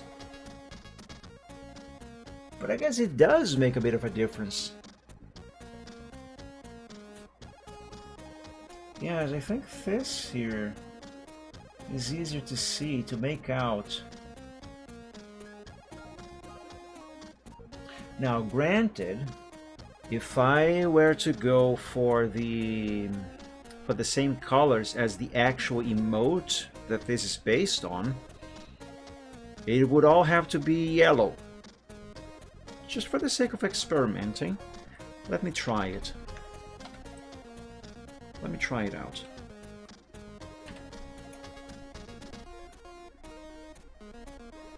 A lot of this here. Oh, God. Bugs on my feet. Are you trying to die, bug? God damn it. Anyway. Fork, now I forgot what I was going to do. Oh, yes, I was going to recolor this. Okay, so this would all have to turn yellow. It's a beetle. There's a beetle on my lap. Hang on. Oh my god, this might be a bad idea. God damn it. Oh my god, it's worse now. Crap. Hang on. There, it's dead now.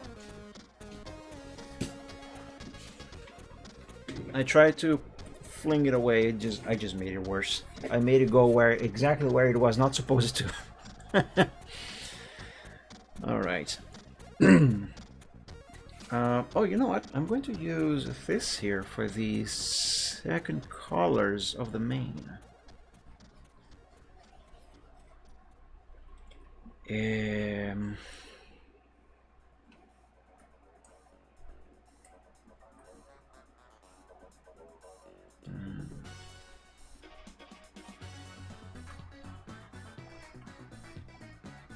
Okay, give me this.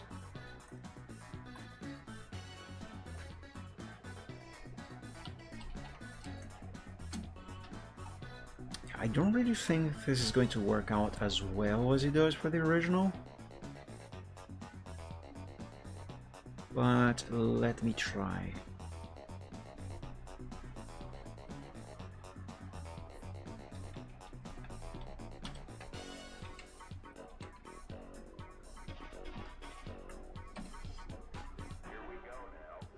Yeah, I don't really think this can work out as well because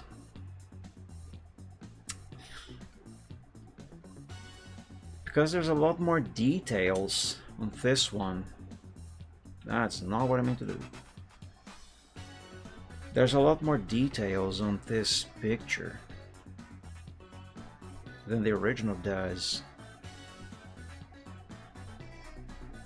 And this is already heavily simplified, design-wise.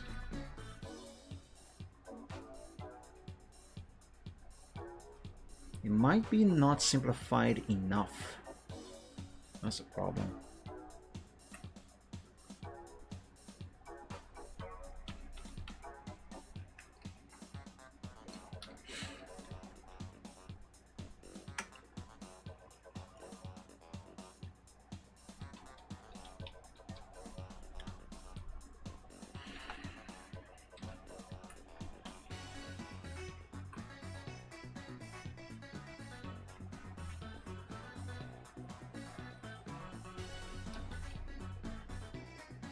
Yeah, maybe for the main that might work better.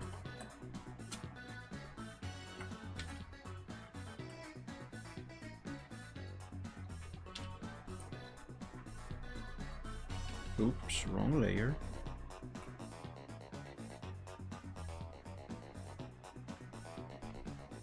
Right, let's see if this is going to work. I don't think it will.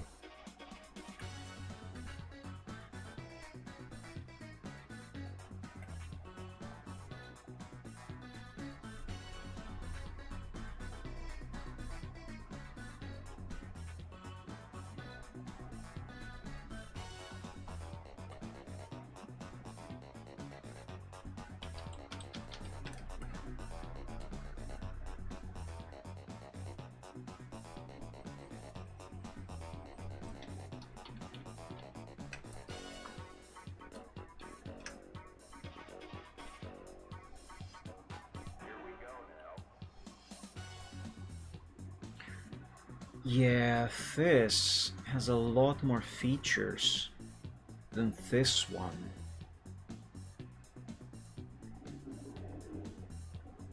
So it can't really work as well as that one does.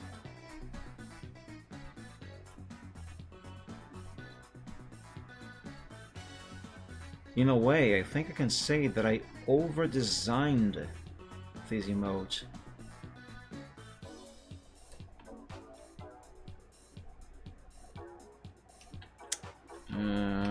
What am I gonna do about it?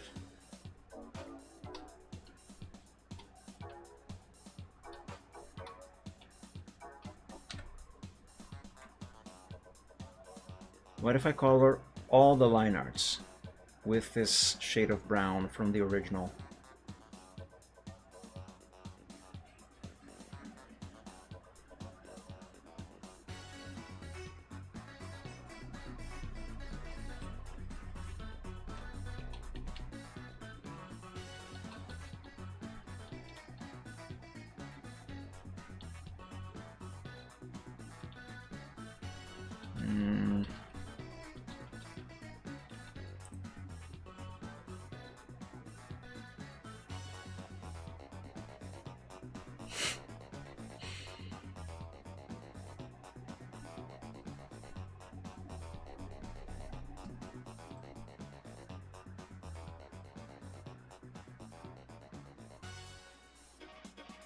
I don't really want to change the colors, to be quite honest with you.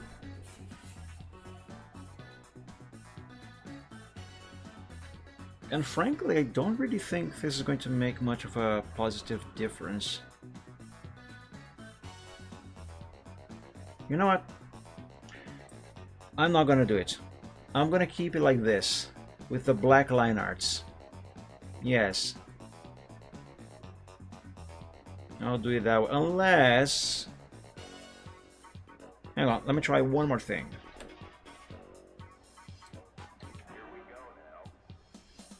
Unless I say goodbye to a lot of the features on the character.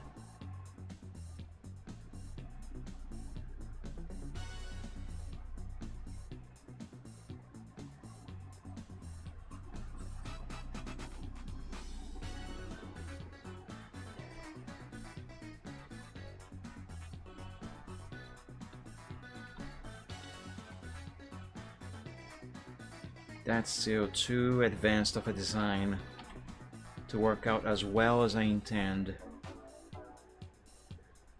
I kind of like it though, but I'm not, and yeah, no. I won't. Close without saving. And this here's what I'm gonna use as the actual emote itself. Yes. So yeah, I'm gonna keep this until I change my mind. I don't know if I will, but for now, that's what we are going to have.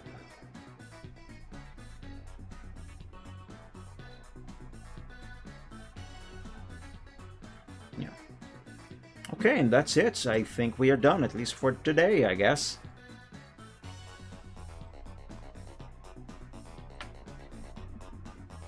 I'm going to quit to... well... I only did one addition to this. Should I... yes, I would date this. I would date it. I always date my progress sheets whenever I make any changes to it. Even though the change I did today was only one single addition. I will date it. That way I can know in the future when was the last time that I did any work on this.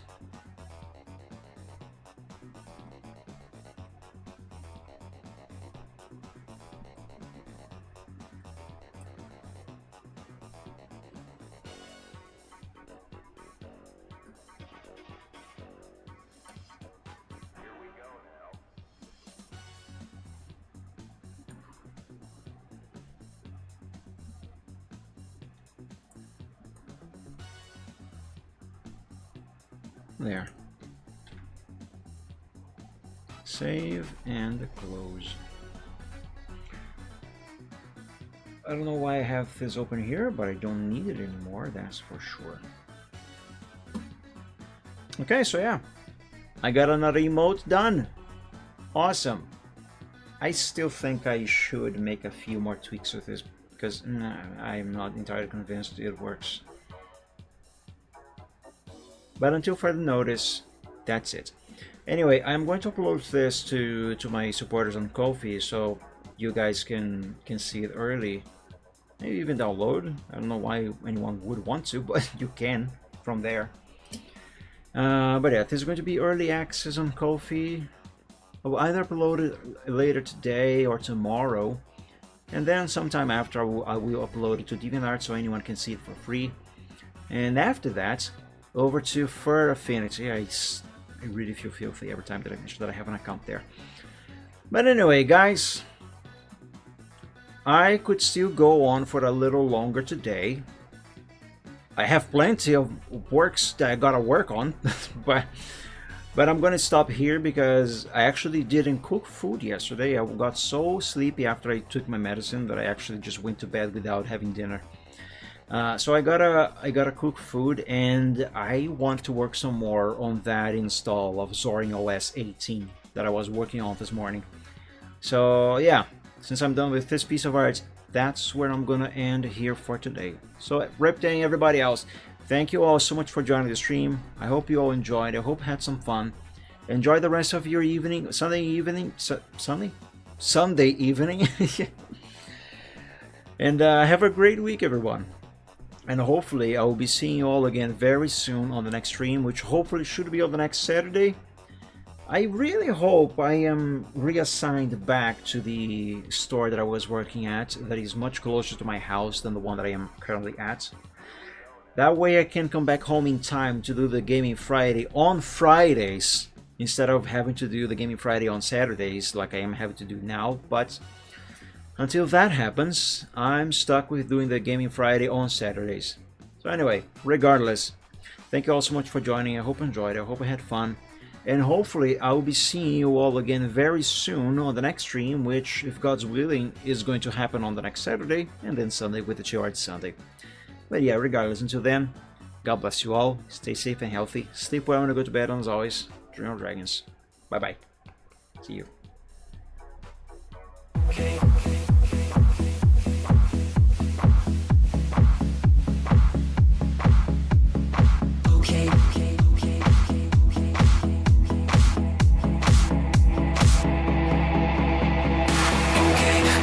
Present some problems and we don't know what to do.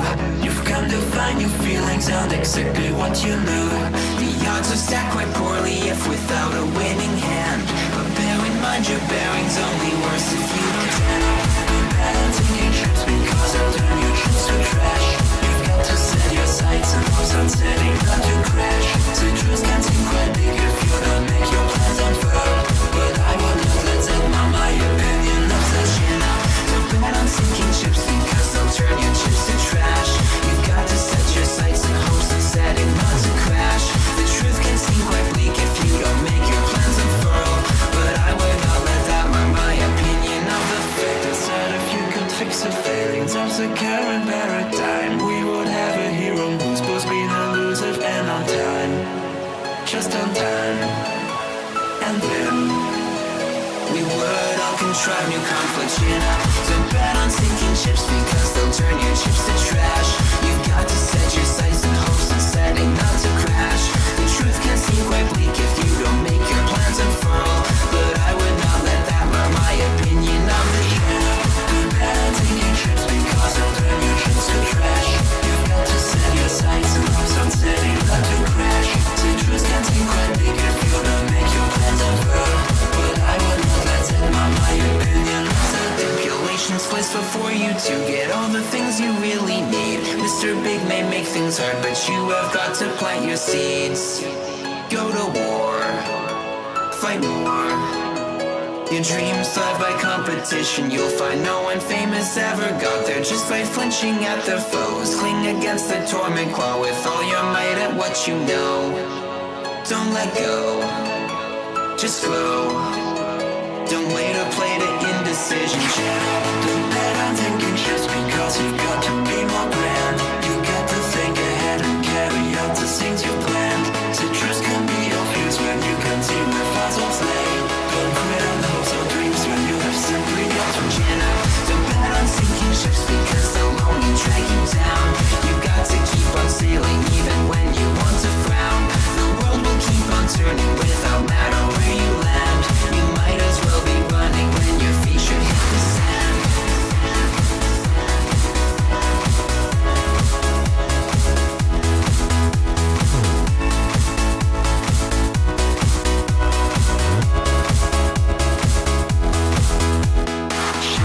Don't bet on thinking just because you've got to be more grand. Chin up, don't bet on sinking ships because they'll only drag you down. Chin up, don't bet on sinking ships because they'll turn your trips to trash.